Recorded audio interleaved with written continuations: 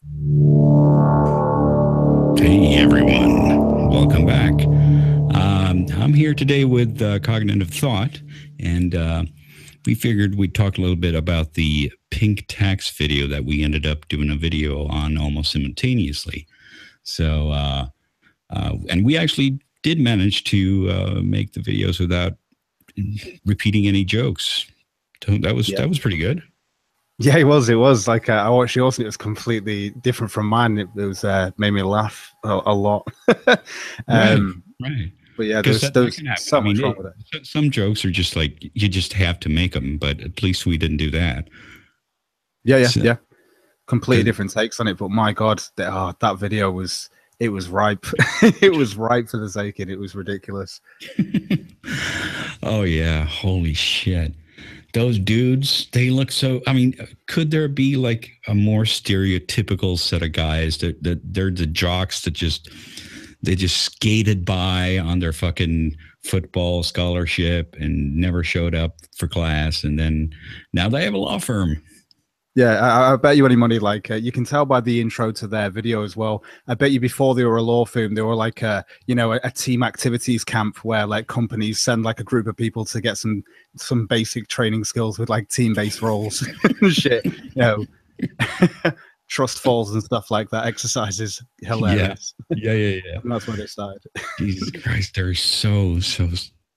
Yeah, I could not come up with a better cliche Yeah, if I tried. it was a total bromance for like I think the first thing for me was when I started watching it, and I because like the thing with the pink tax, I hate the deodorant and shampoo thing because it's like you're not stuck to buying the one item in the shop. You can buy. Do you know if it was about a quantity issue, buy the male pro version? What's the Mhm. problem? You said it's the same ingredients, so what's the problem here? Oh well, it's aimed at men. Come on, it's terrible. Yeah, it's like they can't make up their mind. Is it really? What are they saying? Are they saying that it's the same ingredients or not? Yeah, so what he's saying is they've said it's the exact same ingredients, which it isn't. There are 10. They've got the male one's got 19 ingredients. The women's has got 14. They have 10 shared ingredients, Okay, and then the women have four. hold on Yeah, a second. I just want to. There's people in the chat saying sure. that there's no sound. There's no What's sound. is that true? I don't know. I can hear you. I can certainly hear you. No, like that. Yeah, I can hear it coming through the actual thing too. All right, so Yep. just you know, just give us some ones for sound is okay. Yeah, one's for sound. I'm getting. Yeah. So Steel Rain's got sound. And Yeah. yeah, nothing on this end. Yeah, Okay. it looks like a Lenska's getting it. Yeah, sounds All fine. right. All right. So it's just someone's got something going on with the sound. Yeah. All right. So that wasn't our fault. Good. Yeah. Let's move on. Anyway, you were saying about those ingredients there. Yeah. Anyway, if anyone just joined now, obviously these are the two latest videos on both our channels that we're talking about. We're both addressing the same video in those response videos. So just go to our channels if you want to see what we're talking about. Anyway, so you were saying about the ingredients, they were the same or not? No, that you have 10 ingredients that are the same that you're going to have in any generic kind of deodorant, which is the active ingredient, obviously, like propane, butane, stuff like. There are certain things that are just inside aerosol cans. Which yeah, exactly. I mean, you don't even need to think about it because if they smell different, there's going to be something different in there. Yeah, there's a lot of differences. In fact, you find with a lot of the ingredients for the women, even though there's less overall ingredients that are exclusive to the women's, and you have more overall ingredients that are exclusive to the men's. The differences between them is like the men's are ones that you'll usually have heard of, and they're quite easy to come across, and the women's are like really like specific to the type. So from my point of view, I think that'll be on top. It's just one of those things. It's really because it's like I tried to go. I wanted to go into a bit more detail and actually find out pricing of them, but it's so hard to find some of the women's ingredients online, whereas some of the men's are quite easy to come across. And it was just there was no comparison, so I just decided to go. Well, you're actually say your lawsuit and the way that they're putting it forward because they're obviously they're pushing for this to be a class action lawsuit in Montreal through Quebec Superior Court, I think it's called. Right. Yeah. But how many people are they including? Do you know? Give me 2 seconds. I should have it up here. So the people that are included, give me a moment. Because you got to have a shitload of people to make those 10 cents worth anything. Yeah, exactly. This is the thing. So that's what baffles me, because they're looking at like at least like a $10 million or $1 million lawsuit. Apparently, I'm going to try and find the names here. Which one was it on now? I'm hoping they haven't changed the bloody report. I've got 2 of them there. Right. Because I was using, these are both the reports that I went through, but I didn't go into detail on. I know Walmart's definitely one of the people are taking on. The rest of them are just a load of weird Canadian stores that I've never heard of before at all, and I don't think a lot of Americans have. So. It doesn't really matter, but you know, do they say how many plaintiffs they have or whatever? Give me 2 seconds. I'm literally going to try and find this now. Okay, so we've got here. They've got Unilever Canada, Shoppers Drug Mart, Jean Coutu, Uniprix, Metro, Loblaws, Walmart, and Family Prix as defendants. I don't know half of these stores. I just know the Walmart. All of those are the defendants, apparently, that are against Miss Maxwell. Unilever is one of those huge megacorps that manufacture this stuff. I've never heard of them. Unilever Canada. Yeah, I think they're the one that manufactures them. Yeah, but these are the companies that they're all going for. Right. They see it as what Pink Tax sees women paying 43% more. God, the amount of crap they're going to try and shove into this. But the fact is that it doesn't make any sense. The entire story that they're coming up with, as I show in my video, makes no fucking sense, because he's saying that the 2 products are identical, apparently, which you're not going to be able to find a woman's deodorant, whether it's the stick deodorant or the actual can deodorant, which look the same, right? You won't find them with the same name. There's only one deodorant that's an aerosol deodorant that has the same name, and I think, which one is it? The because it's Degree deodorant. That's what this is over. Degree deodorant, Motion Sense, or something like that. In the UK, it's known as Shore deodorant. But that's just the way it is, like Walkers and Lay's crisps and Axe and Lynx deodorant. But it's one of those things, like Degree deodorant, Motion Sense. That's the thing that the only one that's the exact same name between men and women. The bottles are completely different. And even when I've gone to my local shop to actually look at them, they're exactly the same price in store for the same amount. So I'm really confused by this, but at the same time, when I've looked at the ones that I've got in store, and maybe it's to do with our regulations in the UK, they're the same like ingredients, whereas those ones are actually different. So the price completely changes. Even if they have the exact same ingredients, you don't know the proportions of those ingredients, right? Yeah, well, exactly. One thing could be a lot more expensive than another thing. Yeah, exactly. This is the thing: is like those 5 ingredients in the women's could be way more than the actual the 9 ingredients of the men's. They could actually cost a lot more, and there's actually less ingredients, but it makes up this fragrance that these women like. But then you also have advertisement costs as well, because the way that they market things and stuff are completely different. As an example, I was looking at 2 Dior adverts from the other day with my brother and with Alenska, actually, who's in the chat. And we were looking through the 2 different types. I think one was a Johnny Depp commercial, and oh God, who's the other one? I can never fucking remember her name. And then there was another one where she gets married, then she jumps in this helicopter, flies around, whereas he just drives into the desert, digs a hole, takes his Jesus beard off his neck, and then throws it into a thing, and then stands up really slowly with a green screen in the background. Like, it's like the difference in costs. Like, that's just marketing, though. So like, there's so many variables involved in this. Well, and this guy's going on about receipts, deodorant cans, packaging. It's basically, you know, supply and demand as well, because obviously women are prepared to pay more. Yeah. So that is certainly something that any company worth their salt would think about. Well, the studies that I've been looking at about I wouldn't say they were great anyway. The best you're going to get is a sample size of maybe 1,800 when you look online. But with those sample sizes, it shows that women are overall they're more consumer driven. They're more susceptible to advertisement. They'll buy more. Overall they spend more, even though men are more likely to make impulse purchases online, and women are more likely to make impulse purchases in the high street. There's loads of factors though that factor in, because obviously men spend more technically as well when it comes to actually trying to date the woman as well. There's so many little factors that go into it, like about how much is spent, that when it comes down to, oh well, I'm spending more for my deodorant. Well, buy the other fucking can of deodorant then. Like it's not going to kill you. Like fucking hell. Well, I mean, it's not really about just attracting a girl or whatever, or attracting a mate. It's more, just a basic fact of life. You don't want to smell like you're working in a fucking mine. Exactly. It's not. We're not really at that level. Quite nice. We're not talking about getting the fucking Dior perfume for $1,000. We're talking about just not smelling like a fucking lumberjack.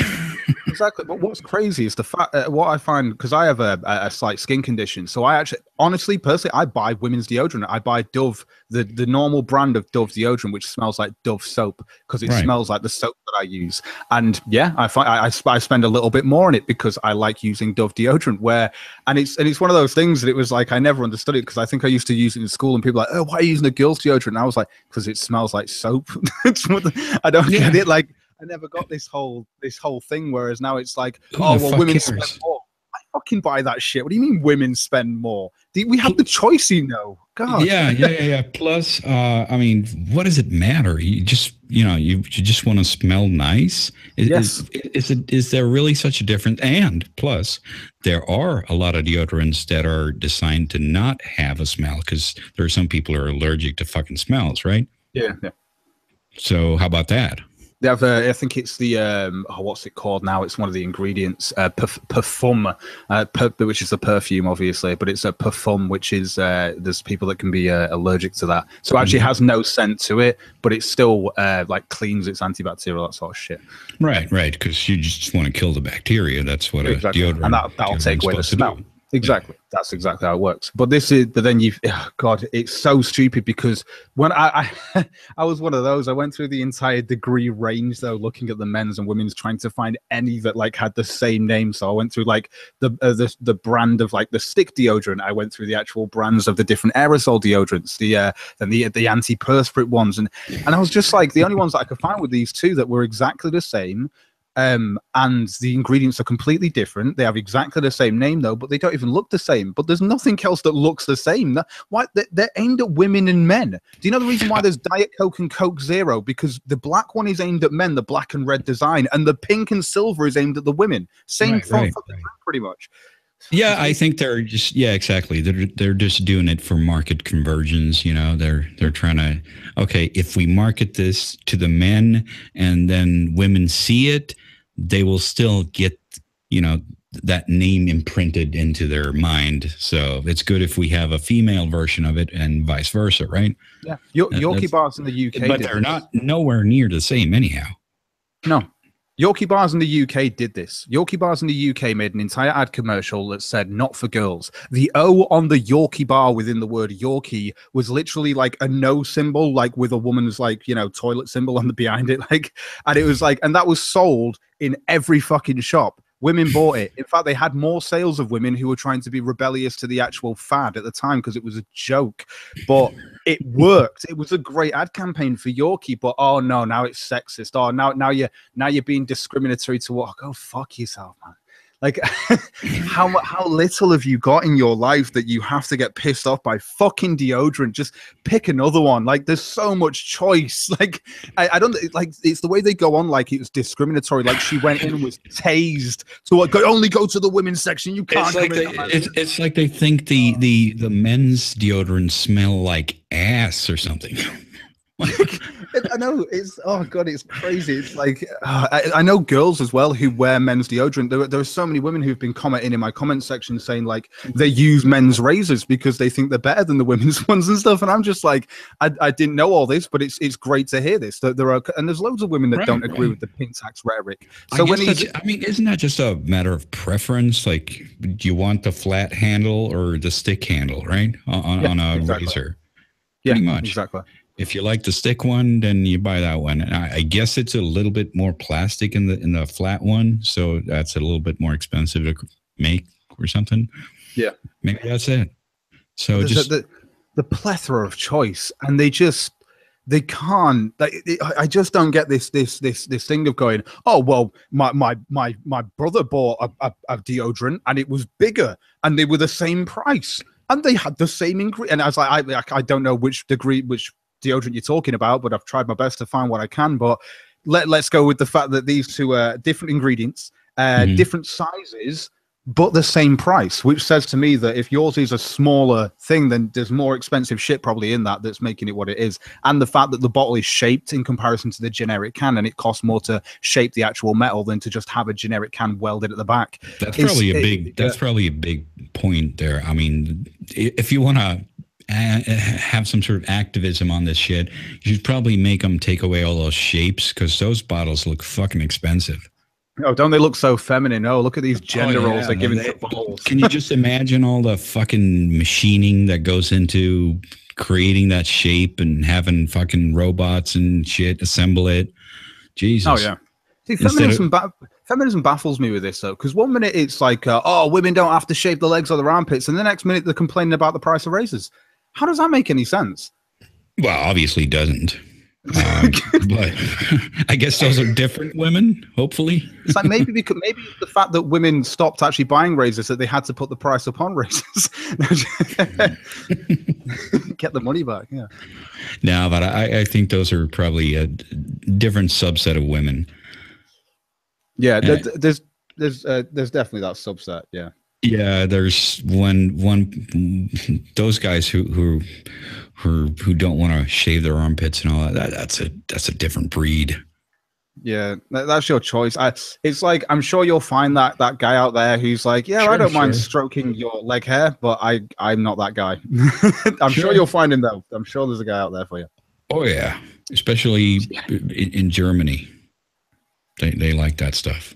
I wouldn't know. Sorry, Germans. I really wouldn't know. Sorry, Kraut. No, I really wouldn't know. That's the cliche, anyhow. But yeah, these guys, they push forward in this video with like the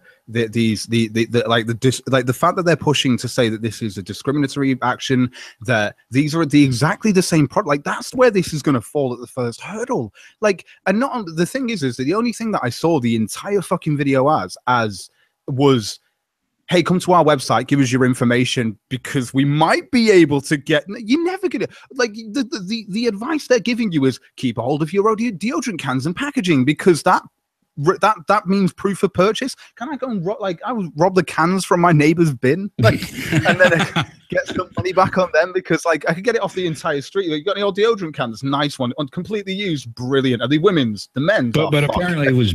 They said it was better if they were used. So it's like, do you want scuff marks and shit? How does that work? And then like the bank statements, like, are you like, it's not an itemized bill. It's like a chunk of, like, unless they bought the individual product or something, you're going to cross-reference this with Walmart and all the other stores and let them go through their receipts and then check if any products were there. Then also make sure they've not got any offers on at that time. Like, the plan is stupid. There's no way they're going to be able to do this. There's no way it'll work. They may get the lawsuit, because it's, no offense, Canada, but it's fucking Canada. They may get the lawsuit. The actual. Do they have like grand juries for this kind of thing, or? Well, it's called a Quebec Superior Court. That's where it is, and it was filed on Tuesday. You know what? I mean, I'm not a lawyer, but you know what a grand jury is? No. It's basically like a council that decides whether this goes to trial or not. They must have something similar in Canada. I think they're pushing for that. That's the reason why they've made the video and stuff, to try and get people to go to the website and sign up saying, hey, they've also had this discrimination happen to them. Because if they get enough people and signatures, essentially, they can take it further forward. I was reading something up today, because obviously these two guys within the video are the two lawyers that are actually pushing this forward. Michael and Jamie, they're called. Those two are pushing this forward. And they're not gay at all, just so you know. No, man. They're just total bros, man. Just broing down, just you know, having some broski dude, bro. I've never seen dude bro apply so well.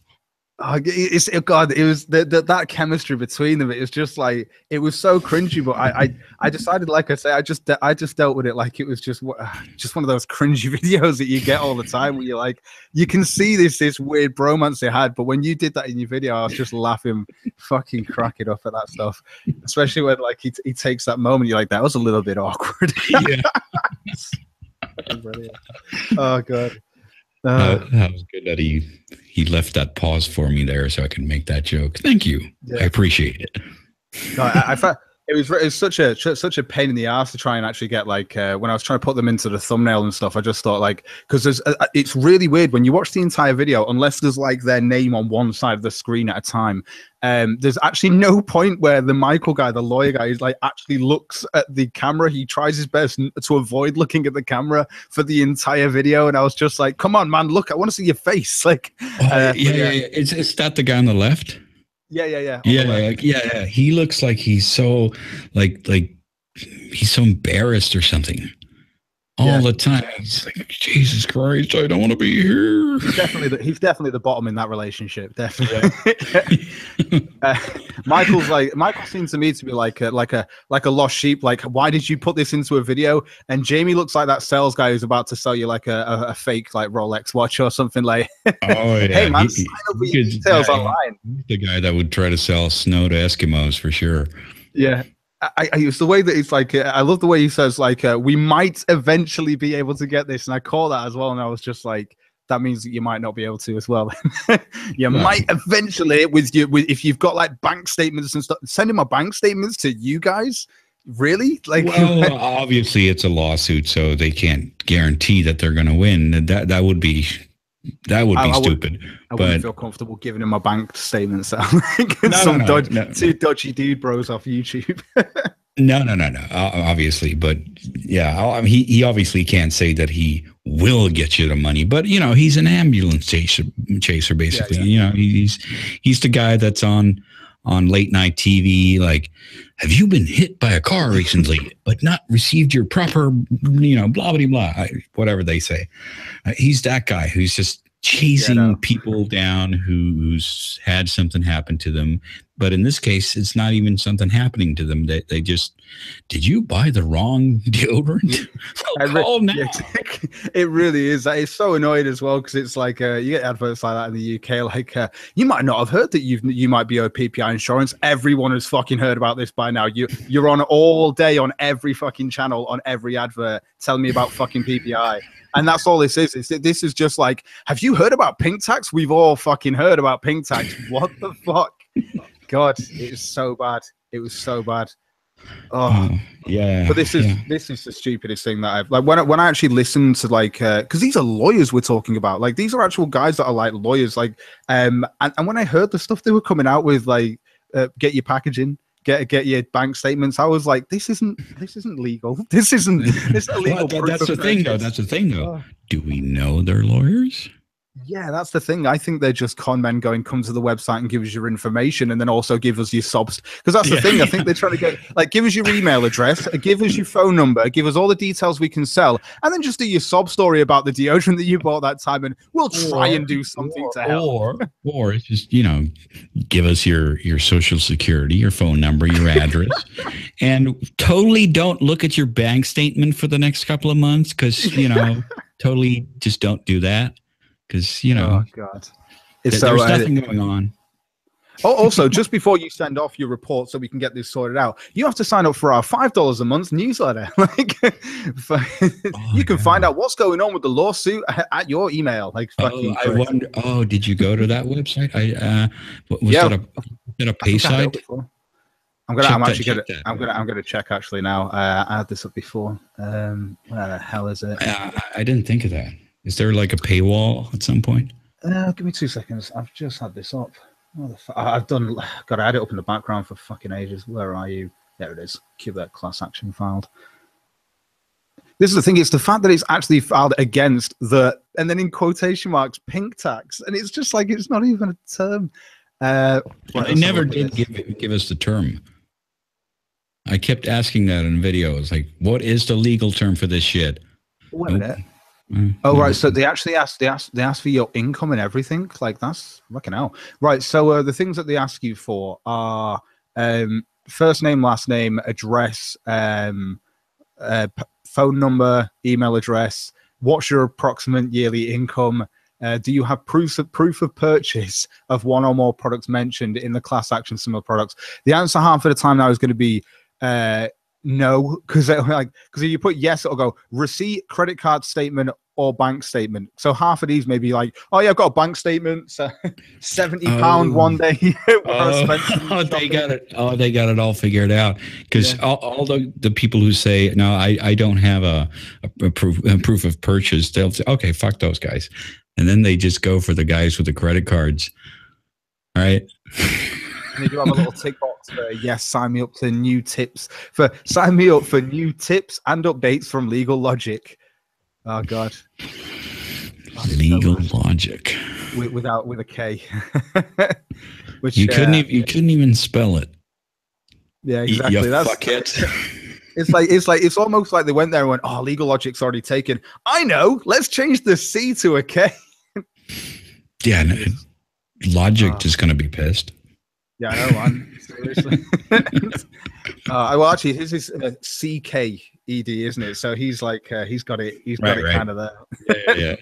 Yeah. This is this is a scam waiting to happen from my point of view. It's like, yeah, just send us your email addresses, and before you know it, you'll be getting loads of emails off Saudi businessmen and African businessmen needing to send you some money.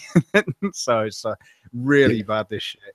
But I'm going to go through some quick facts, though, just before this, if you're looking to wrap up. But Quebec class action filed with Quebec Superior Court against the pink tax, in quotations. The defendants are Unilever Canada, Shopper Drug Mart, Gene Co 2, Uniprix, Metro, Loblaws, Walmart, and Family Prix. The pink tax is a widely reported phenomenon of women's products costing significantly more than those for men. Members of the class are requesting reimbursement for the price difference on products, $100 in damages and interest. The value of this class action could reach around $100 million, and they're looking to hopefully have this started by. They think it's going to take about a year for this to, get sorted and be ready. Okay, so there's $100. So in damages for buying the wrong deodorant, you fucking retard. Like but that means there's 1 million people involved. I'm guessing so. Whereas it seems to only be one right now.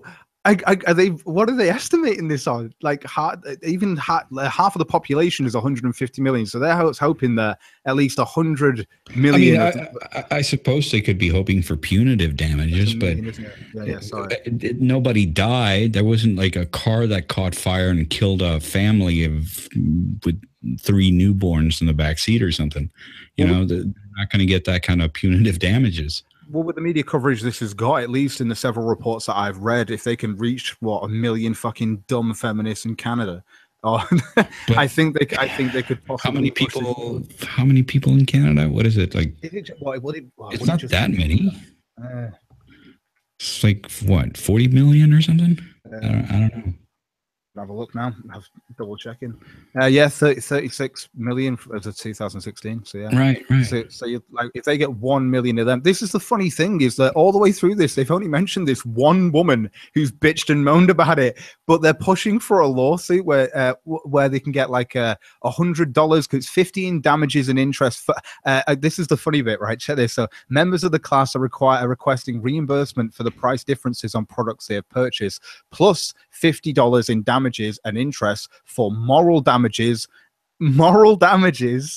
Wow. Moral Wow, damages. moral damages. And $50 for damages and interest for an unlawful and intentional violation of the right to gender equality. Jesus Wow.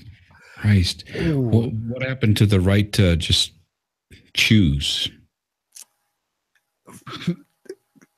I know, right? Why don't you just go into the store and buy the cheaper one if that's the male version? Buy the cheap one. If you get buy the male version, if they're the same ingredients, it's not going to fucking melt your skin, is it? Like it's just wow. This is retarded. I'm just looking forward to when they're going to do this to the other end of the spectrum, because obviously all the female perfumes are about 4 times as expensive. So, God, that'd be fun. The advertisement cost. Well, I would say the advertisement probably makes up that for half of those adverts, because the women's are very. I was looking, like I said, I was looking through a couple of them the other day where I think it was as I was doing this, like I wrote a part of the script. I was going through the ingredients, and then I decided to just look up a few like perfume adverts to see the differences between their male and the female ones. And yeah, you can definitely tell just like the costing and stuff, where green screen is happening, where green screen isn't, where it's just like a wind machine and stuff like that. And you can tell when one's just in a studio basically and driving down Route 66. Like, so I was taking together, like I took apart like the different amount of locations used and stuff like that as well to see the difference in price. And yeah, the men's is definitely less budget spent, without a doubt. Well, of course, because men are, they're just not willing to spend that much on that kind of thing. Yeah. I mean, we know that, take a bottle of cologne or whatever. It's going to be what, like $40 or something. Yeah. It depends on the size, but $40. Yeah, for like average size, whatever, right? And then you take the same bottle for women, it's probably going to be $100. Yeah, that's the way. Like, it's not. Yeah, but it's not really about that. Okay, there's these amount of ingredients. You're paying for the logo. It's the same as Apple.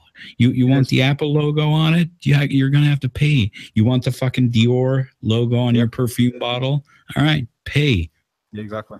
That's the way it is. I mean, obviously Walmart has perfume for $2. But that's the thing. This is why this is so stupid, is because that they would go, oh well, I was paying for Degree and he was paying for Degree. Well, they're both Degree then. So what's your problem? Like just get the other one. Just get the male version. But why can't I get the female? What? But why do I have to spend more to get the female one? Because it's different ingredients and it will cost more. That's why. It just doesn't make any sense why this is so hard to comprehend for these people. Yeah. Yeah, I mean, yeah, exactly. It's just so weird that companies are not supposed to be. I'm going to keep my eye on this, though, because I hope it's laughed out of court. I hope I hope they don't. If by next year this is going through, this is going to be ridiculous. Well, it is Canada, so. Yeah, that's my problem. I think that it might not be laughed out of court. I don't know. I mean, remember the Twitter guy? Yeah. He did win in the end, but it cost him like 3 years of his life or whatever. Yeah. Fuck. Right? So they shouldn't say that wrong. This should just be laughed out, because they should just go, sorry, what are the products you're talking about? These two. Yeah, well, these obviously have different ingredients if you just read the back of the labels. I've linked to like the .gov of the FDA fucking drug med pages, so it's all .gov pages that show the actual ingredients for both of them, and it's got the labels on there, the bottles as well, of the actual two that have. And if you want to go to the website, I've actually didn't link that. If you want to go to the Degree website, there's degreedeodorant.com, and fucking you can look through them if you want. There's not that many in the fucking range. Jeez. It's just so silly. It's like they were complaining about nothing, and you're talking like there aren't other products on the shelf. So they're only looking at Degree products, and it's like, do you know how many they would have had like Gillette there, and fucking like Dove, I'm sure would have been there and stuff. I just don't get this shit. But, this is if let's hope they're laughed out of court, because otherwise this will never end. I did a video like I don't know, maybe a month ago or something, about them going over these different packagings, and you're like, okay, look at these fucking what was it, like Q-tips? Oh, look at the Q-tips. Look at how they have pink on the front here, and they have blue on the front for the ones for men. And like, what? Yeah, I know. If it matters, just get the other one. Just why you're actually making it into a gendered thing. Why don't you just get the blue one if you like blue? I really wouldn't give a shit whether they were pink or blue. They're gonna take earwax out of my fucking ear and they're going in the bin. Like it's like complaining because a toilet roll is geared towards women because it's got a pink strip in it. You're wiping your ass with it. Like who fucking cares? Like oh god, it's so dumb. Yeah, they had the actual bottles. They had that bottle that you had in your video, in that video that I did a month ago. You know, and they're sitting there. Oh, look at this! It's so feminine. It's got these curves, and I'm like, dude, it looks like a fucking dildo. It's like, but how do you think where do you think that comes from? That comes from customer feedback, because before they roll out a product, they do a load of fucking surveys and research where they pull random people off the street and go, what do you think about this bottle? What do you think about the smell? What do you think about this, that, and the other? These are the fucking things and questions that they get asked. I've been pulled into these surveys for different random things to try out and stuff. Like it's one of those things. It's like, it's just a survey. So they take the customer feedback, they work with the customer feedback, and they create a product, and then people buy the fucking product. So they go, oh yeah, that works, and they change these things over time. They go, right, we're going to do a rebrand, we're going to change the logo, change the top, change the lid, change the bottle shape. They do this all the fucking time, and this is why it's so stupid, is because it's like there's so much customer feedback that comes into it beforehand. Market research that it's not hard to know that market research is how you build a product, and to think that doesn't happen beforehand is stupid. It's so stupid. Like if they're using the if they're going to use the male ingredients, you're probably going to smell it, and you're probably going to go, "That smells a bit masculine," and then you'll smell the female one and go, "That smells very feminine. I like that one." Sure, but like I said, there are the ones without any fragrance at all. Yes. So, what the fuck is the problem again? It's the quantity for the same price. It was a smaller quantity, different ingredients. Yeah, that's as simple as this has to be. It's different ingredients. You want to go and find out the price for it, go for it. I tried. It was a pain in the ass. Seriously. And again, I don't even know the quantities, like you say, that are used within each product, because it doesn't have grams or milliliters or whatever. Obviously, that's a company secret. They're not going to They're not going to say that.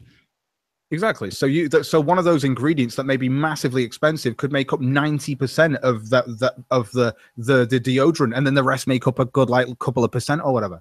It's so silly. I just don't get why this is so hard to understand. It was the moment in the video when he said that the same ingredients that I was like, bullshit, and I'm just gonna go and look for this. Yeah. But I mean, let's think about this. So what were the other things they're always complaining about? It's the razors. Q-tips. Q-tips. There's children's toys is another one that you threw on there. There's also different shampoos and conditioners. Yep. But that's also like, okay, do you have long hair, asshole? I don't even. I mean, I've got short hair. I don't even fucking need shampoo. I can use fucking soap. It's okay. You know. Here's a question. Because obviously black people have a skin type where they'll usually have to use like cocoa butter or extra moisturizers, and obviously because they have a certain hair type which is massively different from Western hair types, it's to do with it's the follicles and stuff like that. You can look this up if you want. But because they're different, they have to use different hair products, obviously, to an extent that works better with their hair type. And this is one thing that I find hilarious. How long is it until we have a black tax? I can see that coming. I'm waiting for the black tax where it's like, oh, well, black people have to wear more moisturizer than you because we're black. And it's like, well, yeah, sorry. Is that really a true thing? Or is that just the companies are really good at marketing shit to different people? Possibly. Could just be that they're marketing it really well. Exactly. Then again, I don't know, because I have to wear a lot of sun cream because I might burn in the sun, but that's because I'm white, right? If I'm white, can't complain. I mean, I guess that's a protection thing. You can feel if you get burned in the sun. That's sort of a very definite thing you can be aware of. But if you're just I could never feel any fucking difference between any shampoo. I mean, shampoo. I don't know. Do you feel any difference? I don't see any. When I no, but we're men. Like honestly, I just put shampoo on my head and it cleans it and it smells good. This is literally as far as it Yeah. goes for me. I go to the shop and I'm like, oh, that's like £1. I'll grab that. That'll smell nice. Oh, it smells quite nice. I sometimes like I never open the bottle and smell it and go, hmm. Like I know I've been with girls who open the bottle and go, oh, that smells really nice. I just pick it up and just go, strawberry, something cool, £1, cool. Yeah, I'll buy that. What's this one? Raspberry, cool, £1, cool. Some sort of cream shit shower gel. Yeah, that's cool, right? £1. That's £3 done, and that's me sorted for about a month now on my shower. Right.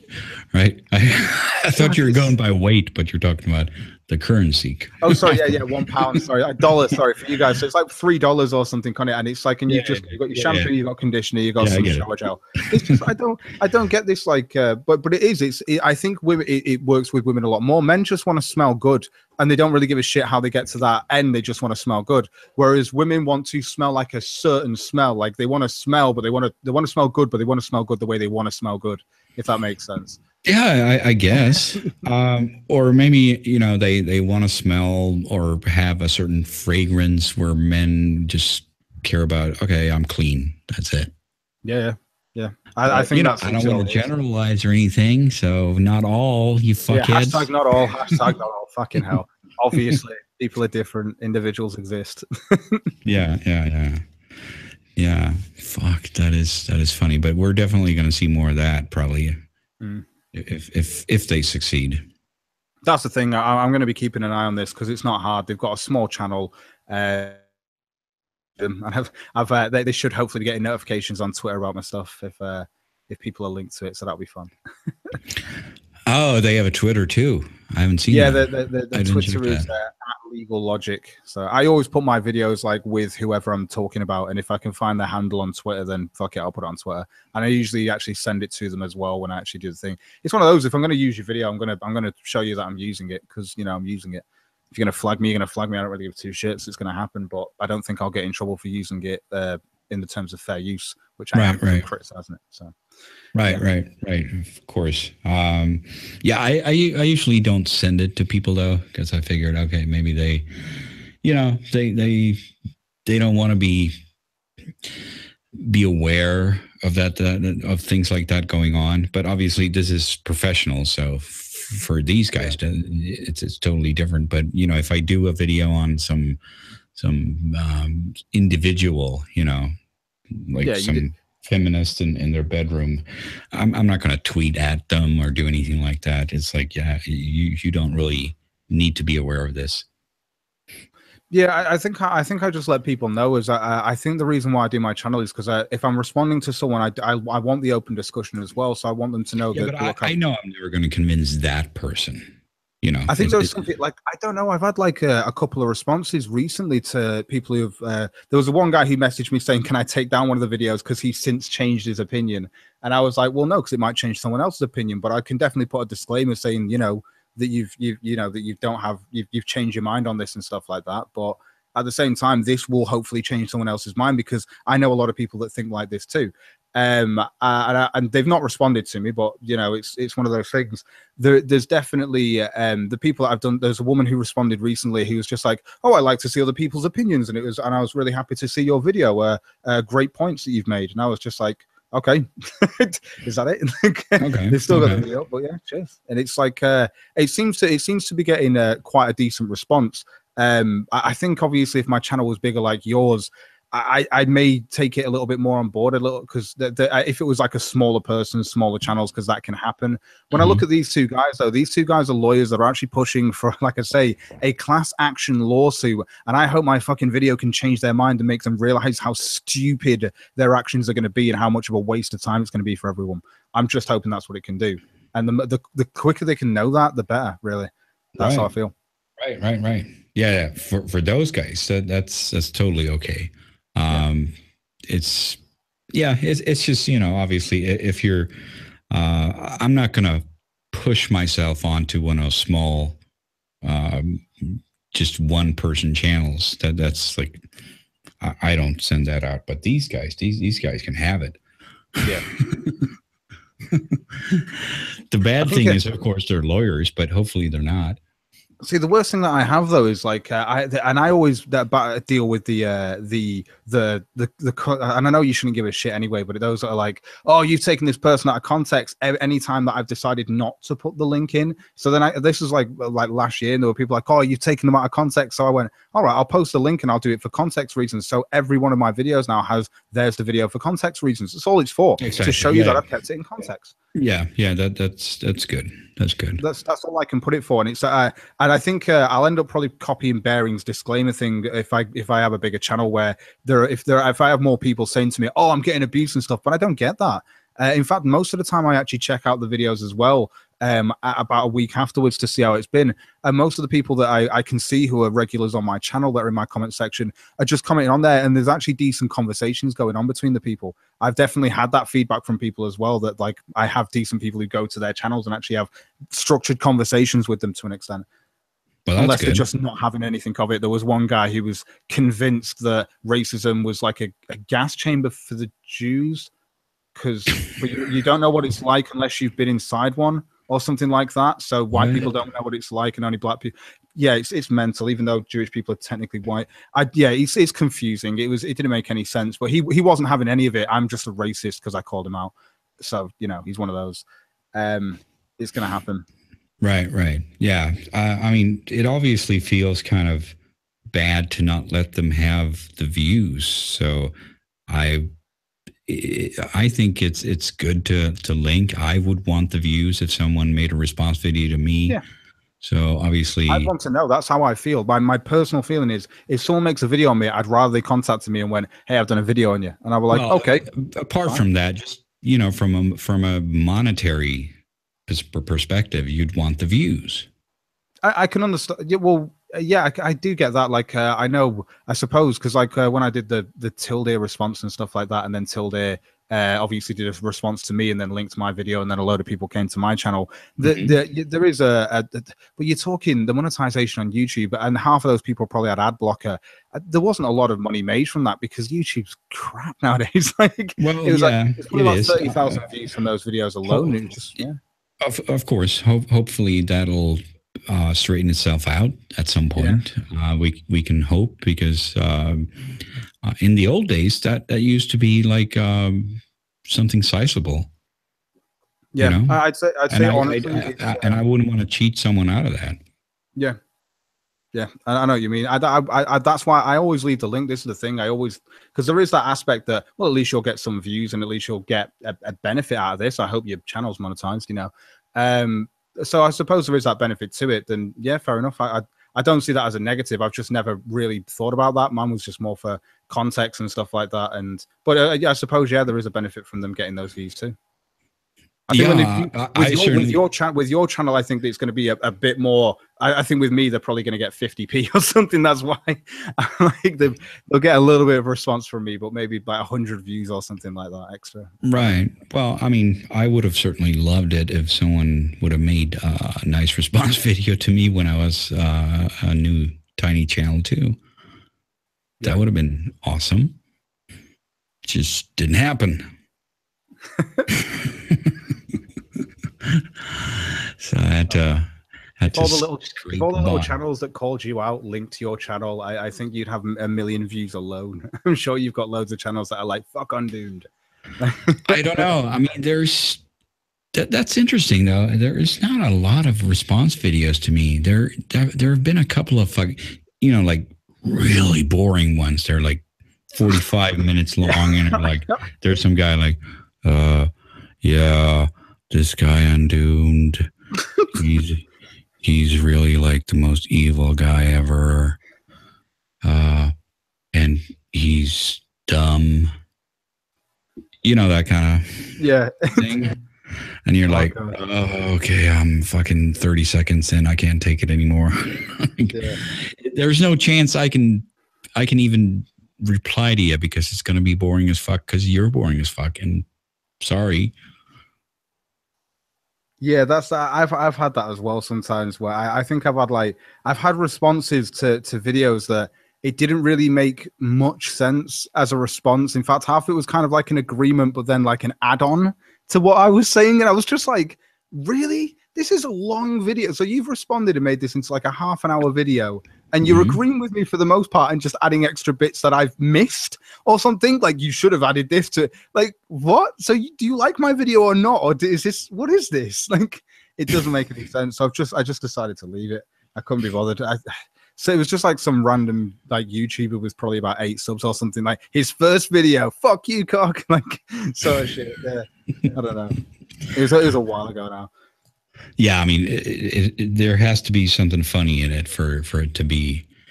I mean, I'm not some sort of. My channel is supposed to be fun. That's just the way it is. I see mine as I call it comical informative response. That's what it is, because I'm doing response videos. I like them to have comedy in there, a few memes and stuff and jokes, but I also like to do my research and go and get a lot of background information on what I'm talking about too. Because I don't know, I get real enjoyment out of sitting there and going like, do you know when you find a video and you're like, I don't think that's true, and then I go and look it up and I'm like, yeah, I'm fucking right. Let's write this up. It's gonna be brilliant. That's how I am, and it's like there's so many times where I'm like that can't be fucking true, and then I'm like, yep, it's not true, and it's like all it takes is like a couple of seconds of just like looking it up and looking for the right sources. The hardest part is like if you type anything into Google, you probably got to go through about 3 pages of fucking news reports on stuff before you actually get to the decent sources like .gov pages and actual studies. Like, especially when you're looking for studies, half of it's going to be shoved in the Guardian with what they're trying to push as a narrative. Yeah, it's not good. Right. Yeah, it's like I guess probably Google Scholar would be the best place to go, because if you just Google it in normal Google, you just get a lot of shit. All I do is I scroll down and just look for anything that says .gov or .edu, and I'll open up those links in tabs, and then I'll look at them all individually, and I'll see what it says on it, and I'll probably spend about 10 minutes on each thing, and I'll do a load of keyword searches as well to find certain things on the study that I'm looking for, which will give me the information to why it's right, why it's wrong. That's all it is. Right. How I found out that the Microsoft were absolutely bullshitting about the women not getting into STEM, and I was like, well, that's because they don't major in STEM like men do. Like, that's all it is. It's really simple to understand. And actually, if you look at it, the amount of women that major in STEM, 50% of them go into engineer to STEM fields. Same with men, but obviously because more men overall major in STEM fields, and 50% of that is more because 50% of a bigger percentage. It's fucking stupid. Right. Yeah. Right. So, what else have you been doing? What else have I been doing? Aside from that, I think today I did a stream on the Trump thing. You know, the trans people can't go into the military. Right. What were your conclusions? My conclusions are that it makes sense because like I understand that I think I actually had a trans person who was in the military who basically became trans after they'd left the military. So they were basically going through gender dysphoria, but they weren't on the HRT. Now, because these are people that will be going into, who are either have already transitioned and therefore will be on the HRT.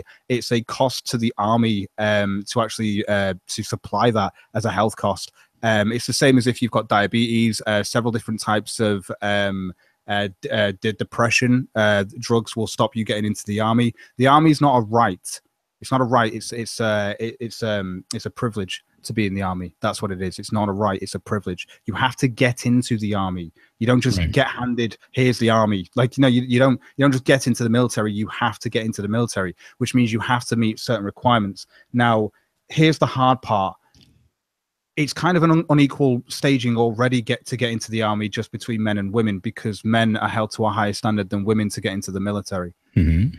So women are always to get into the military. They're like, what are you going to do? Are you going to stop? Are you going to change? If you change the standard so that men meet the standard of women, you'll get more men in the army because it will be a lower standard. So you have to keep them to that high standard. So what do you do with trans people? Because if you have a person that's basically on hormone replacement therapy of testosterone as a woman, do you put them on the men's scale to try and pass? Because they're not going to pass that. They're still a woman to an extent. They haven't got to that point yet. And it's the same thing with, and the only way that it would be, but you'd probably have a load of men transitioning to women if they had to get to the women's standards that would obviously get in because they have to get to the women's standards. Do you see what I mean? Right, right. Yeah, it is very weird. And I don't know. I mean, just as a citizen who's not in the military, I just want the military to be an awesome, terrifying death machine. Yeah, exactly. I don't care what they do. I mean, it's just make it fucking terrifying and scary and awesome and shock and awe. You don't want them waving their rainbow with black and brown like striped flags. No, you don't want that. No, I don't want that. I just want fucking attack helicopters all the time. You don't want what's the fucking term now that they always use? You don't want representation. You don't want representation. Diversity. Come on, diversity always trumps merit, dude. Not in the military. Exactly. It's the thing is that you're talking about your fucking defense of your country. You want it to be good. You don't want it to be shit. Now, I know this sounds terrible, and a lot of people disagree with me on this, but because women are held to a lower standard than men physically when it comes to going into the army, I sometimes look at that from the point of view of maybe it's not a good thing to have women within the the physical inventory side. In fact, there are tests that show mixed groups, men only groups and women groups, and men overall trump. Women actually are worse than the mixed group, but the mixed group still has a mass amount of communication issues and stuff like that. Like seriously, it's crazy when you look into it. So technically, you'd have a better army if they were all just men. But women obviously should be allowed the equal thing to go and get the job as well. So fair enough. But we'll keep them to a lower standard because obviously biologically physical attributes, they're not going to be as good as men, and this is the thing. So you already so here's where you run into a problem then, because you can't just say that, well, obviously women should have the right to serve, because then obviously trans people should have the right to serve. So it's a very, very that's a slippery slope that it all started. And then you have question there. But what do you do with trans people? Where do you have them on a different scale? Do we have 4 scales now? Trans woman, trans man, woman, and man all have different levels of achievement they've got to get to get in. I don't know. I mean, it's just, I just want the military to be a death machine. I mean, yeah, I understand what you mean. That's what we do. A logical, tactical death machine. Yeah. They should be the Terminator. You don't want them all breaking down over mental issues because they haven't been able to get the HRT, because when they had a raid last night, they only were able to get half of the supplies and half of them are out with any hormone replacement therapy. Yeah, you don't want that. I keep mixing that up. You're saying HRT and you're thinking hormone replacement therapy. Yeah, I'm thinking Husky Rescue Team. Was a hostage rescue team? Yeah, that's HRT, right? Yeah, so the HRT. So it's a load of the thing is that I was talking to soldiers today. So I had a female soldier, I had a male soldier, and I had an ex-soldier who'd become trans. And it was one of those things talking to. It's called they're called what is it? Smart Arsehole. They're known as on YouTube. And they were explaining to me that they had the gender dysphoria while they were in the military, but they put it to one side because it's just not important. Like, they don't have this thing where if you misgender them accidentally and stuff, they're going to go, oh, get my pronoun. They don't care about. It's just not important. I don't care about microaggressions. They don't think like that. They're very. They understood everything. If you care about that, you probably shouldn't be in the military killing people. Exactly. This is the thing. And it was like, no, there's more things going on. So my own gender dysphoria, my feelings can go to one side for a second. That's not my job. Do you know what I mean? My job is to be a soldier. And that's exactly how it should be. It's a soldier's creed. You just put your own shit to one side. It doesn't matter. You work as a unit. It doesn't matter what your race is. It doesn't matter what your skin color is and stuff. What your gender is and stuff. That doesn't matter. But then when it comes to this whole transgender thing, you've got people that are going to be on hormone therapy. And it's just it's like it's the hindrance of having someone that needs to have that medical aid. Same as someone who's got diabetes. Same as you've got people with depression and stuff like that. And there's loads. The thing is, do you know another thing that the army isn't? It's not got fat acceptance either. Do you know how discriminatory the fucking army is? Like, it's so dumb. It's so dumb. Like, this is the army we're talking about. What next? It'll be fat people should be able to get into the army. I'm telling you. Okay, so maybe they should just have this one standard, right? right? And then, you got to fucking do these monkey bars. You got to lift this, and you got to run this fast, and you got to shoot this accurately. And you'd only have men in the army, and a few. You may get those women that have got there, maybe. I don't know how, but that's the thing. Well, then you can get 90% men, and then you got the exceptional women, and then you probably have some exceptional trans people as well. But then at least you have a good army. And you've got Guardian and Huffington Post talking about gender disparities in the military. Oh, God. Well, I mean, the fact that they're talking about that for something that is designed to just go out and kill people.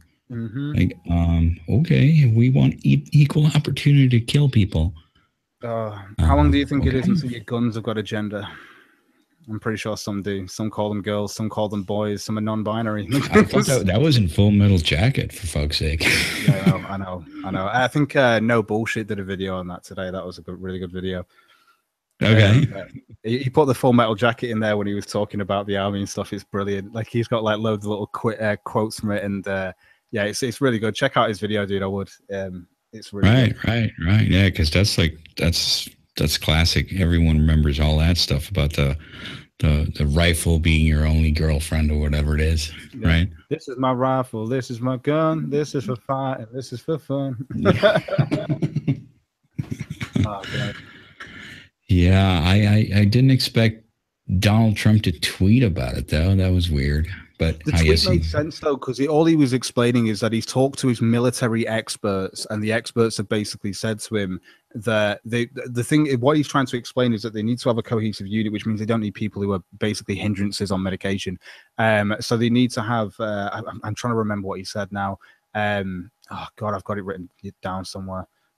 Give me 2 seconds, because I know he basically goes into the point where he does explain it as the medical cost as well. It's like it's just a cost that we can't incur, and people have just blown this up out of proportion. Like, oh, trans rights are human rights. It's not a right; it's a privilege to be in the army.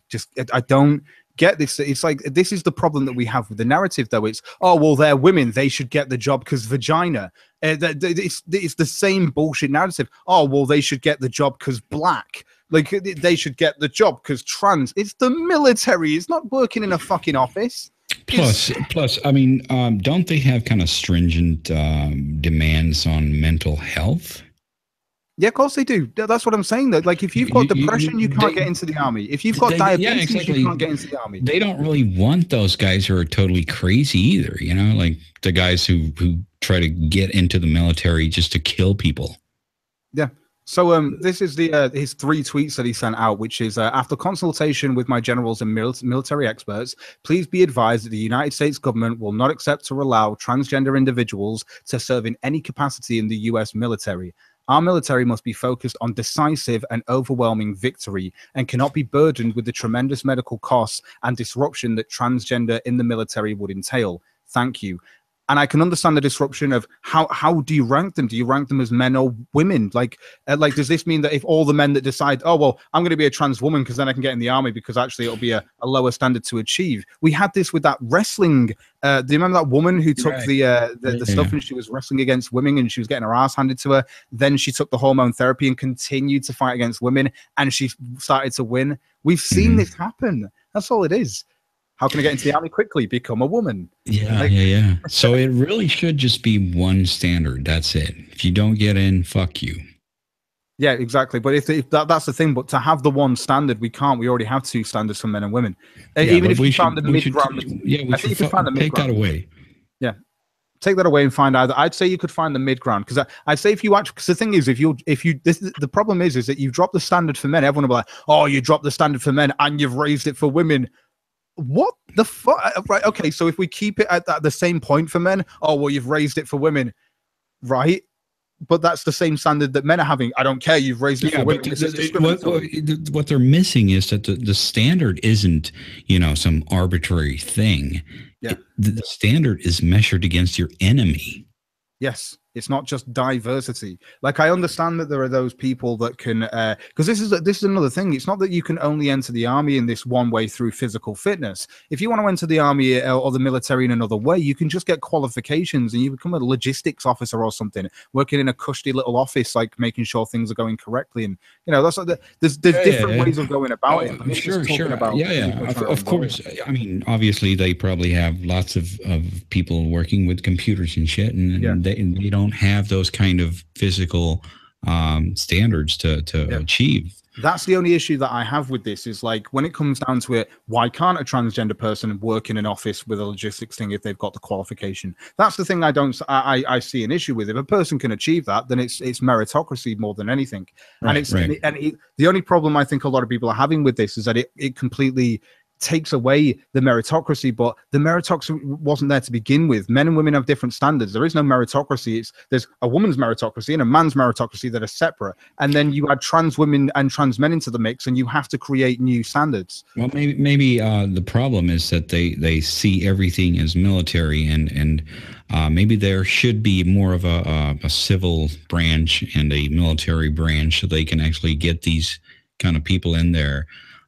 Like if there's a genius programmer who's trans and he or she could be like protecting us from China's fucking hacking things, then that'd be great.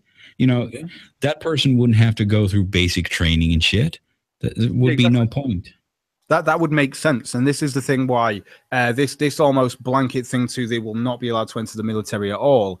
It doesn't make sense to me for certain positions that I think that they would be able to almost maintain. I think the only problem comes in is the fact that whilst they're in the military, due to their ranking, that tells them what they're paid. Now, they're always going to have an extra cost as well on top of the military bill of this hormone replacement therapy. Regardless, that's still going to be on the bill.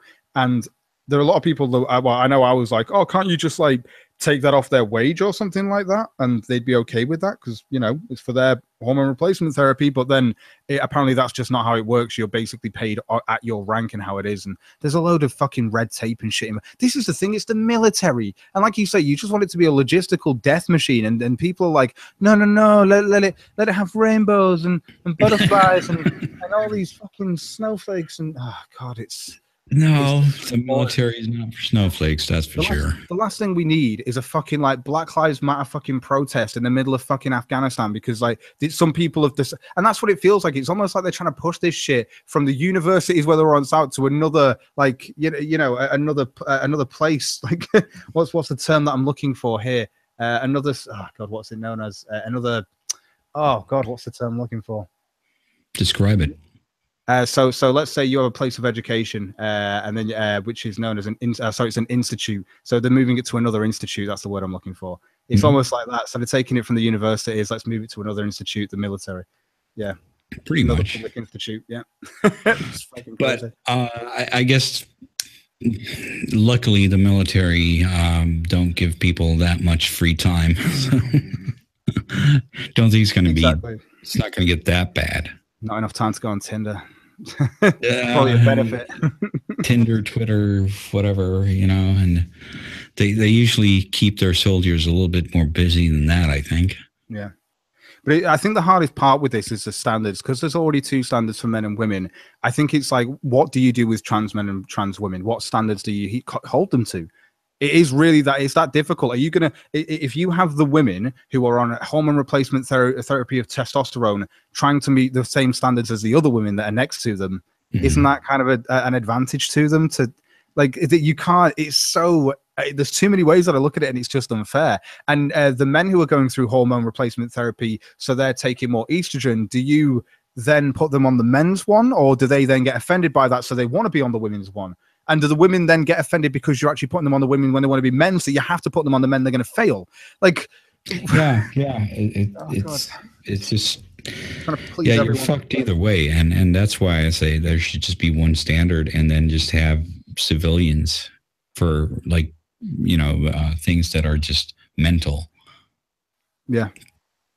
I've not, this Or is the thing that baffles intellectual me. is a better word. But it's this creeping, and I hate it. And I never thought I'd get like this in my life, where I hate the feeling of diversity and all inclusive. It feels so sickening and cringy to me now. Whereas at one point in my life, I was like, oh yeah, that'd be great, and you like your hippie days where you kind of thought the world could be great, and then you were like, no, it can't. The world is shit. Yeah, but like, well, I mean, it did seem like the world was great when if we just go back like 10 years. Yeah, it almost seemed like you could make jokes and stuff and get away. Like the 90s, everything was moving towards a better place, and then we just sort of made a U-turn and went back. At a generation that just went, you've been lied to by the white man, and it's not racist because racism equals prejudice plus power, and not what the white man's telling you in his dictionary. I don't know what happened. We had fucking, people saying that, you should be colorblind, don't care about color. And now you should apparently. I grew up on Martin Luther King with I Have a Dream, that you judge them on the content of the character, not the color of their skin. And now I kind of understood that from an early age. I mean, fucking Michael Jackson, colorblind, that fucking song, everything that's the hitting the world. Michael Jackson in general. If you liked him when he was black, you liked him when he was white. There's nothing wrong with it would never have made sense to me. There are so many black celebrities out there. It's actually embraced by Western society. Like it makes no sense to me when I look around and I'm like, but there are so many women who are like famous. There are so many black people that are famous. There are white people that are obviously famous. And obviously it's the West, so there's going to be more white people. It's just the way that it is. They make up a 17 or 18% of the actual population. Of the actual population of the actual, the globe. So we are technically a minority as white people, but at the same time, they make up the majority of the West, because that's kind of where they conquered. Like, it's just how it works. That's just the way it is, and obviously the majority of the planet are Asians, and they're most of them live in China, probably. Yeah, it's crazy to me, because it's like because then you get this thing. What baffles me is this Western narrative, though, of like, or the narrative in the West where it's like, oh well, these award ceremonies have loads of white people that are winning because there's more white people in the West. Like, oh well, there's more white people in here because there's more white people in the West. Like, this just baffles me. It's like, when there's more white people there than any other demographic, is that not representative of the entire fucking West? Well, I mean, you're from the UK, so you should really answer that, because your BBC is just going crazy. BBC has gone mental. The fact that they have taken the longest running program, and I'm hoping they're going to keep well, but the narrative that you can already see almost being driven through the last series of Doctor Who. Sorry if you don't know what I'm talking about. The longest running series on the TV that I feel they're going to screw up. The woman who is going to be playing the Doctor is a self-confessed feminist. She is. How has that been received in the UK? In the UK, it's been received by a lot of the fans, male and female, not well at all. Is that an objective assessment? It's nothing to do with the fact that it's. I think it's to do with the writing more than anything. The writing's been going downhill for Doctor Who for ages, and everyone can feel this feminist narrative that's being pushed by the BBC consistently. They've been going downhill for years, but now the fact that they've done this thing, that because everyone's like, oh, they're going to change the Doctor to a woman at the end of the series. Oh, well, look at that. They've changed it to a woman. And the fact that when you actually look at her responses, because there's always these questions that are asked of the women and stuff, or the person that's about to become the Doctor. Same with David Tennant, same with Matt Smith, same with Peter Capaldi, Christopher Eccleston, all of them. They all had, how does it feel to become the new Doctor? And they have this whole questionnaire they put on the BBC's website. Right. Now, she goes through these answers, and there's two main answers that I think Sargon picks up in one of his streams when he talks about it as well. And the first one is where it's like, so how does it feel to be the new Doctor? And she's like, well, as a feminist and as a woman, and it's like, I'm hoping like.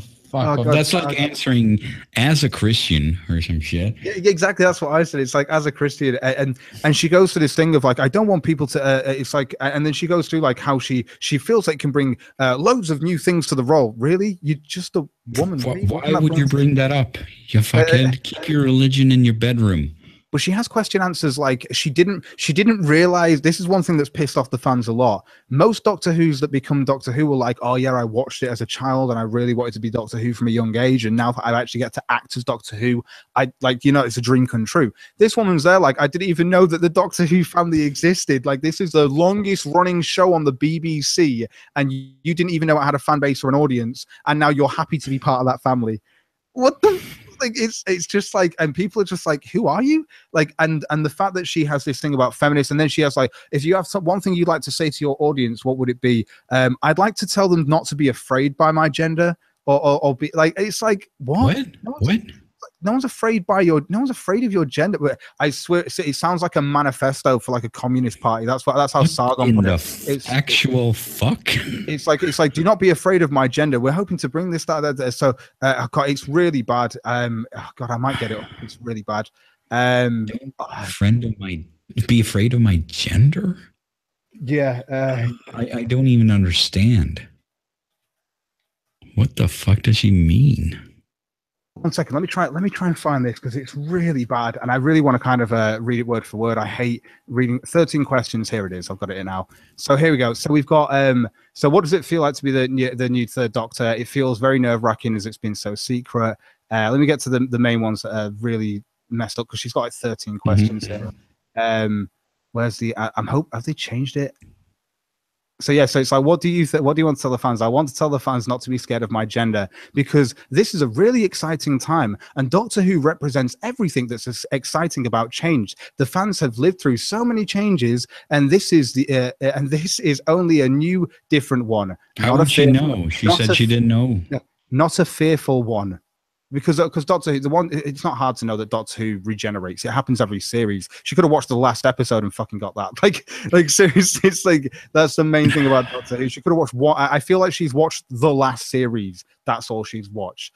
Like, you know, like, to make sure that she's up to date so she can be the new Doctor. It's like, you don't understand the characters that he's gone through, the different types of Doctor, and you're thinking, oh, it's going to be easy because I'm the first woman, so I can just do my own thing, and it'll be really easy.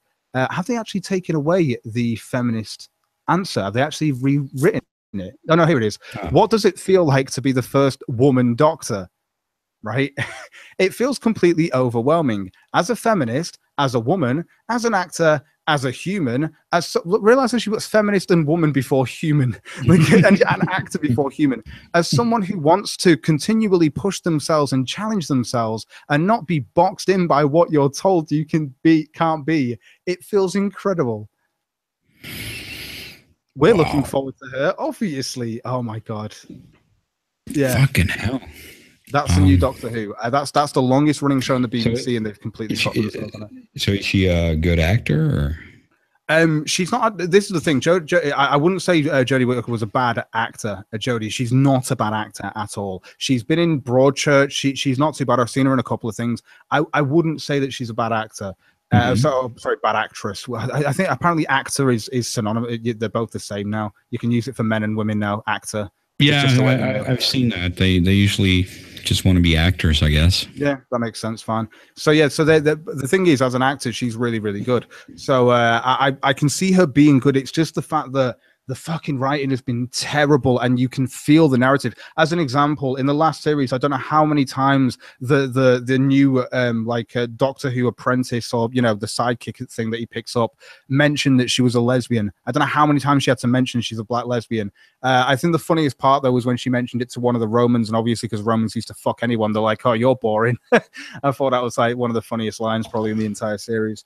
But it's really bad, the writing. Why do I have to mention that she's a lesbian all the time? What's up with that? Because, you know, you just got to mention that. I don't get it. I don't get it. Never seen it in Doctor Who before. It's never been a thing to mention it. People have just been in and out of relationships. They never had to go, oh yeah, I'm a lesbian. Just going to get that top on that says lesbian on it. Let me make sure I'm wearing rainbows in every episode, sort of shit. And it's never been needed. People have just been in and out of relationships. I'm sure there have actually been lesbians, like, or inter alien species fucking relationships, and no one fucking cared. Why would you? Right. To actually bring it up as a thing, like, oh yeah, like, and I think it was like 5 times it's brought up in several, in different episodes it's brought up, but throughout the series, but it is brought up like 5 or 6 times. It's like, why? It's not important, right? They have to have this amount of lesbians and this amount of trans people and this amount of black people and this amount of brown people. You say this, but then we have the UK's fucked. Seriously, I'm trying to move to America. If I can get there in the next year, I fucking will. My own true Brexit, seriously, because it's getting fucked. This country. we've got porn being banned unless you've got an ID card. Something most of the country has been against for ages, but now you got to get it if you want to watch porn online. That's something they're trying to implement from the end of the year. They're going to try and implement that from October this year. What kind of we're becoming China, dude. We're becoming China. Porn ID?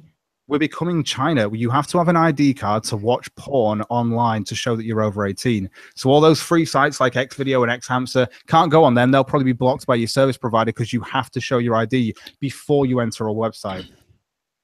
Yeah. Welcome to 1985. I mean, yeah, I've heard of this, but Jesus Christ, that is. And then we have the unbelievable. But then we also have the advertisement that's being clamped down on for being too sexist. And this is the thing. You can't fucking win with these people. Do you know one of the most complained adverts that came out? It was, I swear down, this is one of the most complained adverts, right? Two good-looking women, right, who were on a dating it's like Match.com or something like that.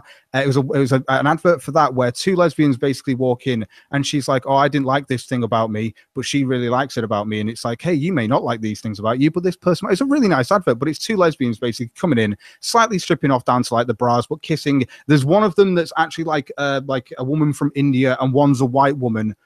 This is a lesbian interracial couple meeting on Match that complained about. Why? Maybe because they're too good looking. Maybe because it's objectifying them because they're I mean, people do. You must know why. They must have had a complaint. Yeah, right? No, not one complaint. This is on like the list of like the top 10 complaints. It's had like I think it had something like probably about a good like 400, 500 complaints or something. Yeah, but why? I don't know. When it goes through the actual the description of why, it doesn't. I watched I did a stream on this. We watched all of the adverts through, and then we decided to read the bit underneath what it says, and it doesn't make any sense. One of the adverts that got complained about is literally two different animated characters, right? One's called Lecky, one is called Gaz. One's for electricity, one is for gas. It's for a power company, right? The electricity falls into the toaster, then pops out, and then the gas one hits him across the room with a spatula. 800 complaints. I don't even get it. I do not get it anymore. That didn't make any sense at all. No, yeah, no.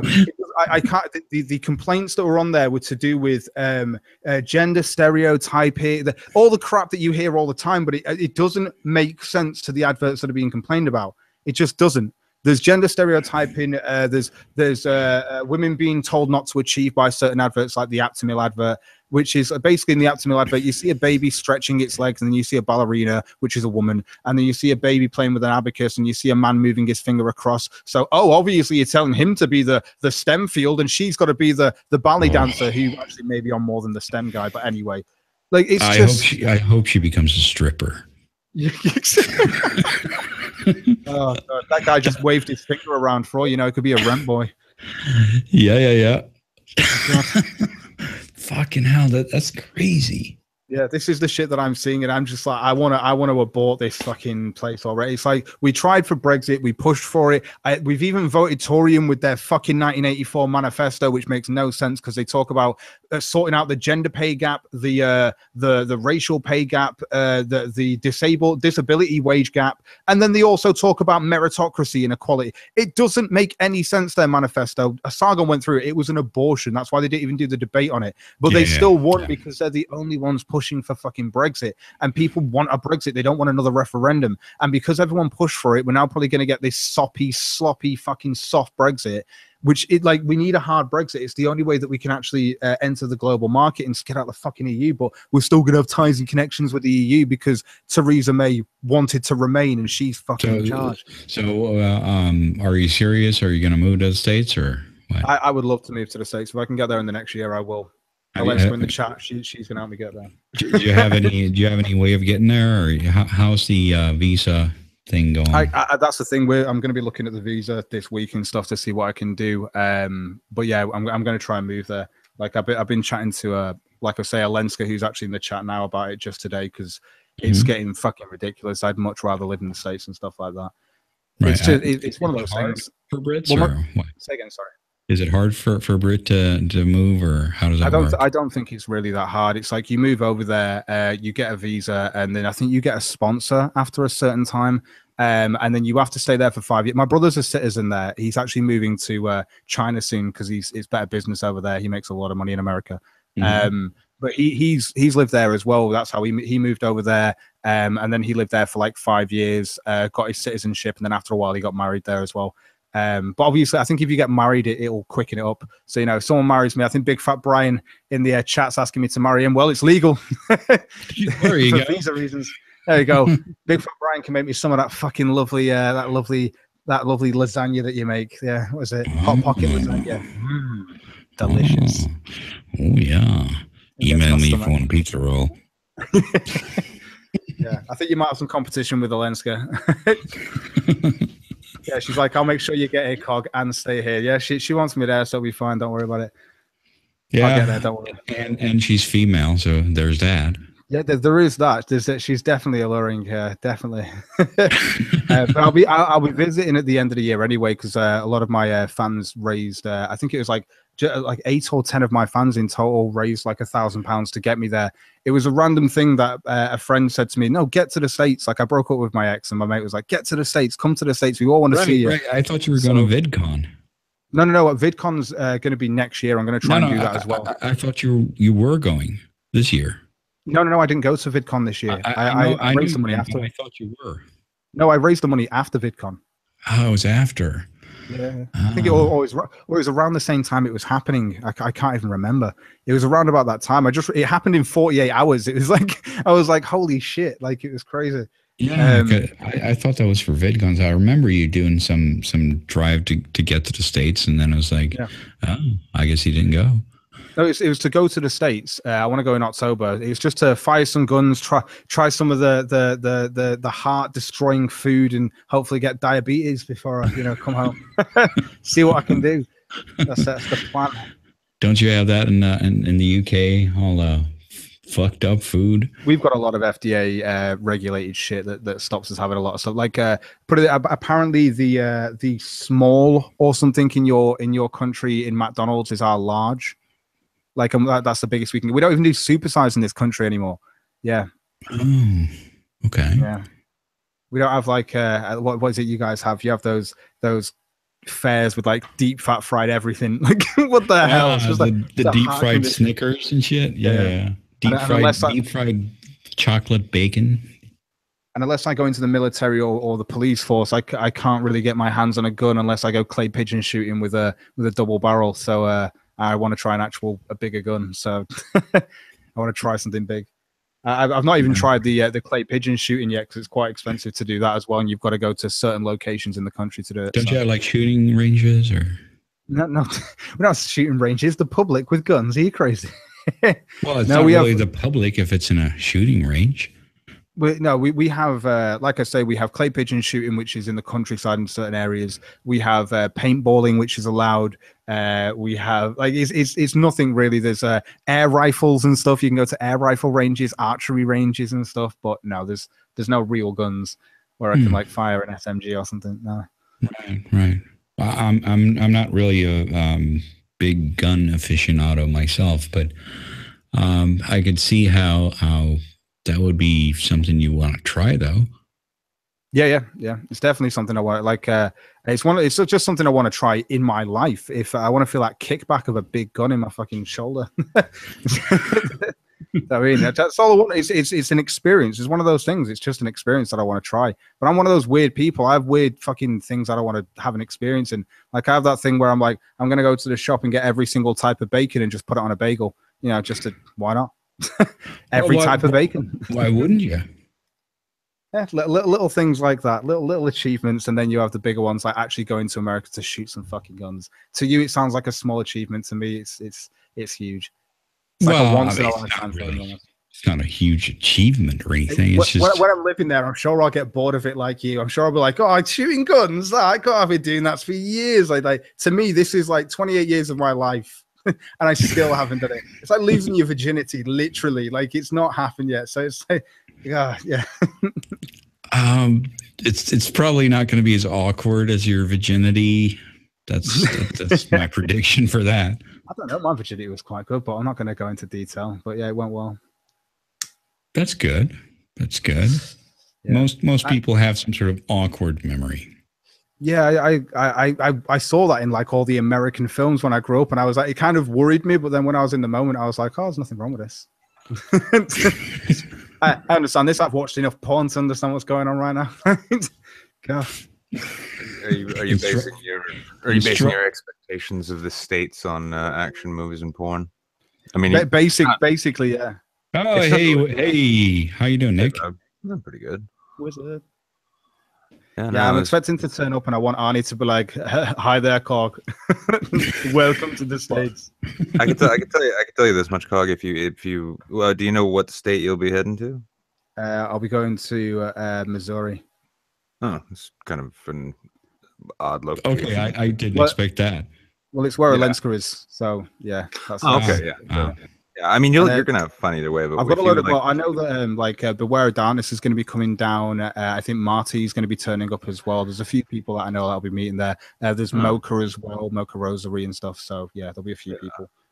Yeah, when you get out there, I mean, if you want to get down with the guns, for one thing, like be prepared to pay a premium because like the rentals and shit at gun ranges aren't cheap. But it's, I mean, I went to a range here in New Hampshire a few years back and rented an MP5, and yeah, you rip through that 30-round magazine on full auto. Just it's kind of like, you know, it's to quote Lord of War, it's like the first time you have sex. It's over too quick. I think it was, what was the line? That's what I'm hoping. It's over too quick, and you're not exactly sure what happened, or something like that. But, that makes sense. So I'm hoping to empty my my metaphorical load. That's what I'm hoping for. How do you know? It's just the metaphorical load. It could be exactly. It could be both. Could be both. We'll see. I might have to wear an incontinence pad just in case. Just wear your dick out. Just have my dick out, yeah. Just see if it drips. So just like, what's happened? I don't know, but I've got an erection. That was amazing. I wouldn't be shocked if it happened. Well, the thing is like I might be going to a rifle range. That's like plan B. The plan A is that I think that Alenska's got some relatives that have some guns that I might be able to try and use. So I mean, it is the U.S. after all. So yeah, exactly. We have more guns than people here. I'm sure with the people that are going to be meeting up with me, I'm sure some of them go, yeah, I just brought my gun with me. I just thought you might want to just look at it and just touch it. Like, I'm like, yeah. Safety gun. God, I'm gonna be like a big kid because it's like I think the closest I've come to like guns is like Call of Duty or something like that, like actual guns that I've seen, and then people show me on like Google Hangouts going, look at all my guns, like on my gun racks, and I'm just like, oh fuck you. But I hope you meet someone responsible.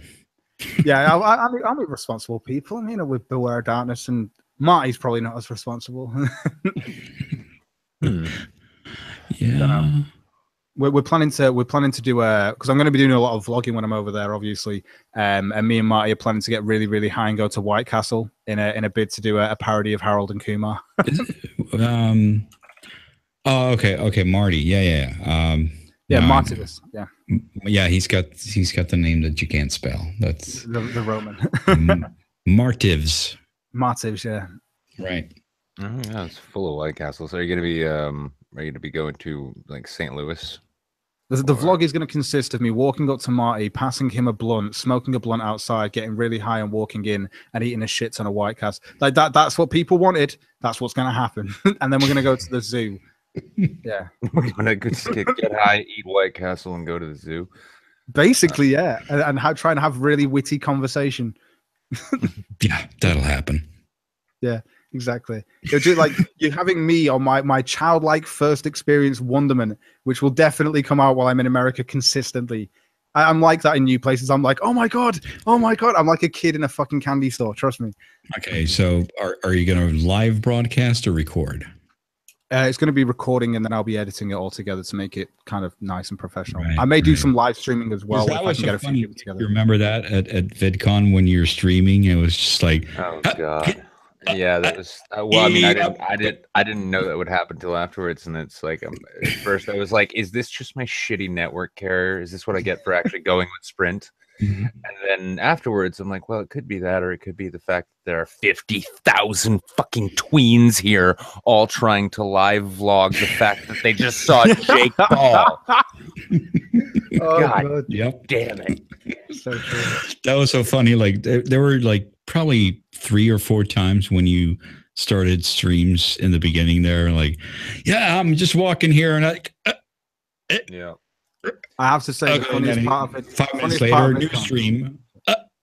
Well, it was the funny thing. The funny thing was, though, at least my audience, I kept seeing comments and chats just saying like, "Hey, it does suck, but you're like the only one actually putting anything on YouTube from there right now," because everyone there was just constantly saying, "Oh, I was really looking forward to getting work done, and I can't get any fucking work done."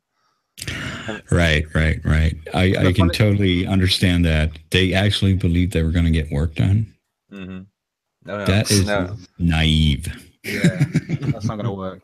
You can get live streams done, maybe. That's about it. I'd say my funniest part of VidCon, after watching it back with you and Failure, Nick, was when Failure and you split that burger. That is now going to be the funniest part of VidCon. Your face. Dude, that was the biggest fucking disappointment. The thing was too is what you can't really see is how fucking hammered I was, but also the well, see, the thing is, so he's just got his fucking big meaty bear paw around like most of it. So the only thing I could get a grip on was just this like little tiny sliver, and I'm just it takes like less than a quarter of the burger like off like this tiny you can fit it between 3 fingers. Dude, it was fucked up because like I tried to get a grip on it, but like as I tried to grab it, it just didn't want to go, and then the tighter I grabbed it, like the more it just slipped out of my hand, and then I'm just like left with this little nub of bun with like a little bit of meat in there. And so funny. It's like a smaller than a slider, and it was like, and he was like, "Yeah, that's okay." And then it's the way they both kind of agree, and it's like they both look at it for a moment, and yeah, well, I'm not. I was like, it was fuck it. It was terrible. Yeah, no, it was so terrible. I'm like, I don't even want to attempt that again. That was just. I mean, if I do, I'm just gonna. I mean, I might as well just like put the thing in a fucking blender and then pour it in a cup for him when I'm done. Like, here you go. I'll take a sip and I'll know what it's like. There we go. Yeah, just pour some whiskey in there too. Yeah. Well, I mean, that bottle of Jack disappeared real quick. That's like the best scene in what is that Arnold Schwarzenegger movie when he wakes up? He just puts like a pizza in there, a little bit of whiskey, cracks an egg in there, and then just turns the blender on. Oh, breakfast. I have no idea. I mean, shit. I just thought that was like the Action Hero or something. Breakfast of Champion. Yep. It's something, all right. I don't know. I think it's probably that End of Days. Oh, yeah, that was the movie where like he's depressed and battling the devil. Yep. Yeah. Oh yeah. I could have done without that movie, but then again, I could have done without him. His 70-year-old ass being the Terminator again. Oh yeah. Jesus Christ. And now they're gonna make a remake. Yeah, I mean, are they gonna? Well, I mean, are they gonna do it with him, or are they just gonna throw it at Chris Pine and call it a day? Probably.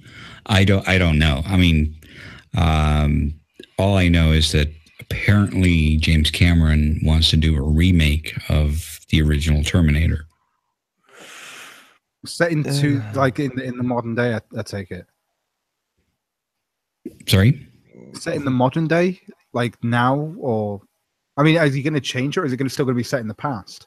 I don't know. I mean, ask I think Cameron. Yeah, I think it'd be interesting if it was like, so the future technology that's come back from that future misses the 1980s and ends up hearing just some like script kiddie with an iPhone shuts the Terminator down in the first 2 minutes of the film, and it's just Schwarzenegger's lifeless body standing on a roadside somewhere naked, and just no idea what's going on. It'll be an interesting piece. But that's kind of like Terminator 3, though, isn't it? That's pretty much what Terminator 3 was, yeah.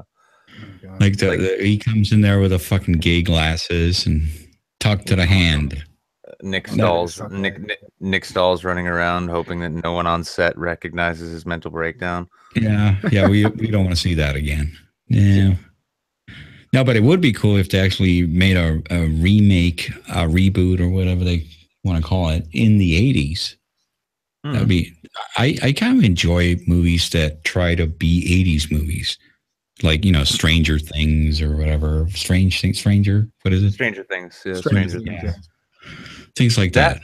That one really, that show was so like oddly nostalgic watching it, not just because of the feel of it, but also like in that era, I remember that was when, the young boys and, young kids in the neighborhood would just ride their bikes all around town till when the fuck ever. I know, right? And my daughter's watching it now. She's a huge fan. And it's like, I look at her and I'm like, shit, you'll never get to experience that random weirdness. Right. Riding your bike down, like miles. I guess you can't do that now, right? Oh, You're yeah. the They'll have you parent. arrested. If you let your kids play alone at a playground, like some nosy fuck will just call the cops or something, and you'll be arrested for child endangerment. See, Stranger Things is one of those. It brought back the nostalgia of E.T. It's exactly the same thing that it has of that, like you say, it's the bikes riding around. It's the kids that would be outside and actually having adventures, going into the woods and stuff like that. You get it from like Stand By Me films like that as well. But it's the fact that they've brought it back to that era within the modern day. But it's so well put together as well as a TV series. Yeah, and I really like too how they got all those, they hit all those notes right, and they were able to produce it in a style where part of you, if you grew up with that kind of thing, you're watching it and it's like so reminiscent, yet it's not the campy, choppy shittiness that you see it when you watch that old stuff now. And at the same time, like the story itself, the way they use that sort of Tim Powers-esque, Neil Gaiman-like, there's another universe parallel to ours, and it's full of creepy shit. But I don't think it's really about stuff back then being all that campy. It's just they didn't have the technical capabilities. When you look at old stuff, it's just everything's so fucking crappy. Not always. Not always. I mean, even big fucking movies, it's kind of crappy. They made up. How do you guys feel about? Here's a question, something that's quite recent as well. I think this you might get a lot in the chat that are pissed off with this. How do you guys feel about the worst remake of anything ever, Jumanji, the new Jumanji that's coming out? Have you seen what they've done to it? Well, there's no board game, right? They turned it into a video game that 4 youngsters play, then they get sucked into the video game, but then they're basically, Dwayne The Rock Johnson, fucking, what's that midget black comedian, whatever his name is. No, what's his name? I'm always forgetting his name. He's funny as fuck. Yeah, no, he is really funny. What? My brain's just gone, but it's got like hit, and then it's like the biggest thing right now too. Yeah, that just felt, Kevin Hart. That just feels like a movie that didn't need a remake. It's like, what? It didn't. What? It didn't. That movie? Really? It's not that it's a remake. It's not even like the original. They turned it into this comedy movie with Jack Black. This is what it's got. It's got Jack Black. There's I forget who the woman is that's in there, because there's a woman in there as well. Karen Gillan. Yeah. But Karen Gillan is actually she's technically a boy that's been pulled into the game and is now playing the woman character. No. Sorry, Jack Black is a woman that's been pulled in and is a woman that's basically in now Jack Black's body. He's now Cat Black. No, Jack Black. Don't. Why not, right? I mean, but then again, actually, Cat Black technically is. Oh no, that's the other way around. That's technically a man in a woman's body. So yeah, it's the other way around. Yeah, No, she was. She was a woman too in a man's body. complicated. She was a woman in a man's body, and then she became a woman. Whereas this is actually a woman in a man's body because they've gone into the game. Oh God, yeah. I'm sure there was a lot of gender plus points in there for people. You know, It just looks like the Gender worst. Like, we're switching going to and- make this into a comedy film, whereas Jumanji was kind of like an action, kind of a little bit of a thriller of a film, but it also had Kind a of a little bit of fantasy. comedy as well.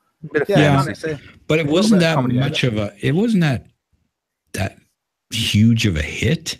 I'm not seeing that kind of. I think it was allure. more. I think it was more like it wasn't a huge hit, but it's had lasting power. Like kids these Yeah. days still watch it and enjoy it. It's got Hmm. kind of. I don't want to say a cult following, but it's had some staying power. You had Jumanji, then you had they bought out the Zthula or something, which was supposed to be like Jumanji 2 or a new board game, and it was just like, They threw Dax Shepard in there and no one cared.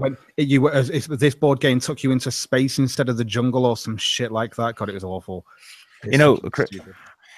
Crazy thing about Jumanji, that was actually filmed in Keene, New Hampshire, and I lived out there for a couple years. And it's funny because if you watch the film again, you'll see on a lot of the old like brick faces in the downtown areas and shit. Mhm. There was what was the kid's like family's name, because they had a shoe company, remember? Oh yeah, 1 second. Parish. Yeah. There's actually like, it's funny because like the old like the painted on Coca-Cola labels on random buildings and the Paris shoe labels are still up. And there was that scene where you remember the scene where the monkeys found that TV in the front of a pawn shop and it's playing Charlie Chaplin. It is still to this day that same TV, and it is still playing Charlie Chaplin on repeat 24/7. Yeah. Yeah, Jesus. and well, I mean, not a lot of shit happens in Keene, so you know they had a movie film there, so they never You keep let it up go. just for the nostalgia of it, or Well, it's it's also fun, and it does kind of give downtown like everyone who lives there knows about it. If you visit, you notice it, and then you're like, oh shit, that again, I remember that. That's like pretty well, a- much. sure, but it's not Star Wars. It's fucking Jumanji. Yeah, no, but Yeah. it's still got it's like you say, it's got that little bit of a following. It's like I used to live in a place called Hadfield that had if you see, I don't know if you've seen, there's a British comedy called The League of Gentlemen, which and that was filmed in Hadfield, so obviously people used to come from all around, loads of tourists and stuff, because it had such a cult following. And yeah, they still have loads of people that go down there and they visit the butchers and stuff, and it's like, and I think they still have to this day, like one of the actors is actually on like the billboard, so when you walk in, he's like what meat would you like, and it's like because that's the way that it was, just like That was a really crazy. Sean Connery movie, right? No, that's the League of Extraordinary Gentlemen. The League of Gentlemen was a TV show, British comedy TV show. Ah. I Okay. remember the name. I don't think I've seen it. No, I've just seen the Sean Connery movie. I know it was a big, like I say, it was a big comedy in the UK. It was like we have a lot of British comedies that you don't really hear about, but then you have some that you do. So yeah. Right. So is that about the same thing as the movie? Yeah, it's almost like that. We have our own like because like we have music over here that you've probably never heard of, because like it's really weird. We hear all the American music, we get all the American TV shows, all the American No, films. but I mean, was that TV series about the same thing as the movie? No. The League of the League of Gentlemen was just like the whole point of the comedy was like it was almost like a weird horror type of comedy thing where everything was just really weird and creepy, and it was really random and stuff. But you had like the local shop for local people, so people would like turn up, and then there'd be this weird like conversation that would happen over time, and then they wouldn't actually let him leave because he wasn't local, so they'd end up murdering him, and then they'd turn him into pies or something. Just they're taking the piss out of like living in the countryside as to living in the city. It's this like a stereotype that existed that was quite funny to play on. So yeah, Right. Brit comedy, it went weird places back in the day. oh yeah. But it was, like I'm not a huge fan myself of League of Gentlemen. Like I watched a couple of episodes and I was just like, yeah, I just don't find this funny. Then there were comedies that I did find funny, but like this wasn't one of them. But I know a lot of people that loved it, and I didn't really get it. But that was one of the main phrases, that this is a local shop for local people. And Well, yeah, I remember watching The Young Ones back in the day. That made it over here, and it was funny because when I was a kid, I found that shit fucking hilarious. I watched it again as an adult, and I'm like, But Yeah, then- yeah. I yeah, but remember that. as a kid too, I remember seeing Red Dwarf, and I was like, ugh. Now I watch I watch Red Dwarf again in my 20s, and I still love that show. Red Dwarf's amazing. It's just Yeah. it's so well written. Like there's so many British comedies like that will stand out. Like a lot of people like haven't seen Peep Show, but then there's a lot of Americans that have seen Peep Show. Oh, because it was God, I so love good. Peep Show. Yeah, I mean, It's so good. anything Mitchell and Webb do. Mitchell And, Webb. yeah, what's funny, you've seen I don't know if you remember, but it was like, I think it was last year, Sargon got into like a 3-day Twitter spat with I think with Webb. Yeah, He's this like progressive feminist now, and he is. I know he like, is. yeah, I saw the back and forth, and I jumped in because I didn't even know who it was, and like dudes responding, and then I like went back and I was just randomly. I was like, all right, I'm bored with this, and I went to watch. It wasn't Peep Show. It was the sketch show they had, that Mitchell and Webb look, and I was like, wait. Oh, that's unfortunate. Oh well, still good comedy. Yeah. Oh, what, that Mitchell and Webb look?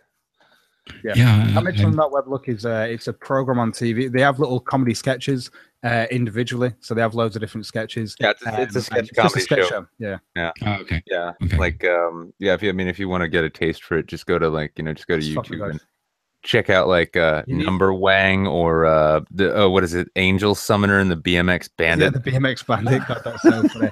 There's loads of them though. Like I tell you what, if you like that Mitchell and Webb look, you want to look for their older thing that they brought out before Peep Show, which was called That Mitchell and Webb Situation, which was the first thing that they had. Oh, it's so funny. Like there's this farmer that comes up and he goes, want to make a bit of money? Do what I started doing. Get into farming. You see that? I've seen It's that a one. chicken. Oh, I've seen that one. That is hilarious. I know. Every time I see that dude, because that's the dude who's always in that that meme with like, "Are we the baddies?" Yeah, Right? yeah, Oh, of course he is, that's 'cause that's from- that Mitchell and Webb Situation. Yeah, it's Right, hilarious. right. Because and I always remember him from that fucking farming thing. That was brilliant. He's great now because that's one of the best things about that, because he goes through like I don't like because of the skulls on the caps. Are we the baddies? It's got skulls in it. I can't think about anything good to do with a skull. God, it's so funny, that sketch. Could be Probably the worse. best one. How could it be worse than a skull? Yeah, Could go- be a rat's anus. Well, if we were fighting an army marching under the banner of a rat's anus, I'd probably feel a little bit better. But we're not. They have stars and symbols and hammers and sickles. What's good about hammers and sickles? Well, actually, nothing really. If there's one thing we've realized about the last 100,000 miles of Russian retreat, is that it's in dire need of mechanization. It's fucking genius. They write so perfectly. I've watched that sketch to death. Oh, Obviously, yeah. I've been fan of them for years. It's also the one you show your friends who are unfamiliar, like, oh, okay, I get to blow your fucking Yes. mind with some fun now. They're so good. Like it's that whole sketch is brilliant though, because that's the whole. It's so funny because he's like the last line of like he goes, what are you complaining about? What's your real problem with this? And he's like, I just don't feel great about where we are within the the narrative of this war. Like, it's just so funny. Oh god, it's so good. Oh It's yeah, like- the holistic hospital. It's like, what happened? He was hit by a car. He was hit by a car, doctor. What color was the car? Aquamarine. Okay, I need 3 pieces of aquamarine quartz stat. God, it is so funny. Oh, but that just goes to prove that, to write really funny humor, you need to keep it kind of real. Because that thing with the fucking farming thing, that just blew my mind. And he's not saying anything that's not true. It's just that is just the weirdest way of putting it. Well, it's, It's I don't know what came before it, but I mean, it does seem as though, Monty Python, it's iconic, British humor, but it does. I mean, you fucking live there, Cog. So I mean, it's just a big deal in a string of like that's just been British comedy, or did they sort of set a tone that a lot of people picked up after that of that that absurdity? What you talk Mitchell and Webb with the sketch show? Well, yeah, Mitchell. I mean, like Mitchell and Webb and all the other, the other comedy troupes you've got that have come out, and I think it's just you've always had those duos that have been around. You've always had people like obviously Morecambe and Wise. We've had Reeves and Mortimer and stuff that had their own random comedy that worked. And then, but the thing is that's so great about the way that David Mitchell and Robert Webb write is that Robert Webb is the kooky, crazy side that writes like that. Yeah. But David Mitchell is so into his Smart. detail and history, Okay. just so cleverly and ironically written that it's just beautiful to hear. And it's a funny thing too, because like, you know, most of their sketch stuff, most of their average comedy, whatever it might be, you know, it's always that mix of like, you know, zany and then smart humor. But then you watch Peep Show, and the entire show, it's like they wrote the entire show just to make you as uncomfortable as possible with these characters. You're like, these are all terrible, terrible fucking people, and I don't know why I'm rooting for any of them. I wouldn't see that. Yeah. Yeah. Oh yeah. No. Peep Show's pretty. It's pretty excellent. I mean, it's sort of it's in a sense it's your, you know, you're just your boilerplate. You know, two roommates. You've got this freewheeling loser fucking stoner character, and then it's his like uptight nerdy as fuck roommate, who's like he goes off to like he goes off to a.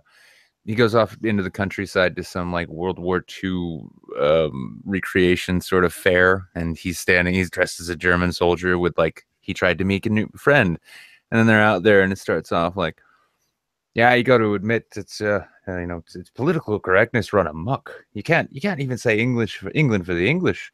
Oh yes, it's terrible. And I mean, you know, say what you want about Hitler, but you know, he had some very good ideas. Is it for the character? I love it. It's just like all we're saying is England for the English. It's so funny.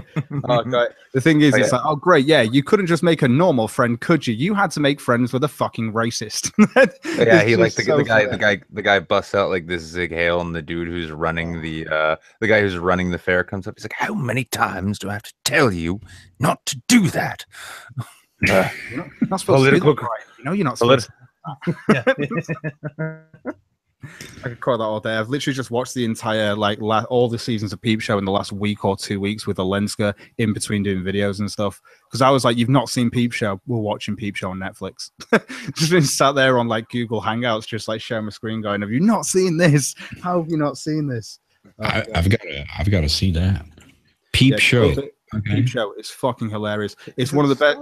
Oh, it's so well written because, like I say, you've got the uptight guy who's trying to be really posh and polite. He wants to court a woman. He wants to get married. He wants to not really have a lot of sex because he doesn't want to do the bum stuff, and he doesn't want to, you know, have the blowjobs. He just wants to have missionary normal sex. What's wrong with that? Like, what's wrong with growth and the economy and stuff? It's like he's hilarious. And then I don't want to do drugs. I don't like getting too drunk and stuff. It's so funny. You know? And then you've got the other guy who's just the free that I'm not paying any rent. I'm gonna have sex all the time. I'm gonna do whatever I want, and you know, be free, man. I'm a musician, but I'm not gonna make it. And I think I'm the best musician ever, but I'm shit. Have you ever actually seen David Mitchell actually had his own YouTube channel for a while? Yeah, we did. I used to watch his little David Mitchell's Soapbox. I mean, it wasn't as comedic. It was like him, you know, he's still clever, but it's like sort of just his take on whatever is, you know, whatever's on his mind, climate change, politics, all kinds of shit. Sorry, Alenska's just reminded me. He's just put cognitive thought. I think I might be in love with her. Like such that whole series of Mark, every episode. Jez, I think I might be in love with her. You know, I'm gonna go. Just tell her I love her. Like, just tell her I love her. I'm gonna go. I don't want to meet her. She's too beautiful. Just tell her I love her. Is that like their trope or? No, it's just he gets into this. You've got to watch the series to understand it, because that's like the third series or something where he's going through. He's basically on the rebound sort of thing, and then people are trying to set him up on dates, and he's like, "Oh my god, she's amazing! I love her!" Like within like the first day, but then he never gets with her because he always fucks it. It's just, you've got to watch it. It's so well put together. I can't explain it. Is that like your favorite comedy? Peep Show is without a shadow of a doubt it's one of my. There's too many. There's so many British comedies that are great. The Office within it doesn't matter if it's British. Is that your favorite of all time? I would say it's one of my favorites of all time, but there are many to choose from. But it's definitely on the top 5. Yeah. Right. What about you, Nick? Are we just talking comedies in general or sketch shows specifically? Because I'm gonna have to go with comedies in general. Comedies in general, honestly, like because I'm one of these people, I just flip from one thing to the next. And like, I mean, Rick and Morty is, Oh God, I know. yeah, it's animated, but it is just so It's it's addictive and so well written. I can't, like, honestly, I can't stop fucking watching it when it's on. It's like 5 days now until the new one. Let's be fair. Nick, can I ask? Have you also been watching the stuff on YouTube, like the little bits and bobs and stuff that have been on the? Oh yeah. Channel? Yeah. No, I try and addictive. catch.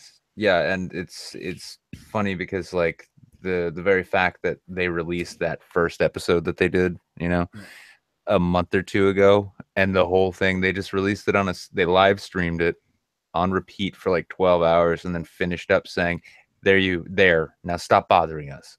Yeah. It's so funny because that was that started the McDonald's Szechuan sauce craze that McDonald's actually might be bringing back Szechuan sauce due to. They created a meme. It's so funny online. Rick and Morty is one of those shows though that I would actually probably put that right now as my #1 top because I crave it so much. Peep Show, I don't think is going to come back. It's ended, so it's one of those that will always go down as one of my favorites. And it's sadly, I mean, if I'm not mistaken, too, it was pretty much just canceled because I recall it was kind of starting to peter out a little bit in that last season, and then when they left it, it was like this cliffhanger. Well, it was kind of a cliffhanger. It was kind of the same as every series, where in a way, because they both sat down, but everything's gone to shit, and you kind of because you want it to be good for them, even though it never works out for them, even though you want it to, because you kind of give a shit in a way. And it's one of those things. They said they were going to do another series, and they were like, "We'll give it a couple of years and see what we do," but they've just not done anything like with it at all. So I think they've both moved on to different projects. That's a shame, and it's a shame too because that that was like it was high profile for them, and now I can't I'll take a look. I almost never find anything from either of them really coming out. Last thing I remember seeing from Webb was some weird stand-up thing where it was just him reading his journal from when he was like an adolescent and just starting to want to have sex, and he's just reading, and it's just it's that terribly awkward fucking adolescent journal entry that I can tell you now that both of them work within voiceover for advertisement, whereas David Mitchell works within the BBC on a thing called Would I Lie to You, which is a question panel show, but it's actually it's a little game show where the celebrities and David Mitchell and stuff, they pick something out, and it's either a truth about them or it's a lie, and they have to basically put it across as if it's basically true or a lie, and the other team has to guess if it's a true or a lie, and they've got to basically deceive it either way. So you kind of want to be vague sometimes and stuff, and it's really fun to watch because the questions and stuff that they ask about the stupid situations that may or may not have happened in their life is quite funny. But David Mitchell's, he's on that's kind of what he does now, but it's on the BBC instead of like Channel 4. And Robert Webb, I think he's on I'm sure there's like a BBC crappy video thing where it shows clips of YouTube or something, and then he voices over or something, or people sending home videos or some crap like that, and then he just voices over some shit like that. That's all he really does. He doesn't really have more than that. Well, I mean, it's not. Well, that's a funny thing. Actually, I was actually discussing this with Bearing earlier, and just a call I was in with him, and because I've been told too that because BBC, for instance, has relatively minuscule budget compared to Hollywood, typically, that British actors, part of the reason they come to the US so much and US productions use them so much is because they're fucking cheap. Yep. And normally you'd think with okay, you've had 2 hit comedy shows like that, bunch of other stuff, probably making residuals you could live on, but then the tax rate, you think about that and you realize how broke the Beatles actually were. And all of a sudden it's oh shit. Oh, were they?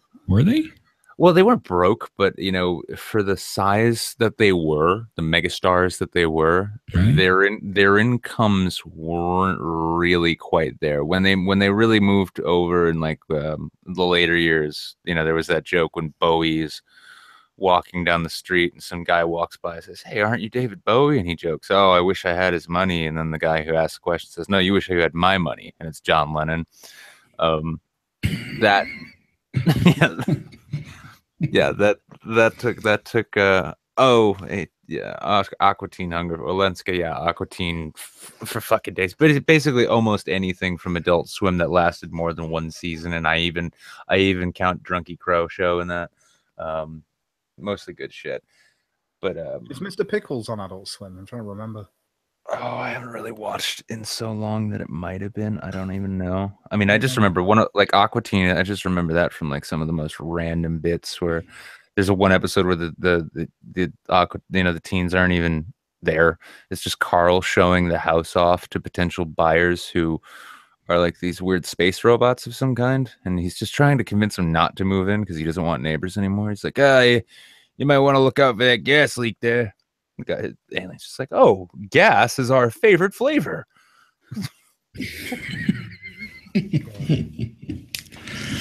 All right. So, apart from Rick and Morty, is there another show? I don't. It's funny. I really don't watch much TV anymore. I try and think of like what kind of.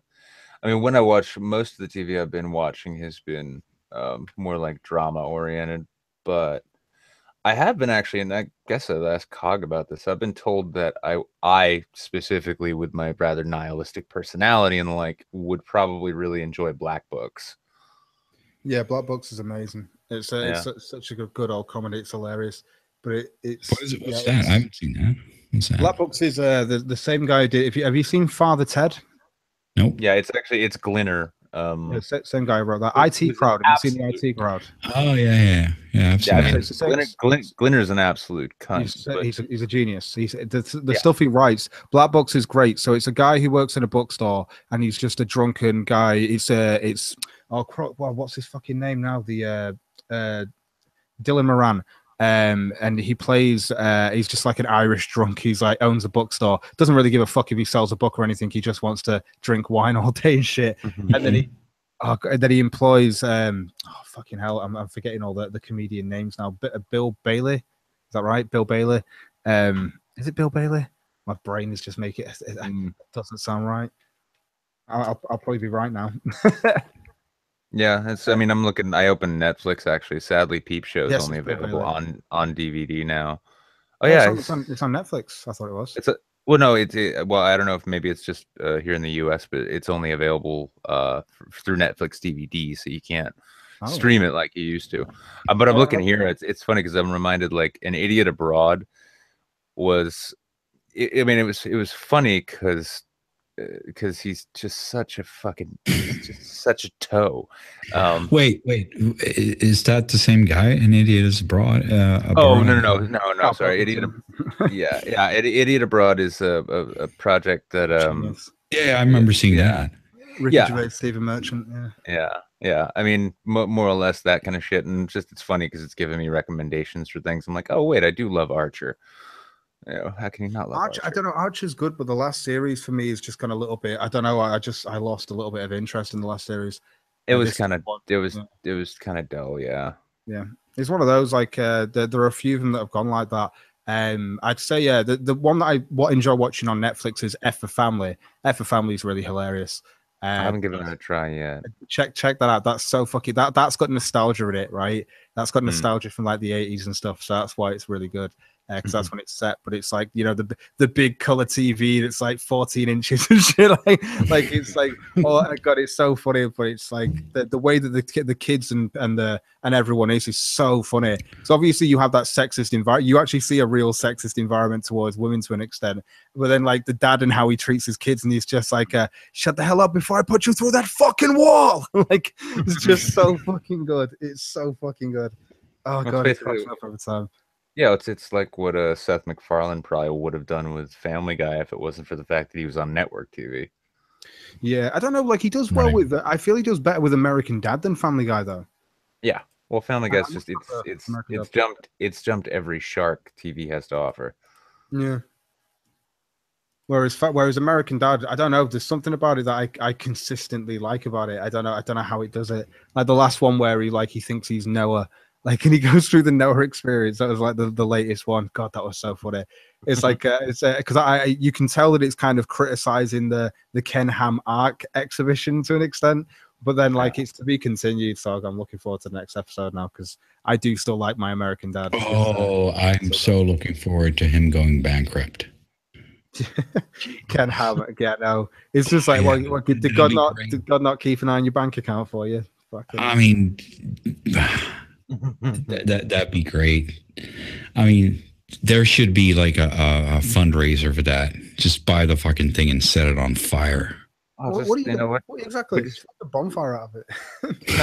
No. You know what we need to do is we need to convince Notch to buy it and then place it out in like Lake Superior as his own private island made of oak or something.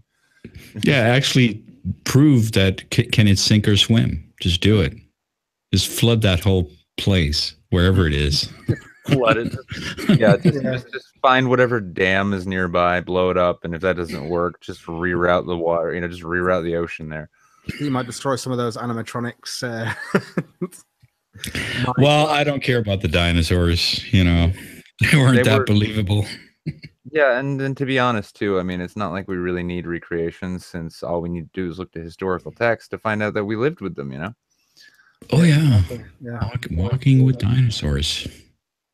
I was thinking about how the layers aren't on the same layers, but it's something to do with how God built it, so it's not like that or some shit. I can't remember. Well, you know, they're always talking about the kinds. It's not. They're not talking about species. They're talking about kinds. Oh yeah. Because obviously, it's enough to just get one dog. You can get a Chihuahua. It's small and portable. Portable. Fucking single serving travel size. Yeah. Single serving friend. And then you keep that, and then that'll become a wolf and a dog and all the different dogs and all that. And you can get a pony that'll become a horse, and just bring a cow. Just bring a cow on and put some corn on top of it, and it'll eventually become a beef taco. He's got it all worked out, man. Yeah, no, I mean, it's a shame he had to just absolutely demolish Bill Nye in the way he did. Yeah, I always wonder how do you have that much livestock and no meat for that amount? Oh, obviously he stored his meat with like salt and ice that God dropped. I'm guessing he just had meat. I always forget that. No, it's like it's like Rust or PlayerUnknown's Battleground. Every so often a C-130 just would fly down from heaven and it just drop a crate off somewhere, and they had to get to it before the other ark did. Noah, here's a care package.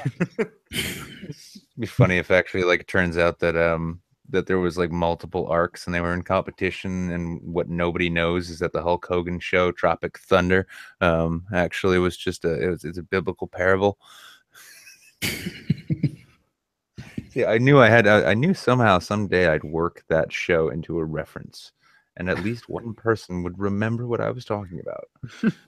That was a good movie, though. He says as he checks to make sure the residual check is sent out. Yeah, still a good movie. Might change depending on whether the post office fucks up tomorrow or not. I guess but for now, good movie. For now.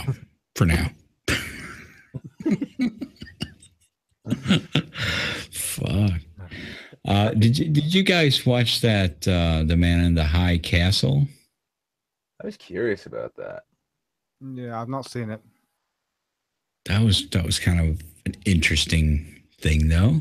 It's not a comedy or anything. It's just an alternate history thing about what if the Nazis ruled the U.S. It's fucking it's a goddamn millennial woes wet dream there. Probably, yeah. I can't even believe they managed to get that one highlighted. The spy, whatever protagonist. It's like that fucking. They need to stop giving that villain so many good scenes. Like that's not the villain. What are you talking about? No, this whole story is about a terrorist who's trying to live within a utopian society, right? And Rufus Sewell, he came back from Dark City just to lead the Reich with his Nazi mind powers. Am I thinking of the right show here? Yep. It's him. What's his name? Sewell? Yeah, Rufus Sewell. Rufus Sewell, yeah. He's a good fucking actor. Yeah, he is. And I liked him a whole lot more in this series than I did in Dark City. That's Am I for the only sure. person? Am I the only person who still likes that movie? I thought that movie was great.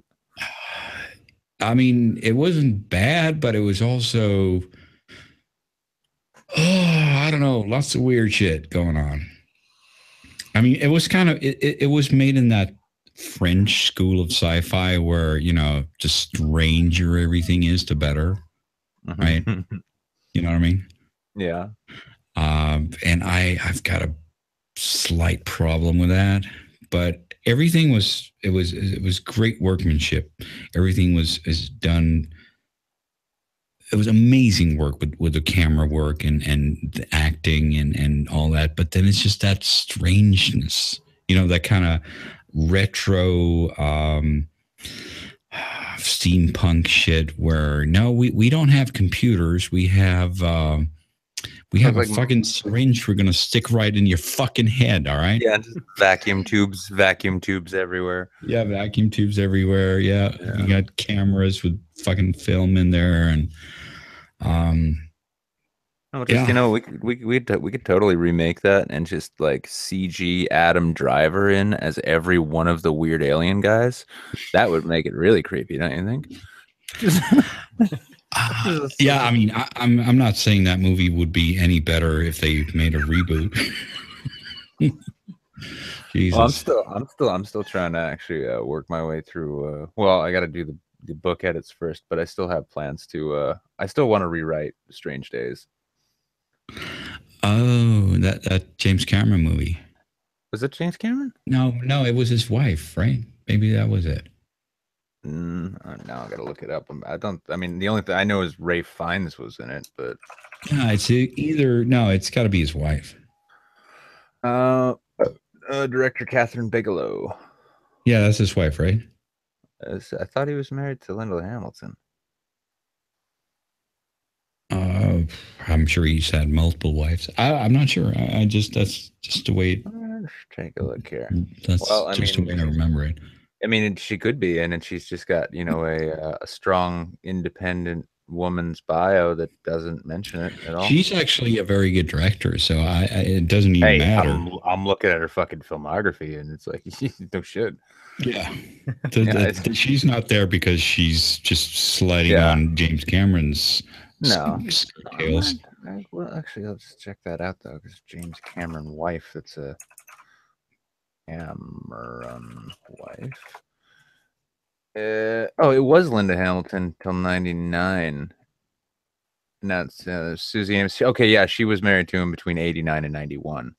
Right, that didn't last too long. Of course, wow, he really doesn't do too well with. I mean, he does well with the ladies because he's rich as fuck. But I mean, it's like Gail Ann Hurd, 85 to 89. Sharon Williams, 78 to 84. All right. And then he's just kind of whittling it down as he goes. Catherine Bigelow, 89 to 91. Linda Hamilton, 97 to 99. Just got to whittle that time down. It's like, I'm getting to understand what the perfect marriage is. 97 and what was that? 97, 99, Linda Hamilton? Yeah, 97 till 99. When was Terminator 2? Oh, I think that was like T2 was before, right? 94, I want to say. Yeah. Something like that. Oh wow, I love this day and age though. I put in T2 and the first thing comes up is like Trainspotting 2. Okay. Watch as Ewan McGregor's laugh lines compete with I can't even remember dude's name.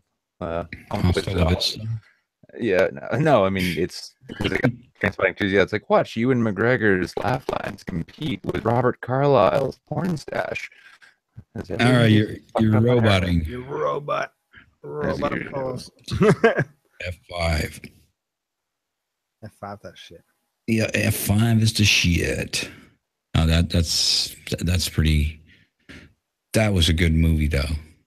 Which one? Yeah, Terminator 2. But wouldn't it be great if Trainspotting 2 ended with Hasta La Vista? That would just make my day. I still need to see Trainspotting 2. There's part of me that doesn't feel like watching it, but there's part of me that kind of feels like I have to because I really enjoyed the first one. It's a really good film. I mean, did you ever? Oh, you mean the part of you that wants to see the new one, or you just haven't seen the original? I've seen the original, of course I have. I've seen that several times. It's the fucked up baby scene that will never ever leave my brain ever. But you and a number yeah, of us. Oh wow, I it's didn't one even of know that came out. Yeah, it was released in March. Yeah, I haven't seen that just one. I haven't seen the second one. the second one that's just come out this year, I know, but it's just like it's Yeah, been really like it's got a cult following. I think they raised money on like a GoFundMe to do it or some shit like that. No. Yeah, well, I mean, No. with the exception of McGregor, like, I mean, the rest of them they pretty much all seem to just be fucking off and doing their own things. Except for no, wait, that's right. Is that because Johnny Lee Miller, he had that Sherlock series, Elementary, where he was working opposite Lucy Liu. Is that still Right. Yeah, Is it still? I had nothing on Sherlock from the UK with Benedict Cumberbatch and Martin Freeman. Nothing on it. Okay. Well, I don't know. I didn't hate the one with Lucy Liu. I heard it was pretty good. I never watched it. My dad got really into it. I watched a couple of them. I wasn't really a huge fan. I don't know. Maybe it's just American. It's just that Cumberbatch is such a fucking theater cunt that it's just hard to like him. You know. You know, I don't like the guy myself, but H Bomber guy, for all of his fucking horse shit videos and opinions, he did like an hour and 50-minute deconstruction of why Sherlock is garbage, and I enjoyed the show. I do. But watching it through, and he gets into Doctor Who, and he gets into mainly really just to get into Stephen Moffat, and I mean, honestly, again, it's one of these like tip of the hat to the guy. I can't stand him generally, but that was a brilliant deconstruction to the point where at the end I was like, I still like the show, but fuck, you're right, it is garbage. God damn it, Stephen Moffat.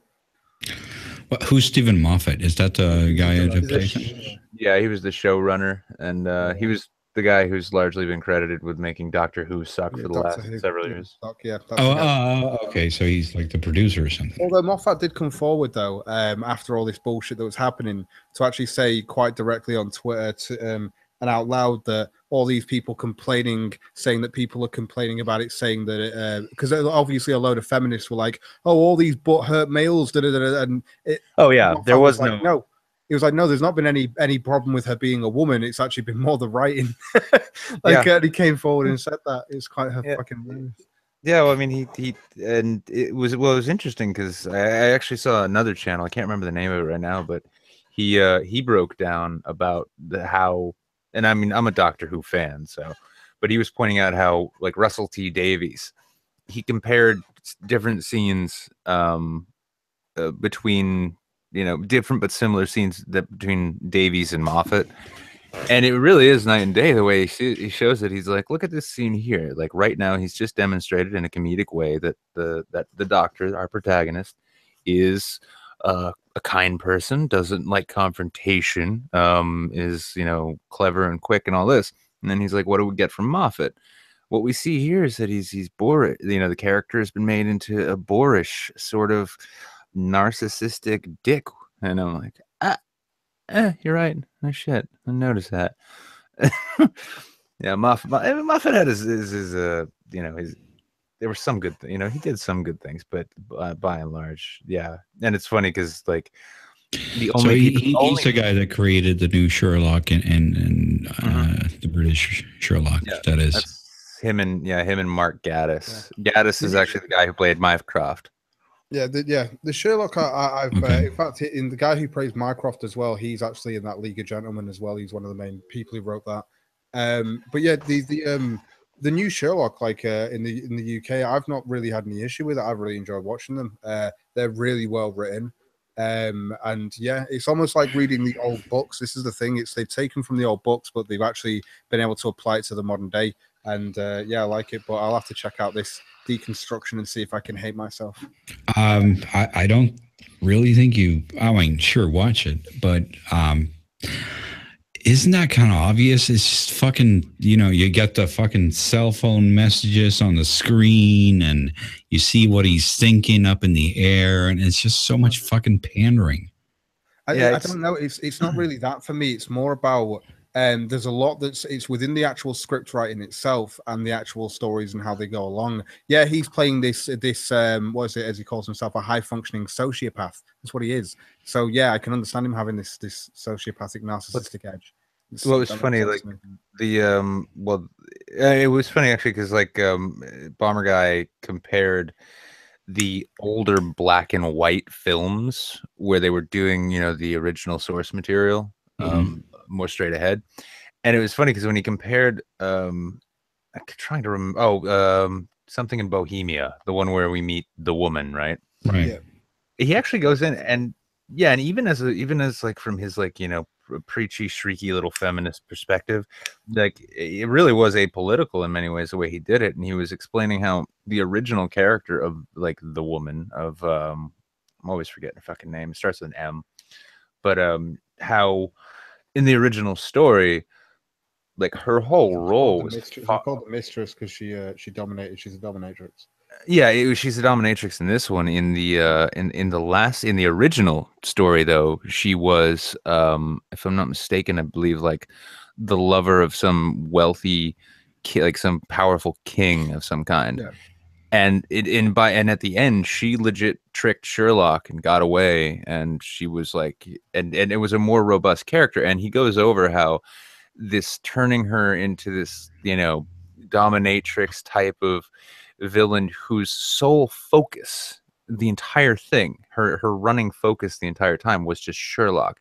And he points out that Moffat's problems is that he always turns his protagonists into the center of the universe. In the case of Doctor Who, literally the center of the universe.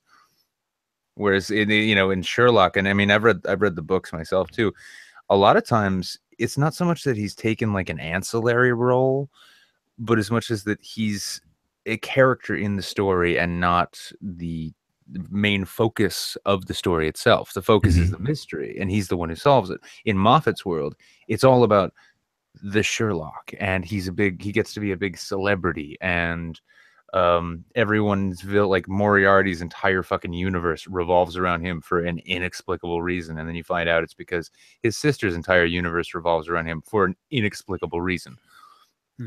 Right. Yeah, I found that an interesting. I mean, I still like the show too. I enjoy hearing valid criticisms of things that I like, because then it causes me to kind of look at it a slightly different way.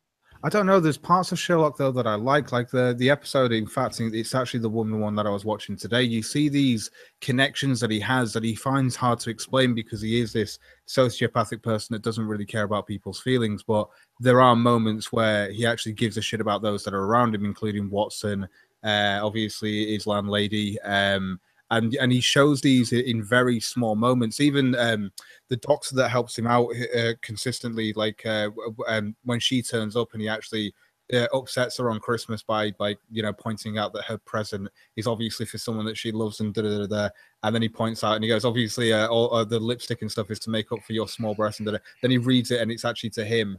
And there's this moment where he actually apologizes to her, and there's this like a weird tension within the room because he just doesn't do that. And there is something about his character that I don't know. It kind of shines out as he's an asshole, but at the same time, there's part that you like. There's something that you like about him as well. Right. But it is kind of hard to look past the fact that he fucked up Star Trek. I liked him as Khan. I really liked him as Khan. No, I really hated him as Khan. I liked him as Khan. I really hated him. I mean, that was like the worst performance ever. I mean, you could have dragged a street bum off the fucking lot and gotten a better performance than that. Well, he's got. I mean, the thing is he does seem, and I noticed this with like leading men in general. He's not really much of a character actor. He's a leading man, and he's got this like stormy, brooding, quasi-autistic look about him. And I'm not even using it in our like shit talky sense. I mean, like he genuinely seems like he's got this facial expression, like he looks like he's trying to squeak out a fart, and he's worried he's going to shit his pants in the process. You know, so he's very focused, and yeah, I mean, it works for some things, and I generally enjoy his performances, but sometimes it didn't work for fucking Khan. Oh, I mean, well, I mean, consider what he did with Doctor Strange. Like, he looked the part Yeah. perfectly, but that fake fucking, I mean, like, you couldn't take a few extra weeks of dialect coaching because it's just this really general American accent, and it's kind of like, at least Bob Hoskins was always just Bob Hoskins. You notice, like, anytime he was an American, he could be playing like a fucking like a steamboat captain in 1800s Georgia, and he'd still sound like he was straight out of Brooklyn. Well, at least there was that. I didn't mind him that much in Doctor Strange, though. But fuck you and the con thing. You just should have said no. you knew you weren't up for the challenge, asshole. So, well, who would you have recast if you had your draw this? I don't know. That's an interesting question. The stuffed corpse of Ricardo Montalban. No. Obviously, that day is past. Obviously, the withered saddlebag. Just no, obviously that's past. But maybe that guy from what was it called? What the fuck is that movie called? No Land for Old Men. No Country for Old Men. Yeah. You mean the guy who played Sugar? Yeah, the bad guy. Yeah, he's weird and creepy as fuck. He's weird and creepy as fuck. He could have probably made a nice con. Yeah, right? I mean, his when he was that Bond villain, he played that pretty in Skyfall. Yeah, when he was the villain in Skyfall. Yeah, he played that pretty well. And really, actually, if you take the character, the character archetype itself of that, crazed, vengeance obsessed, super intelligent badass, minus the taking out parts of his face to freak out the audience, it was almost this character right there. Yeah, when he's killing Judi Dench, he might as well have been killing Chris Pine. Right. That would have worked. I wonder what they're going to do about Chekhov, though. Yeah. That was tragic. Fuck. Yeah, Anton was that. No, that was like, that dude had leading man potential in a weird indie way, but as a character actor, it was almost like he could just take him and just drop him into any outfit, and he just became that person. Yeah, he was a really good actor. He was on his way up. That's fucking sad, man. Just being killed by his own car. That was the most stupid way to die. Yeah, it's fucking bizarre. I mean, he was trying to like check his mail, right? And he must have like not. Yeah, I guess we'll never know. But apparently, his brake failed and the car ran over him. Yeah, pinned. From what I remember, I think I heard like it pinned him. Right. And he basically just like he was there for a while and then he died. It's like fucking. Now that's terrible. I think didn't they kind of give him a bit of an homage because he wasn't in the last Star Trek film. I don't think he died before that was filmed. No, he's in, right? Didn't he die after? Into Darkness, wasn't that the one? No, he was definitely in that one. Beyond, right? Beyond. Oh yeah, he was. Yeah. Was he in that one? I think he would. Because I kind of remember something. Well, I kind of remember a scene. I don't know if it was related to something else. It's been a while since I've seen it. I think he actually died a couple of weeks before it premiered. Oh, because yeah, well, I do remember the scene where Kirk and McCoy are like sharing some of, I think it was Chekhov's like contraband hidden booze, and it was like, it seemed like it was sort of like a memorial sort of scene, like, here's to him, or whatever. Right. I gotta check that and see if he was in there. Goddamn internet with all these questions we can't answer because we just can't be fucking bothered to Google it. Yep, he was in there. Yep. Okay. Anton Yelchin. I always get him mixed up with Yeltsin.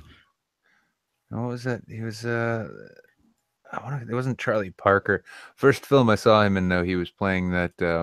It was he's like a high school student who's giving out therapy sessions and meds from the stalls in the bathroom.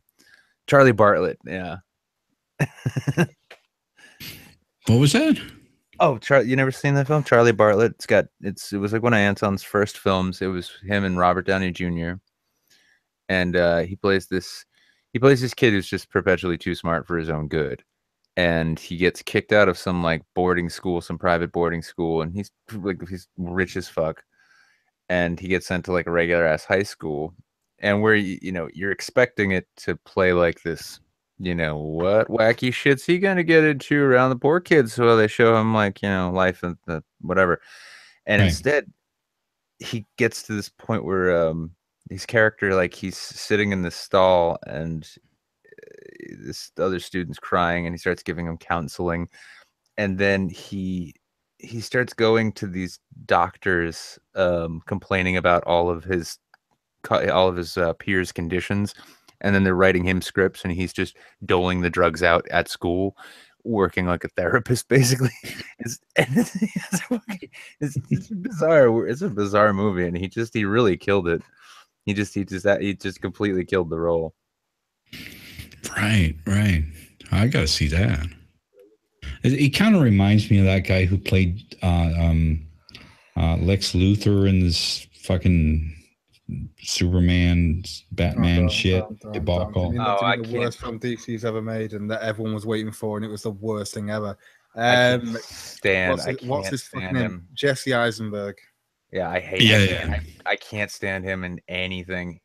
Just got such a he was good. The only face. thing I've ever seen him in that I liked him in was The Social Network. That was it. It's the only thing that I've liked him in, because I can imagine Martin Zuckerberg being a dick. That's the only reason why I liked it. Yeah. He was okay there. He was that was a good casting decision, I guess. But and he's also good in what was that? The phone booth. I think it was called Zombieland as well. But then again, I think the other actors kind of made Zombieland, but it was good having his nervous disposition in that.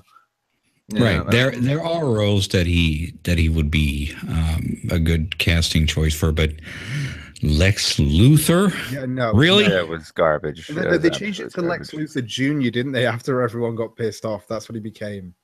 Yeah. What?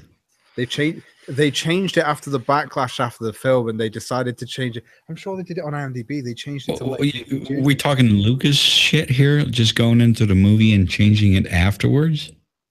Pretty sure. Let me just I don't remember anything junior about him. They never said that. I'm sure someone. I'm just trying to find it.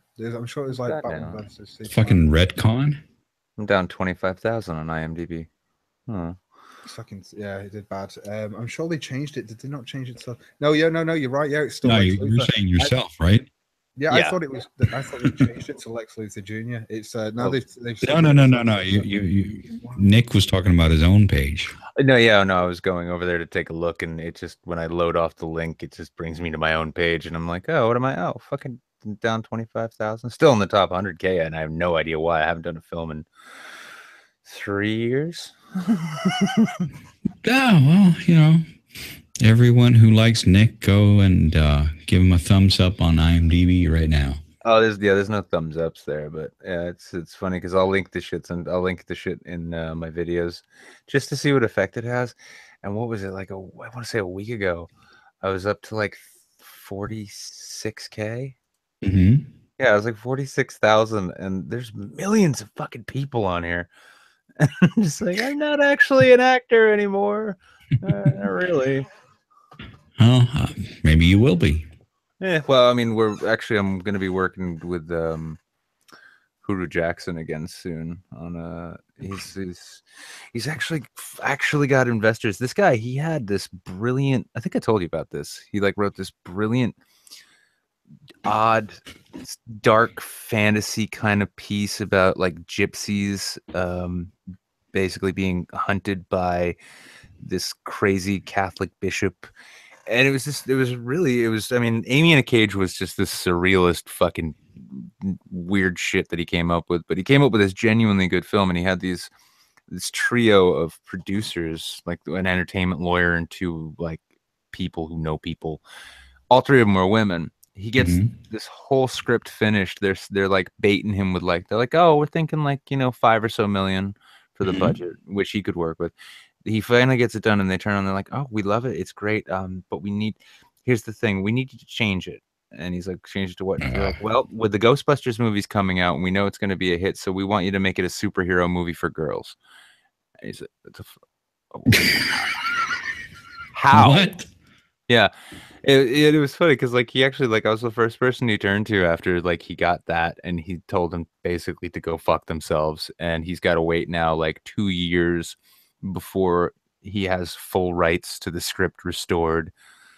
Jesus Christ! And they're like, yeah, because we know that's going to be a hit. Yeah. Yeah, fuckheads. They were absolutely fucking. They were completely convinced that Ghostbusters was going to be a hit, and then I think the There's way he only described so it, much you can force down someone's throat. yeah. Well, they're like X-Men for girls, I think is how they described it, and like I'm pretty sure whoever even said he's like X-Men is for girls though. It's for everyone. Why do you want me to change? What the fuck did you have me write this movie for? Oh, so I suppose you're not interested? Yeah, I'm not fucking interested. And yeah, he walked from that, and now he's potentially got some investors for a new film that we'll be working on. And it's, I'll be writing it. I'll be helping him write it. And I'm not going to go into what it is, but the concept is very, very cool and very timely. Right. Well, I mean, don't spoil it. No. I wouldn't even if I could. We haven't even begun writing it yet, though. So. Right, but that's really stupid. How did anyone? I mean, everyone must have figured out that Ghostbusters was going to burn and fucking flame and burn and all that. Jesus. No, I mean, you probably know more on the industry side than I do, but if you were to listen to reports and shit about it, like everyone was like, oh, it's going to be a big blockbuster. Well, I mean, that's what they all hoped for, but I certainly didn't believe it would. So, no, I mean, it was, I mean, that thing was garbage from the word go, especially when it's like, oh, I'm going to bring Melissa McCarthy in. Why? I mean, why? She can be funny, and she can even be a good actress, but it's just why for this role? Dude, I don't know. I don't think there's a single fucking thing they did right in that movie. Have you seen the fucking effects?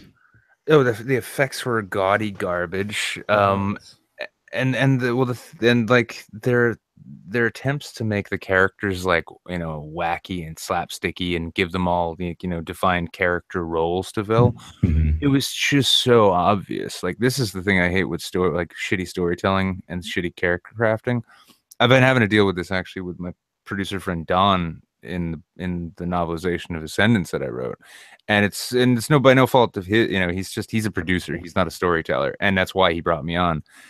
And he keeps coming back with like these ideas. Like he wanted me to include this random character he came up with who's an African, like a North African Muslim war orphan who was raised by some general, and then somehow when he gets to the States is a special attaché to the UN or some shit. He gets hired. Was he called Jar Jar Binks? It was well, I mean, basically it's like if you could apply the concept of a Mary Sue in different directions, that's kind of what this was. And I'm like, you're trying to force some diversity in here, right? Because this whole thing's set in Boston, in the tech world in Boston. Right. How does a Sudanese war orphan factor in? And how does he become a senior cybersecurity specialist? It was just like, what is this? And then like he's coming back and he's like, oh, I feel like we need to flesh this and that character out with this, and he's giving me these whole epic backstories. And it's one of those things, I hate it when you find a film or a book where every character has this epic story to them and they're all epic in some way. Like, make it mundane. That way when they do extraordinary things, it's notable. Yeah, right. Yeah. There's and there's only room for one type of epic thing in a movie, basically. yeah, I mean, in the original Ghostbusters, the most sort of out there character was Egon. Like all the rest of the guys, they all just seem like ordinary fucking dudes. Well, You know I what mean, yeah, even Egon is kind of ordinary. I mean, the most out there kind of character is the bad guy or girl or whatever the fuck she is. Or wait, Rick Moranis. Well, he's funny. Yeah, no, but that was his role. But I mean, just between the four of them, I mean, Egon had the most sort of striking character nature to him because he's just this super nerd, like just ultra nerd. Right, So- right. so But dry. he's actually not that big of an actor, is he? He's actually the writer, isn't he? Yeah. Oh, Harold Ramis was writer director for most of that. Yeah. So he's not just awkward in his role; he's awkward in actually being an actor. Oh, dude, he's probably awkward. He was probably awkward just as a person. I mean, think about it. He's this, he's what I'm gonna guess is a very well-read cinephile New York Jew.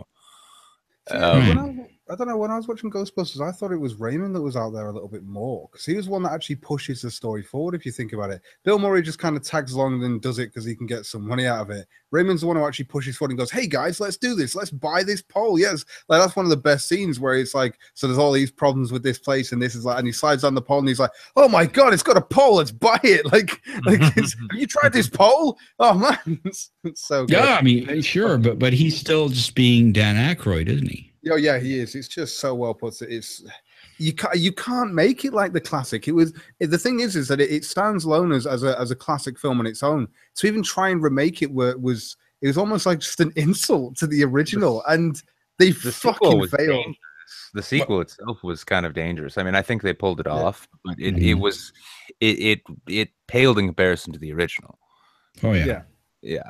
I mean, everyone sings Christmas carols at the bad guy. That's how they win. This is emotional. Who was that guy? The bad guy in number 2. Oh, the guy who played. I'm pretty sure he's the golden one's dad. I just remember he had a very distinctive look and a weird accent. Oh yeah, he was in a lot of things back then. He was. I'm pretty sure because back in those days, if you're gonna put like terrorists in a movie, they were always European. Right. And I think I'd seen him play like some kind of like militia leader or something. Now I gotta check that out. Yeah, that makes sense. He seems to be like maybe former Russian or something in my head, but maybe that's just what he plays, or I don't know. Ghostbusters. Yeah, if you're gonna Google it. There it is. Well, that was 89. Jesus. I mean, there was like 9 years between them. The thing is like I say, 90s, 80s films, you get this nostalgic feeling of actual reality being portrayed in film, whereas nowadays you get this sterilized version of reality in a film. He was okay. I thought he was in Die Hard. Yeah, Wilhelm von Homburg. That's a solid name. He hasn't actually worked since '94. In the Mouth of Madness was the last one. That was an $8 million film. Silence of the Hams. Oh. Yeah, he was in that one. And then he did Die Hard, and then he did Ghostbusters 2. And then after that, in Die Hard, he was James. He was I think he was just one of the henchmen, or no, he was the big blonde main henchman who had like that bullpup, that weird English rifle, and I think his character gets killed on the rooftop, if I'm not mistaken. Yeah, because the main guy was what's his name? What's his face? Alan.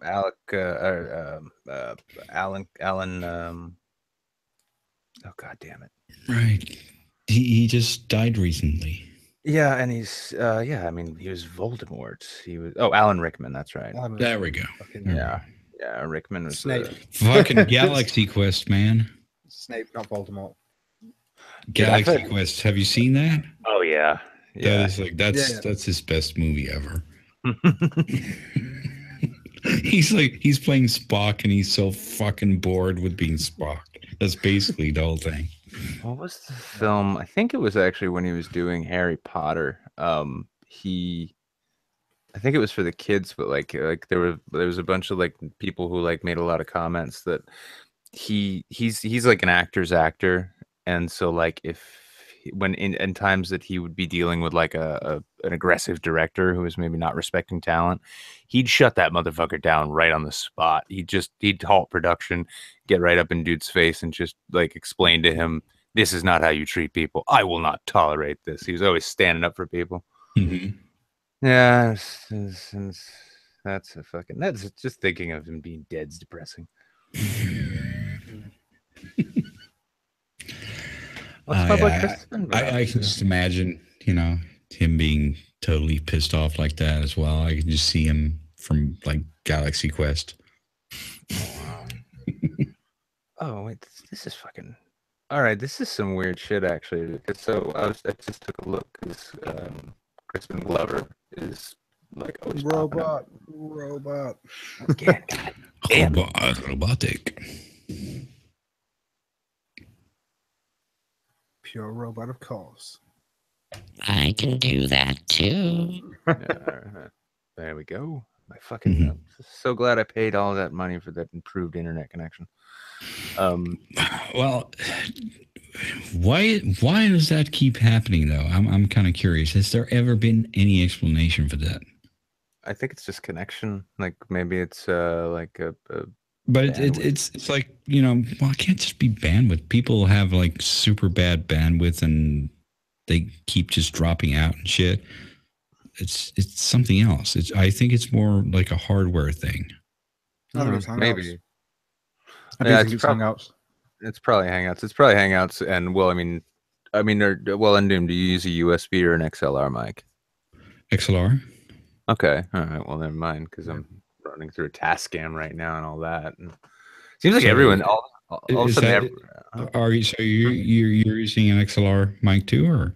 Yeah. No, I'm running an XLR through a Tascam 1800 and a I forget what the other ASIO is, but yeah, it goes directly from what is a 10-channel XLR input just straight to USB. So, well, it doesn't seem to be dependent on what kind of hardware you have. It's just, I don't know. It's weird. Weird, goofy shit. Yeah, mine's the same XLR to USB, but it goes through a Shure X2U converter. So yeah. Sorry, what? A Shure X2U converter. So you have Shure SM57 microphone, and then it's a Shure X2U converter that plugs into the XLR, and then it has a cable on the other side, and it's got like the volume bit and the mic gain and stuff in the middle and everything. And you can change how much you listen to your own mic and stuff, or to the actual computer itself. I'm just gonna take my computer outside tomorrow and wash it down with garden hose. That ought to take care of it. Oh yeah, that'll fix it. Or you can just take it in the sink. Oh, clean all that malware out. I'm actually really curious now. Have either of you guys ever watched Twitch support videos? I don't watch a lot of Twitch, I think I've seen those. Yes. Where like it's just these like fucking 13, 14-year-old kids who they started calling up, and then it's not real Twitch support. Yeah. Guys, it's just like, all right, now, okay, what I'm gonna need you to do. We're gonna need to do a hard boot set. I need you to take the laptop in the kitchen. Okay, set the webcam up so I can see you on the other one. Okay, cool. All right, now I want you to turn it over and take the battery out, and we're gonna coat it in sour cream. Okay, sour cream's got a good amount of minerals in there. I'm gonna need you to take it once it's good and covered in sour cream. I need to put it in the microwave. Okay, put it on low for about 30 seconds. I need you to put he had him pour, like there was one kid that they had him pouring milk in his router until his connection just went out. Yes, keep pouring. Okay. And I think we fixed it, guys. High five. Oh my God, that's like on par with people, okay, I'm just going to fax you that disc. That's usually what they did 10 years ago or something. Yeah, I'm just going to fax that disc to you. Jesus Christ, people. Don't you understand anything? It's I mean, like they had the first kid I remember after he puts the battery in the microwave, which is extremely fucking dangerous. I know, right? They could have probably killed Fucking someone. lithium. Bloody Yeah, hell. well, then they had him like turn the oven up to like 350 and put the laptop without the battery into the oven after they had him they had him pressing like butter in through the vent ports on the bottom. What? God, this is the thing. Like, this is stupid. Like, I know there are that like I've done video. I think I've done like live streams on these people who think that you can download medicine onto discs and then basically take the disc out of your computer, put a glass of water on top of it, and then that will soak up the rays or some shit. I don't know. You get the medicine, download your medicine for free. It's fucking hilarious.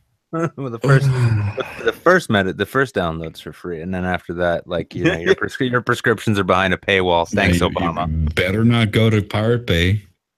Yeah, it's like that's that cheap and dirty Mexican medicine. You don't want to do that. They don't know how to make Percocets there. I know. I spent enough time looking for them. Mm-hmm. Oh god. Can you imagine that? Okay, I can't overdose on this sort of paracetamol. God. It's like, is this Spanish for fentanyl? No, no, sir. That's just his fentanyl. I'd complain if I definitely complain. You get imports here, I see. No, I'd ring up and complain. I'd ring up and be like, look, I had a headache. I downloaded your stuff, and then it didn't work, and it gave me more of a headache. God, the actual. Can you imagine if like your internet cut out? Like, oh my god, this headache is only getting worse. I know you call up with like a big problem, just like, I initially downloaded this for a headache, and I took it, and the headache's still here, and now let me just show you, I got bumps all over my dick. It is dangerous though, because I actually think some people have like been selling literally like chemotherapy and shit like that, like download chemotherapy. It's fucking weird. No, people believe some crazy shit. No, seriously, this is a real thing that they have. I can't remember it was. Oh god, there was a guy who I spoke to, Squatting Aruda, I think his name was. He used to be on YouTube, but I don't know if he still is. He came on my channel once and he brought it along. He's a Russian guy and he was just like, "Oh yeah, it's crazy. This shit is fucking brilliant." But it was it was weird. It was like this whole advert was just like download your medicine. And this one was like a whole instruction thing. And this one was downloading it, takes the disc out, flip it upside down, put your water on top. And then it has like these little like it has like the little rays, like the wiggly like arrows going up and shit off the fucking disc. And these rays will basically fill the water with the good mineral, like the medicine and stuff like that. And then you drink the water and you'll get healthy. Like what? It's like these people who drink their own piss, man. Like people believe some crazy shit. People really do. It's Well, I mean, you'd think there'd be some sort of limit, though. Dude, I dated a proper flake back in the day. She was like always like falling into weird cults and shit. And after we broke up, we remained friends. And I was like, "What? Just see on her Facebook feed, she got really into holistic shit. And apparently, for a while, she was really into like basically like stuffing chopped up garlic cloves into various orifices to help detoxify the body." And I don't know if you guys watched, I mean, if you watched Jeff's had a series running deconstructing Kelly Brogan. She's another naturopath quack. Mm-hmm. And her mentor, who died of cancer that he was treating himself, taught her that the treatment for all kinds of stuff is to stuff coffee up your ass. A coffee enema. I can see it worked out well for him. Yeah, I mean, like, he beat that cancer right up until it killed him. Yeah. I love fucking nihilist Arby's. I'm reminded, it's like he died doing what he loved, fighting an aggressive and untreatable cancer. So, yeah. Just to throw out there, by the way, pretty much. Quantum Man TM is a trademark for quantum downloadable medicine. Yeah. Yeah. Good luck with that. Yeah, you gotta get in early in that. Jesus. And it's like Quantum Man is a site that promotes alternative medicine based on touts. Fucking hell. It's just the stupidest. Why is this on Rational Wiki? Well, you I know, mean, what is it? if it was like 200 years into the future and we're actually having Captain Kirk, then I'd buy it. I can't It's remember if from it the was. Zurich Alpine Group. It markets its products as the world's first downloadable medicine. No shit. Mhm. The First only and last. first Yeah. and last. It's so stupid. I can't remember if it was Bill Nye or Neil deGrasse Tyson who said, he's like, do you know what? I think it was Tyson. He's like, do you know what we call alternative medicine that works? We call it medicine. That's Yeah. Tim Minchin. Tim Minchin. Oh, was that mentioned? Tim Minchin, that is, yeah.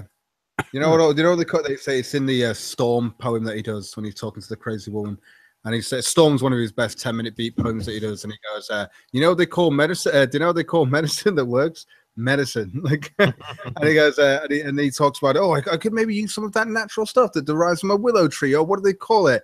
What is it? It rhymes with Maspin. Oh yeah, that's right, aspirin. That's it. You could just use aspirin." Guys, so funny.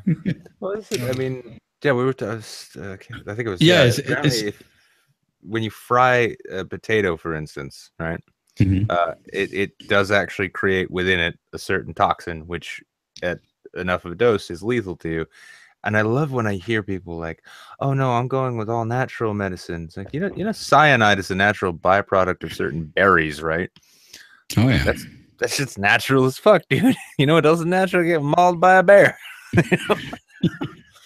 What can you do? That is natural. Yeah, that's, It's not good, but it's natural. well, it's good for the bear. Good for the bear. That's true. You should say that. Yeah.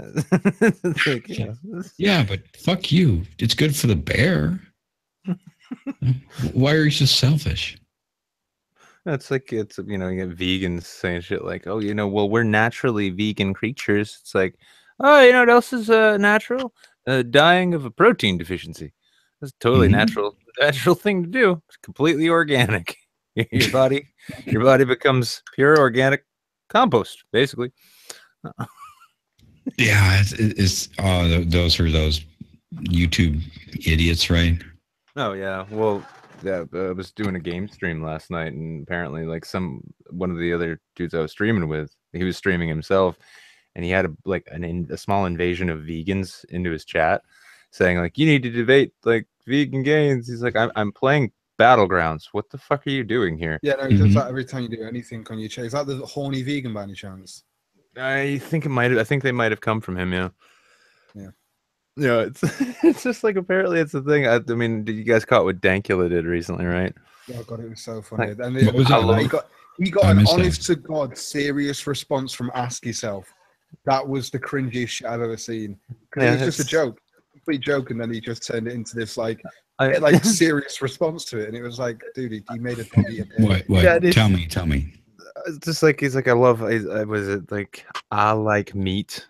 I like meat so much that it makes my dick hard to the point where the soundtrack from Dark Souls 3 starts playing.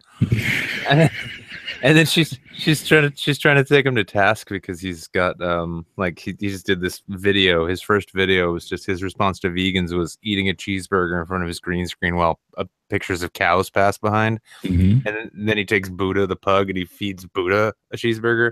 And the dog's friggin' eyes light up. The thing is just like, oh It's so shit. funny.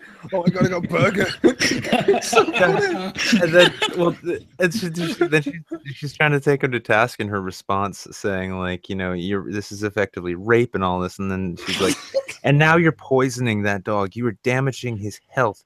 And his response is like, Buddha is a pug. They are naturally unhealthy. I am Scottish. I am also naturally unhealthy.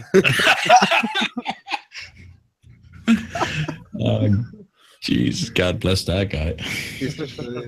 It's so true because it's so funny. Oh god, the stuff they come out with though. But like I say, Ash Yourself did an honest to god response of that whole video of him like eating the burger and stuff like that, and he was like, "So still, you have no arguments for why you're gonna eat meat?" And he's just like, and this whole like veganism is gay response. How childish! It's like, dude, it's a joke. He's just like, veganism is gay. Like it's just. I get called gay at least twice a day. Yeah, I'm no homosexual.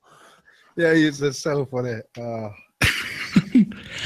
yeah, you can do his accent. Fuck, you can do everyone. Jesus Christ, I'm so jealous. I've been doing accents a long time, boy. Long time. Yeah. And I annoyed the shit out of my family growing up, and now Quinn is trying to do them, and she's really bad at them because she's 9. Mhm. So I like she'll come in and she'll just start trying to do this like really bad posh little girl British accent, and I'll just be like, right, hon, I'll tell you what we're gonna do. We're gonna get you trained, and you're not allowed to talk like that until you watch 3 of these videos here. And so I'll just put it up like I'll just randomly select like Welsh dialect from a dialect coach on YouTube. Be like, watch this. He doesn't sound like. Shh. Not everything's Harry Potter, baby. It's okay. Start with Welsh. Work your way up. Is Cog secretly Welsh? Is that why he's called? I get it. I get it. But Welsh is one of the worst languages. It's fucking awful. I'm trying to read that shit. Like seriously, I say to everyone, do you know why Welsh exists? Welsh exists so that people can cheat at Scrabble. That's all it is. Welsh exists. What is Welsh anyhow? Welsh is how to use every single vowel at once. With every unused letter from the alphabet, like Y's and shit. The letter Y is used way too. Like I said, Welsh is used so that you can cheat while playing Scrabble. That's what it's for. Show me. Tell me. How does it sound? Okay, let me get you. Let me get a video up for you. No. You do it. That's much more funny. No, I can't do that. I'm terrible. Okay, you can probably. So you're do talking it. like a Welsh from the valleys, and you're talking a little bit like that from your. If you're from Wales, it's a lot like that. You get on with everyone down in Wales. We all do like that. Yeah. Yeah. Basically, it's like you take the cadence of a drunken Scot, and then you make them speak like they're from, I don't know, like make them try to pretend like they're from Sheffield or something. Yeah, slight hints of Irish in there as well. Yeah, it did sound a little like Irish when you did it now. Yeah, it's like they're off the coast. I'm trying to remember the name of their longest fucking town. Like Llandough Brevy. The fucking town names. Llandough Brevy with the only gay in the village. That's one of the main ones from the UK. You get. It's the only gay. Have you ever looked at Scottish Twitter? No, what does that even mean? Here's the thing: when the Scots write, when they type shit out almost phonetically. So it's like, came into the house to find out my ma's made me fajitas. I could honestly shag her sometimes, and it's all written just like that. Whoa. I mean, Dave's Irish, and I can understand him a lot. He's Irish. This is Scottish Twitter. You ever want it? Scottish Twitter. You ever wanted to wrap yourself in tinfoil nice and cozy and then just fucking get right into the microwave and blow yourself to fuck up? When it's Sunday morning and you're trying to convince your pals no to quit the sesh. Oh, and that's a response to Justin Bieber saying teamwork makes the dream work. Tell him to put down the drugs and get all the coffee in it. No one really understands that. I mean, there are a couple of people, like Goodfella and people like that who they have this amazing thick Scottish accent. And I love them for it, but I can't understand what the fuck they're saying. I do. I love Scottish people. I watch Goodfella all the time because when I hear that Scottish accent, it reminds me of like relatives. It's just like you get that whole like that thickness, and he's just like fucking hey. It's like I love it when he does that. It's just like oh fucking hey. I love the guy. He's very. I mean, he's nice. I love him, but I can't understand half of what he's saying. I can understand him perfectly, but I mean, I've been practicing speaking like this for a while. That's one's one of my favorites. All right, so Asda is basically like it's almost like Walmart in Britain. It's owned by Walmart. Yeah, so it is Walmart in Britain. So it's like this one, Michael Sharp at Sharpies. 22nd June 2015. Can live with paying 5p for one, but I'm sick of having to light the fucking beacons of Gondor to summon someone anytime I want a bag in Asda. So true. The fuck was that last part? When you want a bag when you want to get a bag in Asda, the Walmart shop. So when you want to get they have a law in the UK now that you have to spend 5p to get a carrier bag in the shop. Oh. So and that's the thing, and it's like he's saying, I don't mind spending the 5p, but it's the fact that I've got to like basically summon the fires of Gondor to basically to get a woman to come across and give me a fucking bag. I read it. Why is that a law though? Why is that a law? Oh, they did the same thing. They just, I don't know, they just brought it in as a thing that all bags in the UK that needs to be sold for 5p if you're buying them from a shop. It's to help with the pollution and using too many plastic bags, bro. Okay, so they were like free before, or what? Yeah, get your bag for life and your energy light bulb, because that'll save the energy crisis. Yeah. Rab McLaughlin was shagging a bird and he went like that to her. Who's your daddy? And the bird went, I don't know. He left my ma. Yeah,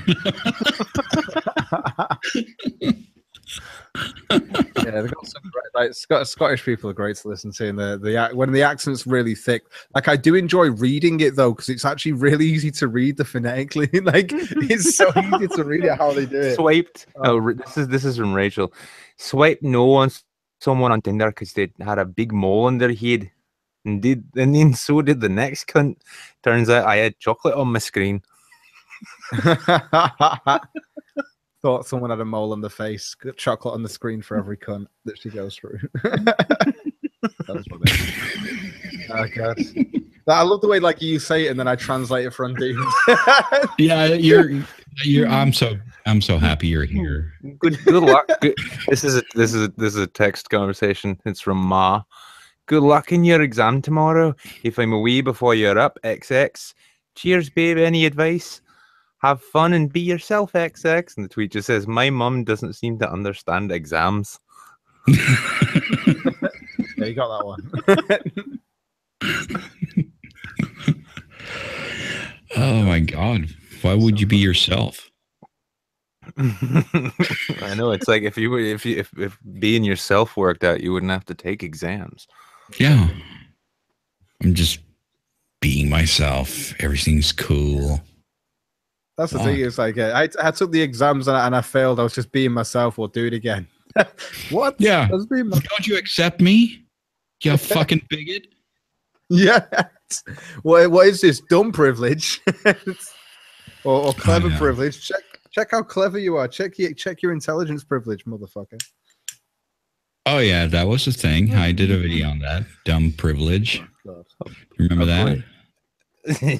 Yeah, I think I did see that. Yeah. It's like there's a privilege in being dumb.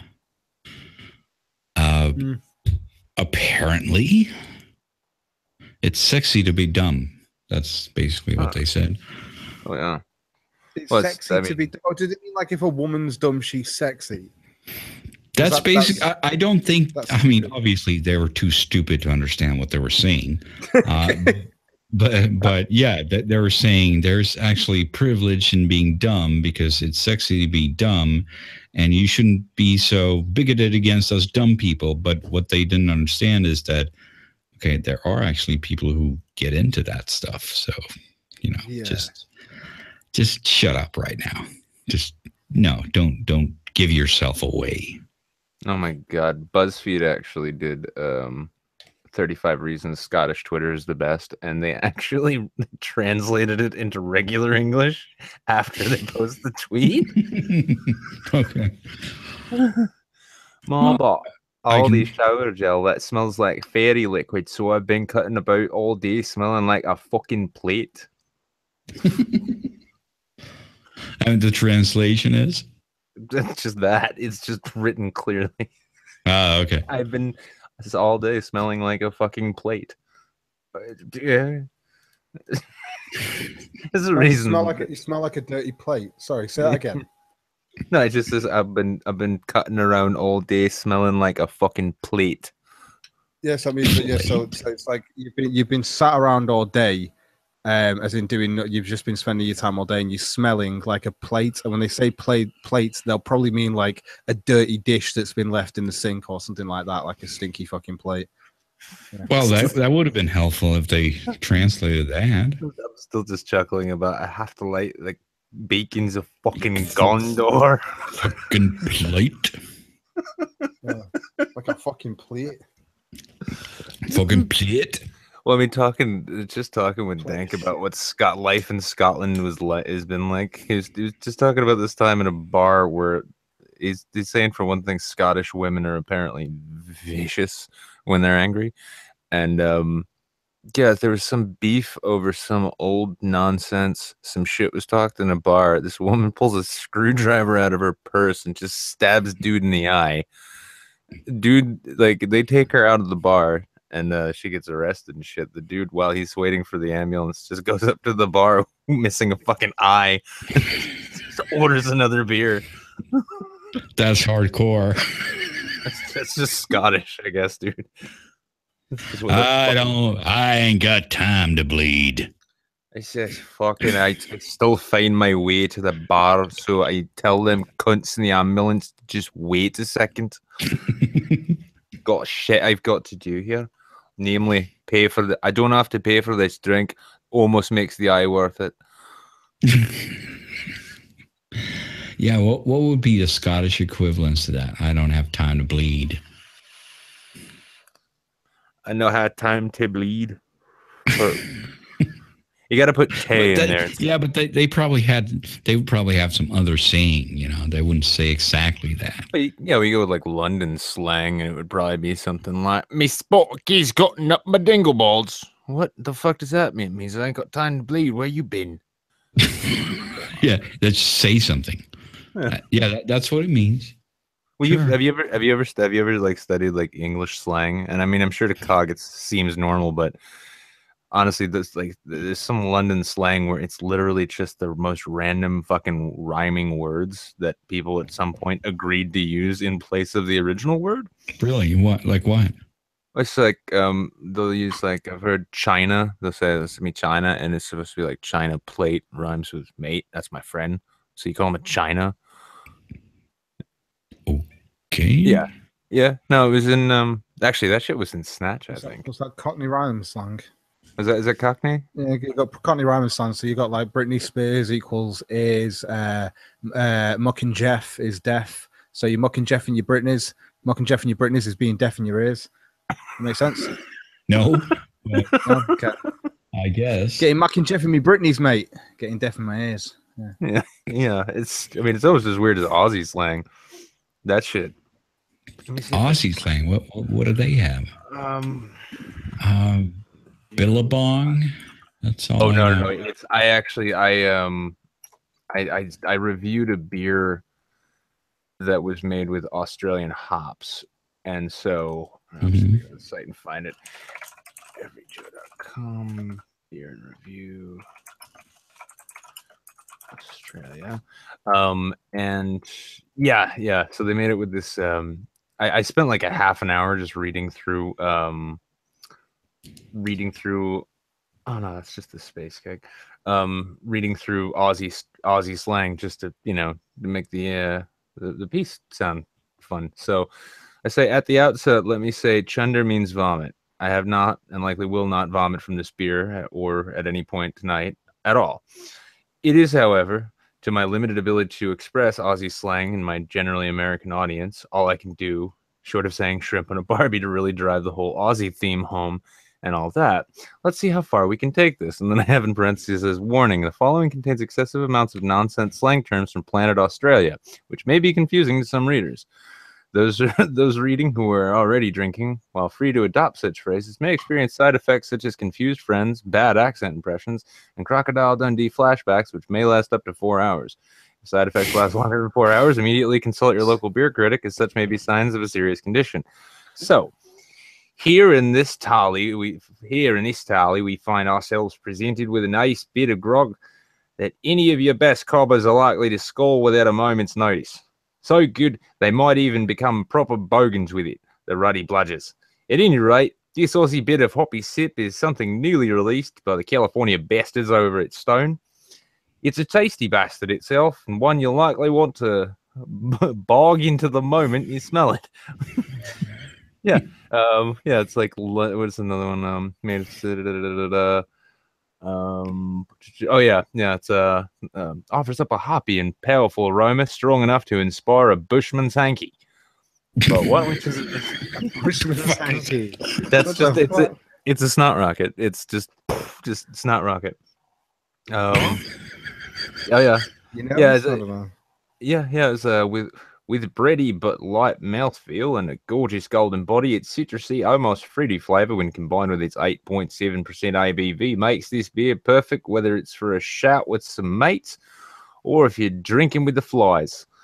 Just be careful when handling this delicious brew that you don't hit the terps too hard, lest you end up in the booze bus of the divvy van. Divvy van. The divvy van. That's hilarious. I love that. I know what that means. I know what the divvy I don't know van what is. that means. What is that? Divvy van is a police van. Yeah, and the booze bus is the police van that they pick you up in if you're just going to the drunk tank. I grew up with that slang. I used to you could turn around to someone and just go, "You div." Like you could easily get away with that. Divvy. Divvy van. All right. Yeah. Yeah, Yeah, well, I mean, like, I think, if I'm not mistaken, if I remember correct, I think hit the terps too hard. I think that means either you're drunk or you're just throwing up. Drinking with the flies, I think, just means drinking by yourself. So you're just drinking with the flies because apparently Australia is covered in flies. Right. Yeah, there's London to a brick. It is sip these hops combine to present the palate with a citrusy, somewhat exotic sort of overall hop profile that London to a brick will be sure to please. So it's like everything is in its right place. Have you guys ever been to Australia? Not yet. Yeah. Have you? Cog? Never been to Australia. My brother lives there at this moment in time. One of them anyway. But yeah. I'm trying to remember. I've been there, but I can't remember if it's a dry or wet heat. What, like a humid heat? Yeah. I wouldn't know. I can't remember. Fuck. I mean, Was it humid or was it dry? I can't remember. I'd imagine it's dry. I mean, you know, if you can't judge an entire continent by a Mad Max movie, how do you judge anything at all? There you go, guys. The div, because I decided to look this up because I'm one of these guys. I wanted to actually find it out because it comes from the lowest job given to an inmate who was had to divide cardboard boxes, so you were called the divider. So they obviously shorten that to div. So then obviously they go, "Oh, you fucking div, you broke my ribs or something." But it becomes like a term of just call it like it's a lower term. It's like calling someone a cock or something like that. Well, hey, don't go using that C word. Or a beta male or something like that. So basically, you're a div, you're the lowest sort of thing. Right. Lowest rank. Wikipedia snippet says that it's wet heat. Wet heat. It's a humid. Nice. Yep. Fuck, I don't remember that. But that's interesting because I hate humidity. But I didn't hate Australia. So maybe I was there in the winter. Well, if it was summertime for you, it was winter there. Yeah, exactly. Yeah. So it was probably winter. So it's probably make-believe seasons and fucking penguins swimming up on your southern beaches all the goddamn time because you can see the fucking South Pole from your house. Fucking. I always used to get a kick. I mean, I know the histories are dirtier, more complicated, but the fact that like the U.S. was founded by a bunch of like, you know, religious Puritans who just wanted a place to worship freely, and we fought and spilled blood to get our independence. And Australia was a prison colony, and all they had to do was go to court a couple times. God, you value your country too much, dude. You know you were a prison colony too. Do you know how many fucking inmates we sent over to you as well? I know you did. No, you guys. Yeah, you guys. We sent a shit ton over to you. I went looking this up. I actually thought it was only Australia as well, and no, we sent a shitload over to America as well. Before you obviously got your own independence, but we did ship a shit ton over. Of course. Otherwise, we still would have been that fucking fundamentalist Christian nation, right? Yeah, Yeah, we still have people believing in God and shit. yeah. Yeah, well, So- now it's just half of them. So Yeah, I it's guess just the half- prisoners did some good. What's you know? I don't think it's a negative. I mean, you look at Australia and America. You're thriving countries.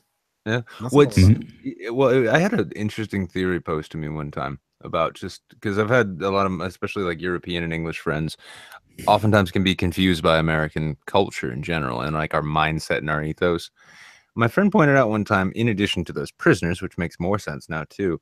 I mean, think about what you had. You had like the people who settled the country. These are people who just uprooted themselves, took their families and what little they could, still could carry and shit. Like, I'm going to go to this wild and untamed part of the planet that we don't even know how big it is or where it leads or anything like that. I'm just going to go over there and take my whole family. And then if I have the money, I'm going to pile them into a rickety little wagon. I'm just going to drive them out in the goddamn wilderness for several weeks until I find a place and say, yeah, this'll do. Hopefully the children who didn't die of dysentery will grow up and inherit it. And when you think about it, it's like that kind of frontier batshit craziness. It's like, if that's like your culture is rooted in people who made extraordinarily dangerous decisions just to see, hey, let's see what happens. Hold my beer. Yeah, but don't forget that during that time you had this enormous fucking propaganda machine basically telling everyone that this is today's fucking Tahiti. Just go there. Everything will be awesome. It's the new world. It's Yeah. a lot like the old world before we built all of these houses and shit. Yeah. But it's new to you. It's new to you. Yeah. And it's awesome. And, everything's made of gold and shit. And you got fucking palm trees everywhere and whatever. Lord Copplethwottle, when will you be going, sir? Once the rest of you dirty peasants are there. I'm sure I'll miss you when you're gone. Sure. Now, if you excuse me, I have estates to tend to in India, where the weather makes sense. Oh yeah, because I'm sure it does in India. Yeah, but I mean, consider look at where the British Empire, like what the British Empire was and where it went, and you can tell it was just. I mean, it was every rich cunt who could afford to get the charter would just go find some warm ass piece of land with with spicy food, and just get the fuck away from England. Do you ever miss England? Yes, but then I think about the weather and food. And food. And Yeah, the we food. actually have food in this country, like we don't have back in England. You know, you can make pig taste like something other than boot leather. I didn't know there was ways to make things other than boiling them. But boil. I fry my bacon, dude. Yeah. Well, I mean, what was it? I think it was it was my Irish friend down in New Orleans. Like, he used to chuckle because he worked at an Irish pub owned by his brother. Fried in butter. Yeah, well, they'd always be like, "Oh, we're having English cuisine," and we'd just be drinking, and he'd just like snarkily chuckle. No, yeah, Irish cuisine. And he's like, "What the fuck is Irish cuisine?" He's like, you take whatever you can find, and you put it in a fucking pot, and you boil it. Stew. For 16 hours. So it's a stew. It's meat, it's potatoes, and it's like veg in a broth that's just boiled, and it's just boiled. And then they go, "Here you go, here's your stew, and here's some bread to dip in there. Bread and butter, enjoy." So authentic Irish cuisine.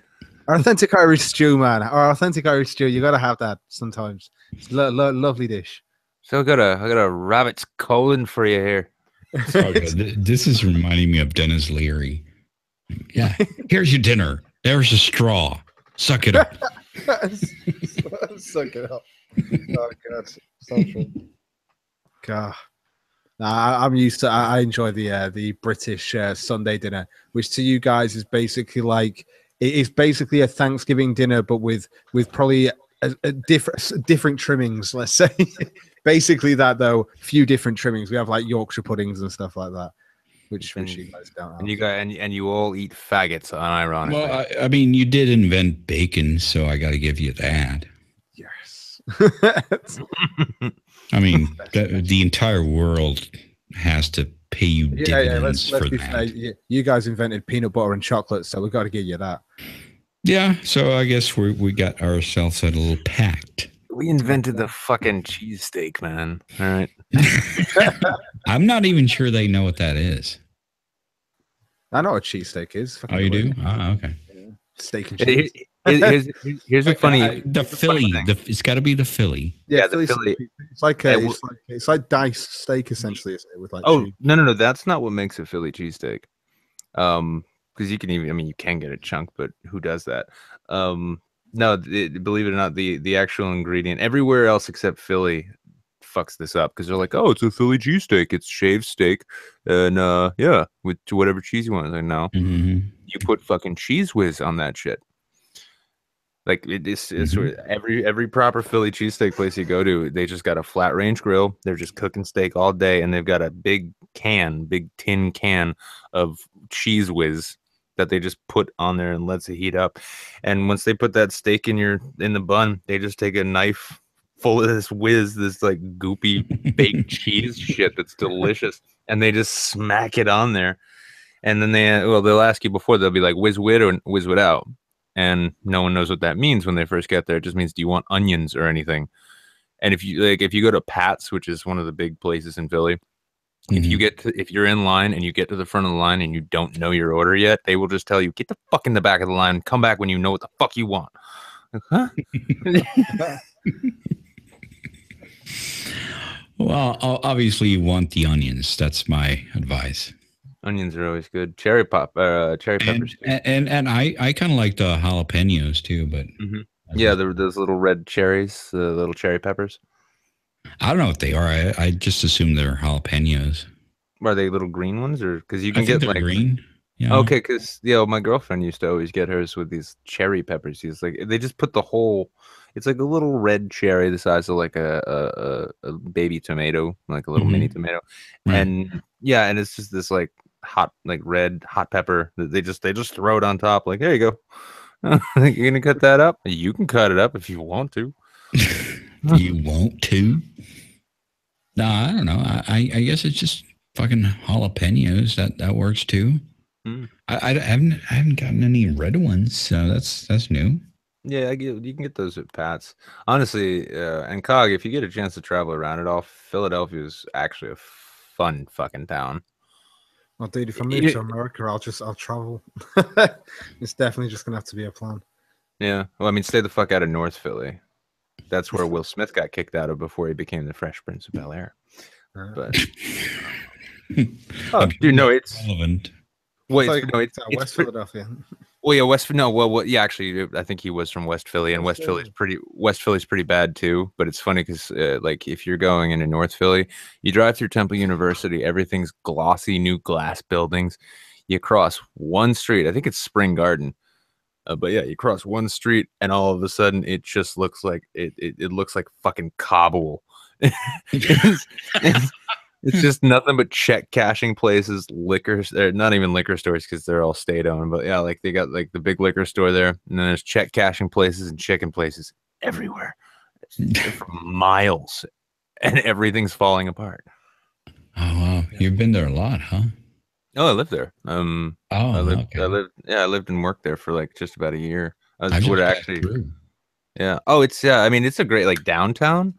Like the downtown area, around like Market and Broad, or South Philly is where like you go to have fun when you actually know people who live there, and they're like, no, fuck Broad Street, yeah, just come to South Philly. You go to 2 Street, it's the 2nd Street, 2 Street, Irish pubs all over the place. You go down there for like New Year's Eve, you'll just see a bunch of old drunk fucks in dresses. Is there any town you haven't lived in?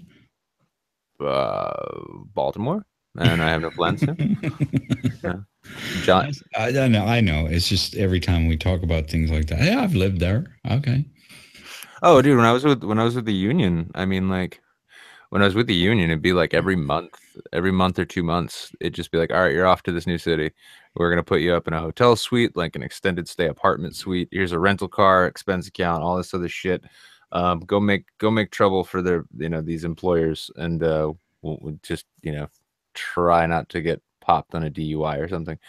And it's like, all right, Please try. yeah, you start out in Pittsburgh. Like, oh, Pittsburgh's cool. Oh, they're gonna sling me down south in the state a little bit by West Virginia. That's cool. Then up to Milwaukee, and then down to fucking Fort Lauderdale, and then it was back up to the Twin Cities, and then it was Rochester, Minnesota, and then it was Philly, and yeah, it was a lot of fun. Rochester, Jesus. You've been there? No, but I've heard about it. Rochester, Minnesota. I've heard it sucks. Yeah, it does. It's so fucking cold there. They like the downtown area. They have a subterranean mall, effectively.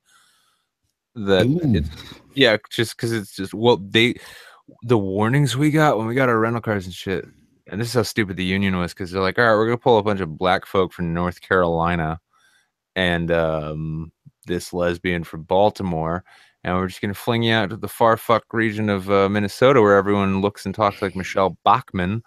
And oh yeah, pro tip: keep your gas tanks full. And someone's like, oh yeah, I'd hate to run out of gas in this weather. Like, oh no, you want to keep them full so they keep circulating. Otherwise, the gas will actually freeze at night. Yeah. Really? Yeah. Oh, this shit was like. I thought it was cold in Chicago. Jesus Christ. Oh, Chicago's got wind. Like rural Minnesota it's just tundra. It's like fucking Siberia. But it's pretty much on the same latitude, right? Of what, Chicago? Yeah. Yeah, but on the one hand, for one thing, you've got Chicago itself, so you've got the city to keep itself warm with all its shit. And the cold that comes in is lake effect. It's lake cold. In Minnesota, though, it's just like there's a lot of prairies and forests and shit. So you've just got cold air sweeping down out of Canada. Like, I fucking hate you. Here's my evidence. There's this town, I think it's kind of south of Chicago. What the fuck is this called? It's like Edmonton or Edmundston or. I don't know Illinois too well. I've only fucked around. I only fucked around in Chicago. I was there. That was fucking cold. Oh, but you've been in Milwaukee, right? No, don't think so. Milwaukee, they did this genius thing where they somehow managed to build the grid of the city in just the right pattern so that it catches lake effect winds. You can be on the opposite end of town, and you will get this icy blast of wind just rolling in off the lake, and it just shoots straight down the street, and it gets so bad, like you're leaning into it, and you can be completely covered up, and you won't be able to feel anything. You will be, it's fucking horrible. It's like the planet Hoth. Pretty much, yeah. It's like the planet Hoth, except they've got like a fucking, like a shopping district. Yeah, the planet Hoth with McDonald's. Yeah. I've never seen so many black people in such a cold place at one time. It was like that. Oh man, I remember we'd step out of the office. We'd be up in the office, it'd be all warm, and you just see like this entire crew of people like, all right, I'm gonna put my got my long sleeve tee on, all right, and now hoodie, all right, cool, and now my pea coat, and now put my hood up, wrap my scarf around it 3 times, put 2 pairs of gloves on just for a 40-foot walk to the car. Yeah. Oh shit! I hate the cold. I really can't stand the cold. That's like how yeah. I mean, why don't you just move? Oh, I can't. I got a kid here, so. Yeah, right. Yeah, of course. Although it's funny, at least like, I mean, it gets, it can get pretty cold in New England, but when we get like the heavy snowpack, like heavy snowpack will actually insulate you. So if you've got 5 feet of snow on the ground and like 10-foot snowbanks, you can actually, because they'll absorb the heat if it's a sunny day, and it'll actually kind of keep you a little, not warm, but it's not going to be, as freezing as it will be when the sun goes down. If you happen to see the stars, you're fucked. But I mean, apart from that, would you still live there? Wouldn't be my first choice, but ever since I came back from New Orleans in 2013, it's like 4 years ago, and I mean, I just re-signed my lease in this apartment I'm in. Hmm. I'm getting somewhat comfortable, and because, like, I guess the New Orleans film industry's kind of gone to shit. Um, Everything's gone over to Atlanta and North Carolina. Um, and also it's filled with hipsters now, like social justice and Antifa are running amok in New Orleans, I'm told. But yeah, I mean, I'm actually going to be running for office here next year. Really? Yeah, yeah. For what? Mayor? State rep. No, state rep. Oh, okay. Yeah. Well, I've told you about, like, it's tech. I think it might be number one, but it's in at least the top three. This state has the world's largest representative government. Mm-hmm. 1.3 million reps, or 1.3 million residents are represented in the lower house alone by 435 house reps. Right. Yeah, so there are people representing cul-de-sacs and shit. I took a look at my district. I realized I have more YouTube subscribers than I have voters in my district. So yeah, the average campaign for state rep here costs like when does that start? well, I mean, they're 2-year terms. We just got through the 2016 cycle, so the next election will be 2018. I'm gonna Right. And well, the average, there's such small races. Like, you file $2 to file for candidacy, and then Mhm. you got to collect signatures to get on the ballot, and then you just campaign. Most people, like, I've found out one of my local fans is actually a sitting state rep, and he's actually plagiarized my words on the House floor, apparently, which I'm fine with. At least until I get there, and then they're my fucking words, dickhead. But yeah, but yeah, he was telling me, he's like, I really went for it, and I think he's like, I spent about $1,200 on my last campaign, so I'm thinking I want to raise like $5,000 and put up a billboard just for laughs. Mhm. It's just a billboard with just like my face on it, says, "Hey, Ward 3, we both know you can do worse." So, like, You could do worse. That's a Yeah. great slogan. yeah, you could do worse. Or hey, who wants legal weed?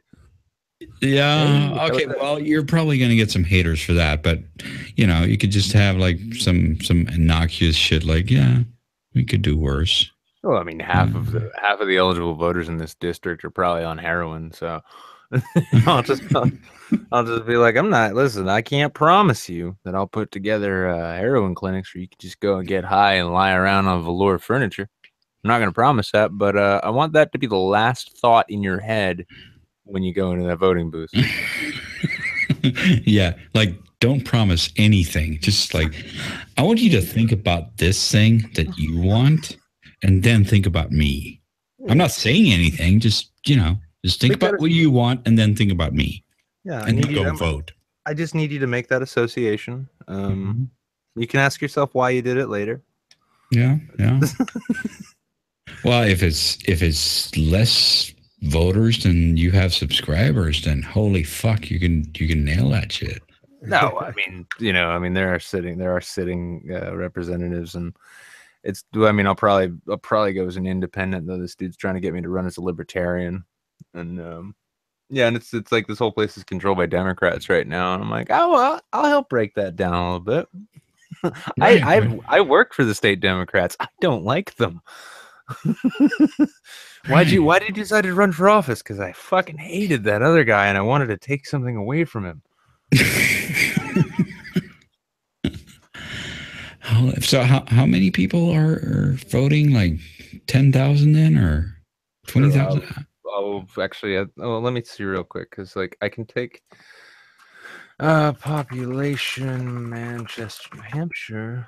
Okay, so there are 110,000 people in this city. Mm-hmm.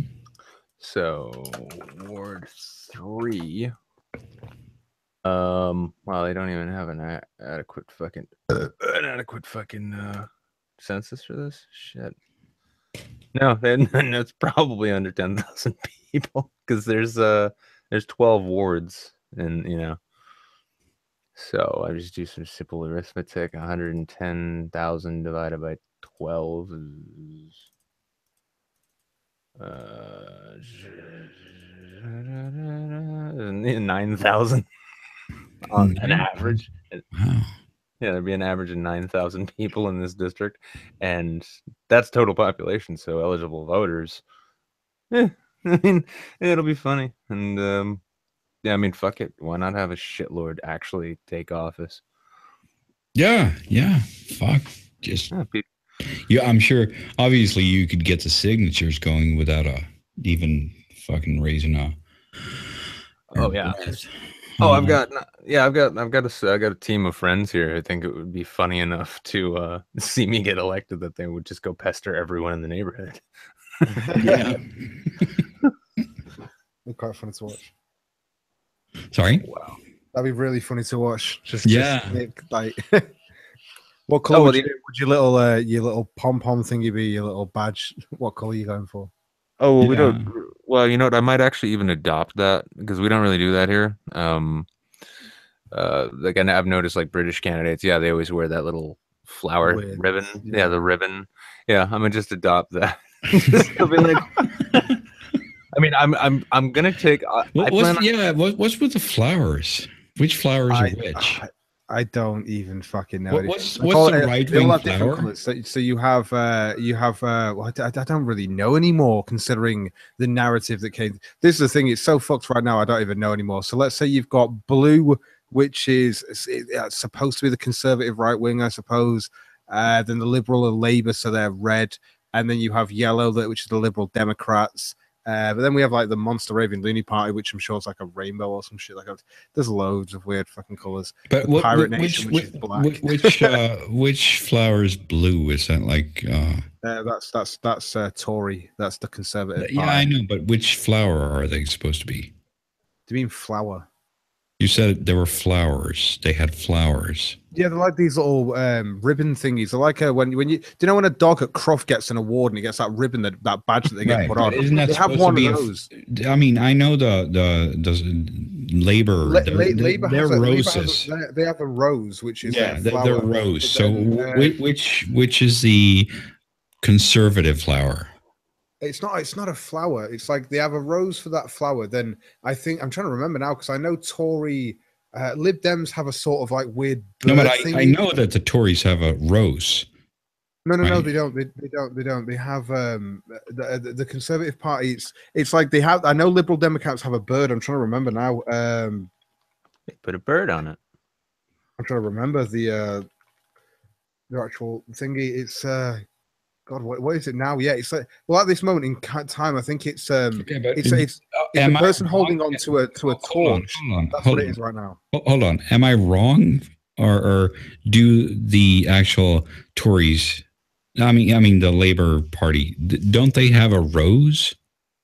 Yeah, no, the Labour Party do have a rose. Whereas I'm gonna screen share now with you. This is the Conservative Party logo. That's a torch. Like an Olympic torch. That's what it's like, an Olympic torch. They changed that. They've changed that recently. Labour have stuck with that, and then your Liberal Democrats, they're like a bird or something like that. Okay, maybe I said that wrong first, but yeah, Liberal Democrats like bird thing. I thought I remember the Reds having a rose. Yes, that's Labour. And the Liberal Democrats have a phoenix. There we go. There we go. I remember that rose. Yeah, exactly. That's how it is. That's ours. We have a rose, we have a bird, and a torch. hey, you know what? Well, keep in mind, dude. We have we've got a snack, no one cares about, and then we got an ass and an elephant. The elephant in the room and the ass. Yeah, gotcha. Yep. No, it's like, well, I just love that I love the remix of the Gadsden flag where it's just like drawn by a 5-year-old. It says no step on snack. Yeah, I don't get those logos, but all right. Well, the Democrats and Republicans actually labeled they gave each other those back in the day. Because the Republicans are like the Democrats are a bunch of asses, and the Democrats are like, the Republicans are like a bunch of stampeding elephants. And they were both kind of like, I kind of like this now. Way to That's so embrace it, civilized. Yeah, well, I mean, the Gadsden flag, it's it's one of the colonial symbols because the coils of the snake, I think it's supposed to be 13 coils, and that's why he's sitting up so high and says, "Don't tread on me." And no, the original snake was just 13 segments to represent the colonies. And now the libertarians are like, "We are the new revolutionaries." And okay, have fun with that naked guy on stage. I'm sure Gary Johnson's gonna have a ball of a time. Yeah. Well, like they're telling me like I've got a couple libertarians like, you need to run as a libertarian, dude. It's like, I think your parties I think we really align. And I'm like, you do realize like I want more public transportation, right? Like, So I don't think okay. Sorry, I didn't want to cut you off there. your stream, dude. No, so I was just thinking. So you're a big fan of Paul Joseph Watson, right? Oh yes, and I love his maps. Yeah. So I guess you're particularly offended when he got schooled yesterday. I didn't even guess that would happen.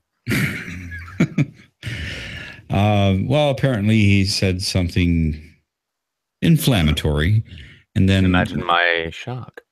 Imagine my shock. And then someone who's like some huge authority on history showed up and basically laid down a whole like man threading theme with 13 tweets. Educating Paul about the Educating Paul. No, well, I mean, honestly, to me, Crowder's kind of the idiot du jour right now. Oh, I missed that. What did he do? Oh, he claimed that the AIDS crisis was a hoax. Okay. Yeah, it's just a way for the gays to get the money. And then like this thing he was airing basically said that if you're straight, you have next to a 0% chance of contracting HIV or AIDS. What the fuck is he on about? What? Yeah. The fuck is he on about? No, he's fucking retarded. I mean, Jeff is supposed to go on a show and argue the point, but yeah. No, I mean, Crowder is, it's like I think maybe he's been wearing his wigs too long. He's cutting off circulation. I didn't know he was that retarded. I didn't either, but people can surprise you if you give them a chance. AIDS? What? You can't get AIDS if you're white? No, straight. Straight? Okay, Yeah. That's the same thing, basically. These days, might as well. You can't get AIDS if you're straight? It was some shit that was claiming that the AIDS crisis was. Wait. Is Steven Crowder straight? It's getting harder and harder to tell, isn't it? Well, if he is straight, can we basically just try putting a dirty needle inside his arm? I mean, if he's that confident, It's why not? Yeah, I know. It's like, hey man, how do you feel about Ecuadorian blood transfusion? Wouldn't that be a video? So it turns out Steven Crowder has contracted the HIV virus from the dirty needle. He learned it the hard way. Yeah, no, it was one of these things. I mean, I think it was some outdated shit too, because it was basically saying that like straight sex, it's a much lower, next to nil chance of contracting the virus, and that the epidemic, which like swept through New York, and all that, just that huge AIDS epidemic, that it was a overblown hoax and it was propaganda and all this. It's like, fucking goddamn. There was a guy. In fact, here's a story about AIDS. There was a guy who there was a story in like the MEN for a while ago now. It was at least a good 3, 4, 5 years ago. Of a guy who'd broken out of he was in like a mental hospital or something like that, and he'd broken out, but he had the HIV virus. He actually had it. He'd contracted it, and I think he used to be like homosexual or something. Went into this mental institution, had HIV, came out, but then he decided to go to like nightclubs like every night, and like I think it was like every Friday or Saturday, and he'd meet a woman and then have unprotected sex with her so she could catch AIDS, and he just did this every fucking weekend, pretty much, like on the regular, as like a thing. And I think it was like it came out in a news report that like they'd finally caught him and stuff like that, and he'd been put back in this mental institution. But the amount of women that he possibly could have, like, they had to put his face and stuff in the newspaper and shit like that. To go, if you've slept with this man, you may have AIDS. You know, fucking that's mental sort of shit. Yeah. Well, it's I mean that there were a number of stories of people. I remember during the 90s, there were stories of people doing that here. Like they would, if they contracted the virus, they just go around and spread it around as like this malicious weapon. And that's part of why also it's I believe it's a felony now if you if you have unprotected sex with someone without informing them that you're HIV positive, because that's, you know, that's a pretty surefire way to give them the virus. And now there's on, because because the medicines have gotten better and HIV is a treatable condition, and it still fucking kill you, but you can live a lot longer with it. There are people saying, "Oh, we need to destigmatize it, and, you know, stop making it a crime, and, you know, just, you know, it's pretty much like herpes these days." Yeah, sure. Except the herpes doesn't fucking kill you. Oh, these people. Yeah, well, that's what happens when you spend one generation not giving anyone sex ed, and then you get them all riled up about sexual rights without the education. Yeah. Jesus Christ. Fuck, who was it actually though? Yeah, there's some publication or some, like, you know, some like really like stuffy conservative type was going on a tirade about how, yeah, because I think it was like Cosmo or something, Cosmo for Teens or some shit, put out an article about, you know, just going over, like, factually going over anal sex, and someone's like, "Oh, they're teaching our children sodomy and shit like this, right?" And it was funny because it's like, I saw one of Jeff's, there was just a fire tweet Jeff shot out. He's like they're teenagers, they're gonna be playing with each other's assholes no matter what you tell them. So That sounds like Jeff. yeah, it sounds like American teenagers too. It's like, "Oh wow, this sex stuff's so cool. Let's put stuff in your butt. I'm gonna take a Darth Vader action figure and wrap my foreskin around it." Why? While singing what in the butt. it's seriously, you could tell. Yeah. So true, man. Fuck. I mean, Teenagers fucking suck. You got teenagers giving themselves blowjobs with vacuum cleaners. Fucking hell. Putting like fucking peanut butter on the That sounds genitals. like it would hurt, though. Wouldn't It's it like hurt? people put like apparently people like put peanut butter on the genitals and get like the dog to lick it and shit like that as well. So like, oh, that's an old gag. People have been doing that for a while. And Well, there was yeah, that's still sick, though. But oh yeah, well, I mean, there's a YouTuber, like, this chick was like she was like had a YouTube thing where it was just like, "Y'all can hate me all you like, I don't give a shit. I'm doing me. I fuck dogs." yeah. Yeah, It was- okay. It was that person who said like, God, what was it now? Where it's like he said, I can't remember who it was, but he said that there's always going to be a point in time where mankind will look at everything that he's ever invented, and he's like, "But can I fuck it? Can I actually fuck it?" True. well, yeah. I mean, that's kind of how a lot of people. I don't see view a the whole future. lot of fucking with R2D2 there. I don't know. Hey man, don't, you know? Pretty Listen, sure there's R2D2 dildos. I'm pretty sure. Well, I'm absolutely positive. There's I'm got to actually be going to do R2D2 butt plugs. I'm looking for this. Okay, butt plug. All right. How about Well, yeah. three? Well, no, Can- there's probably well, I mean, the real 3PO, I guarantee you, if, like, you know, if Earth humans, whoever Holy shit. encountered him, they would find a way to fuck him. They'd attach, they'd move that wiring in his abdominal cavity there and just, like, put a fucking, like, split open cantaloupe with a hole dug in it. And just be like, "All right, don't move now. I find this highly irregular." Well, I imagine you will. I imagine you would. Now shut the fuck up. So by searching for R2D2 butt plug, it's come up with a Dalek butt plug that looks quite painful. A Putin butt plug, C3PO and Darth Vader though are on here as well. Oh, so Oh. we've got it all covered. Yeah, we got all from here. We've got the Star Wars, got a bit of Putin in there, got a bit of Doctor Who. You know, those are probably like the last Star Wars properties George Lucas actually owns. Look at this! Look at this shit! This is so funny. This fucking check this thing. It's a Whoa. Putin butt plug. All right, Look let at me share. There we go. Look at that Putin butt plug. that's. I think Isn't that's supposed to be our- Doesn't that look sexy? Yeah, I guess. It's one of the few times you find yourself. Oh my god! One of the few times. I was gonna say it's one of the few times you find his like smooth, rounded face, and you're grateful for it. Just in case you want to stick any political leaders up your ass.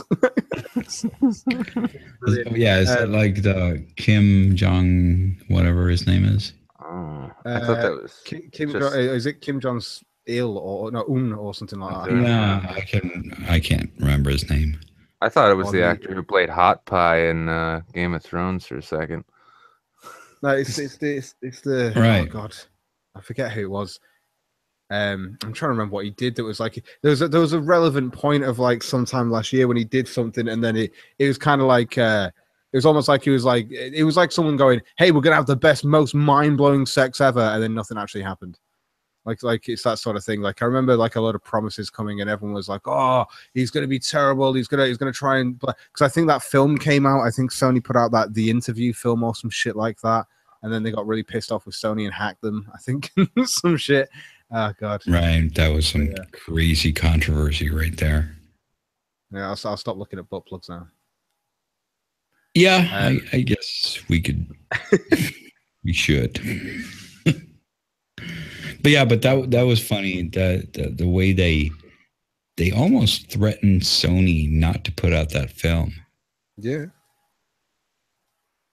That's They actually just- they actually hacked. I thought they hacked them in the end. I thought they actually did hack them. There was the servers were down for a while.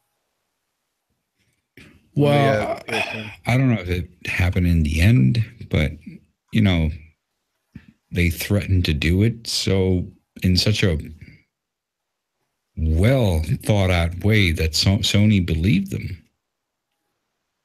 To an extent, but the interview's everywhere. You can watch it on Netflix now if you want. Yeah, now obviously now it's too late.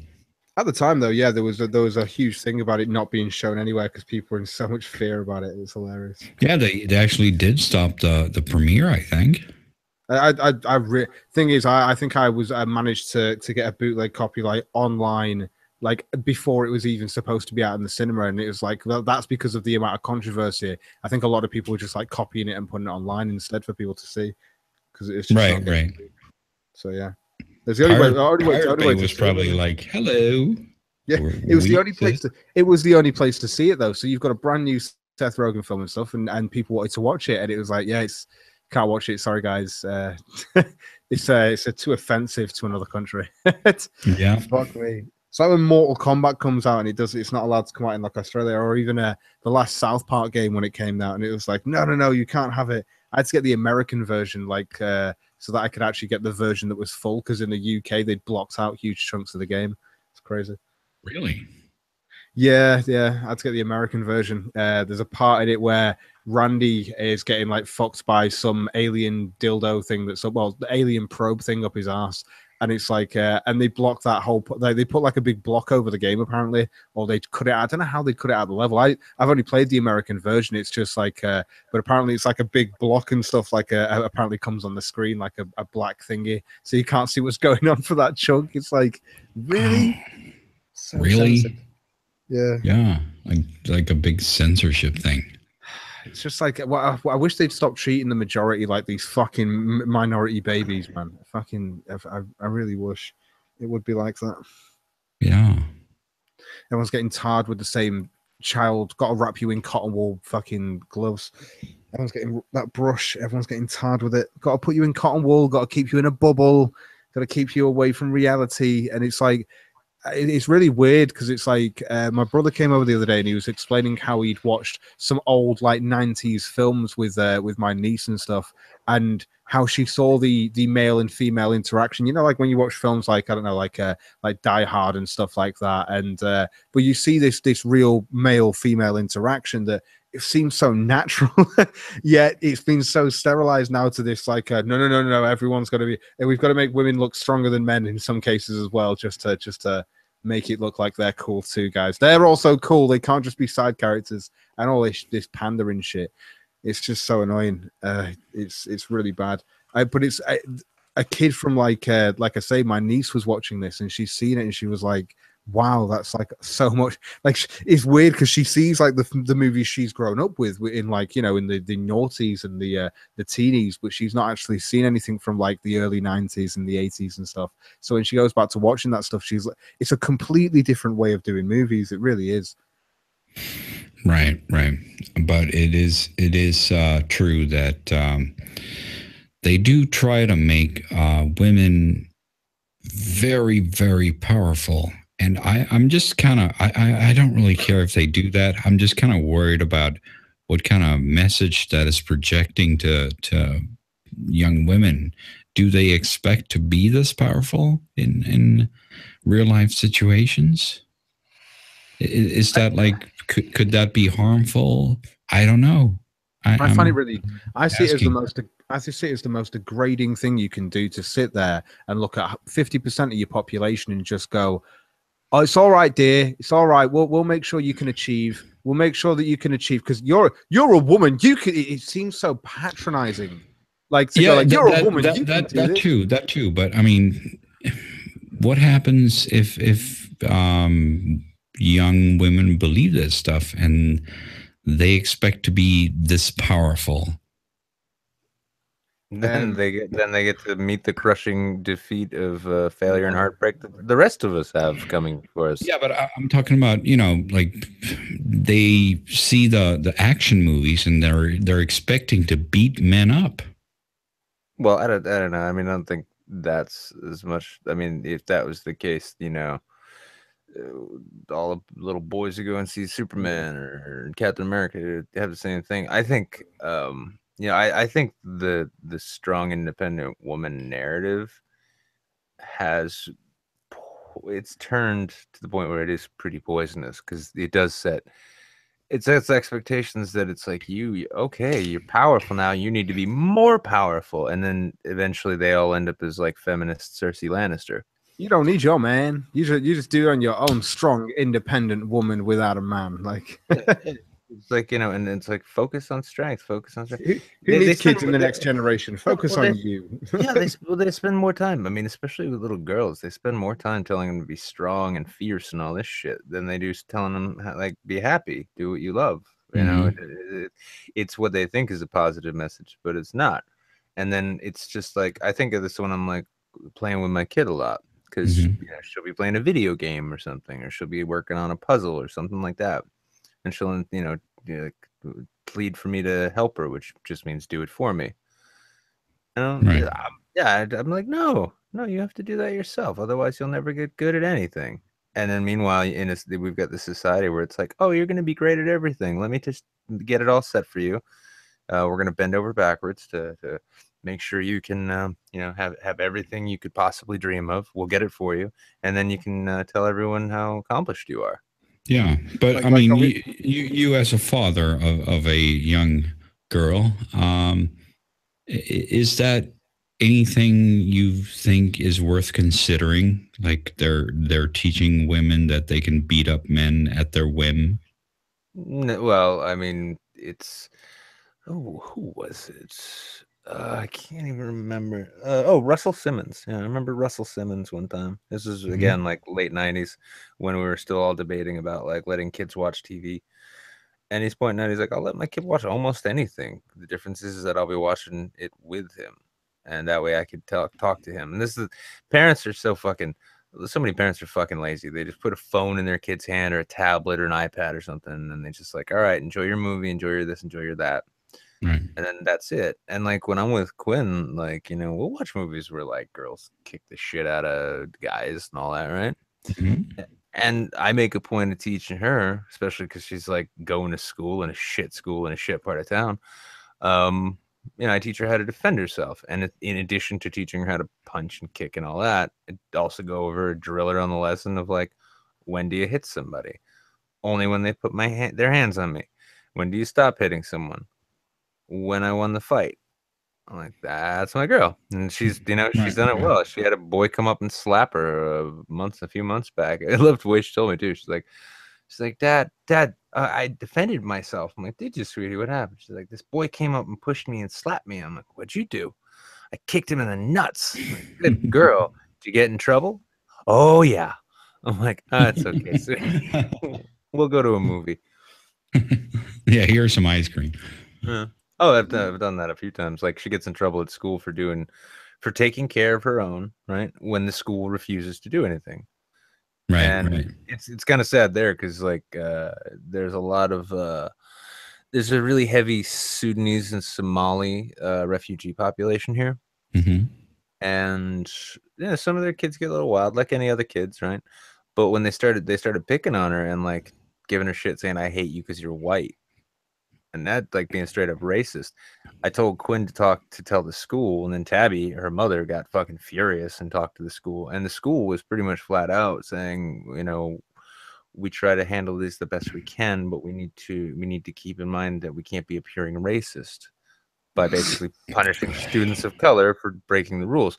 And so once I heard that, like, her mom was freaking out saying, "Oh, I'm going to get her a different school, this and that." And I'm like, well, it's probably not going to be too easy. So in the meantime, when she gets in trouble for doing the things that I tell her to do, just remember to reward her. Right. Because she's defending herself. She knows to never hit first, but to always hit last. Oh yeah. Don't start the fight, finish it. Yeah, exactly. Yeah. Oh, it's nice too, because if you ever, I don't know if either of you guys ever plan on having kids, but one of the funniest things I had to learn as a parent of a young child is when they fall down and bash their face off of shit, like, don't react. Wait for them to act first. If they're gonna start crying because it hurts, they'll do that on their own. But if you rush to them like, "Oh, sweetie, oh my god, are you okay?" That's when they realize like they can get shit from you if you do that. I did that with Quinn so much to like these days, like she'll be out like on her little rollerblades in a parking lot, she'll fall and she'll fucking straight up do a face plant on the pavement. and she'll just pick herself up and like grunt a little bit.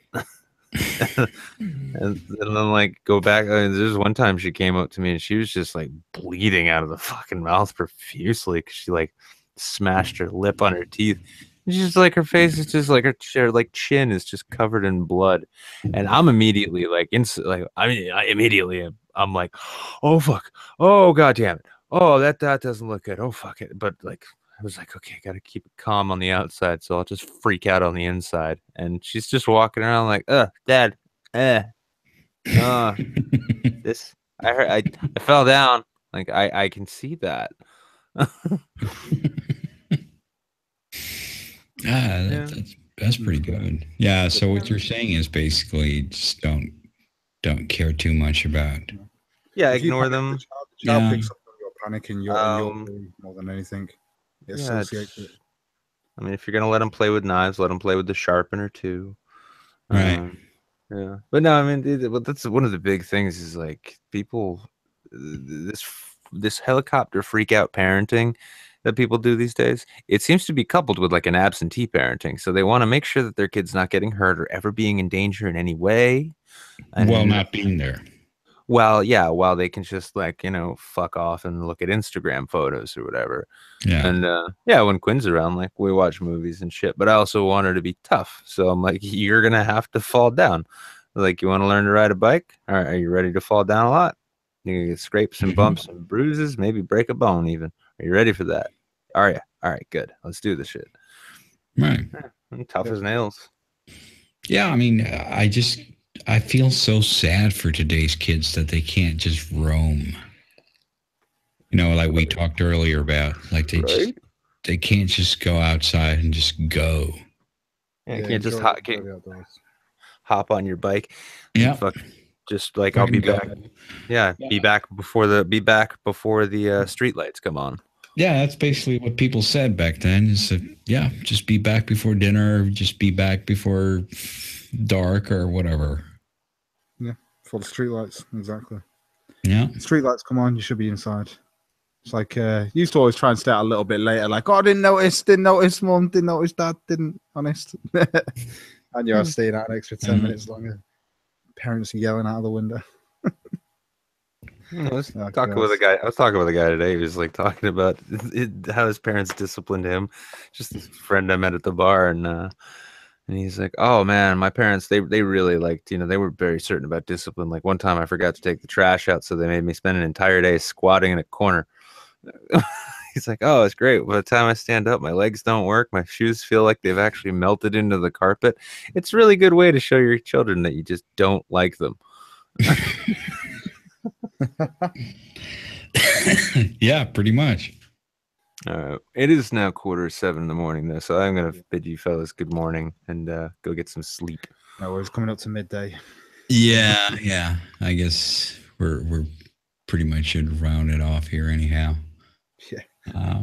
Been a good We've stream, been though. Really going for a long time, and we've certainly covered a lot more than we intended from when we started. So, yeah. Thank you, everyone, for showing up. Thank you for watching. And I will hope to see you there next time. Bye-bye.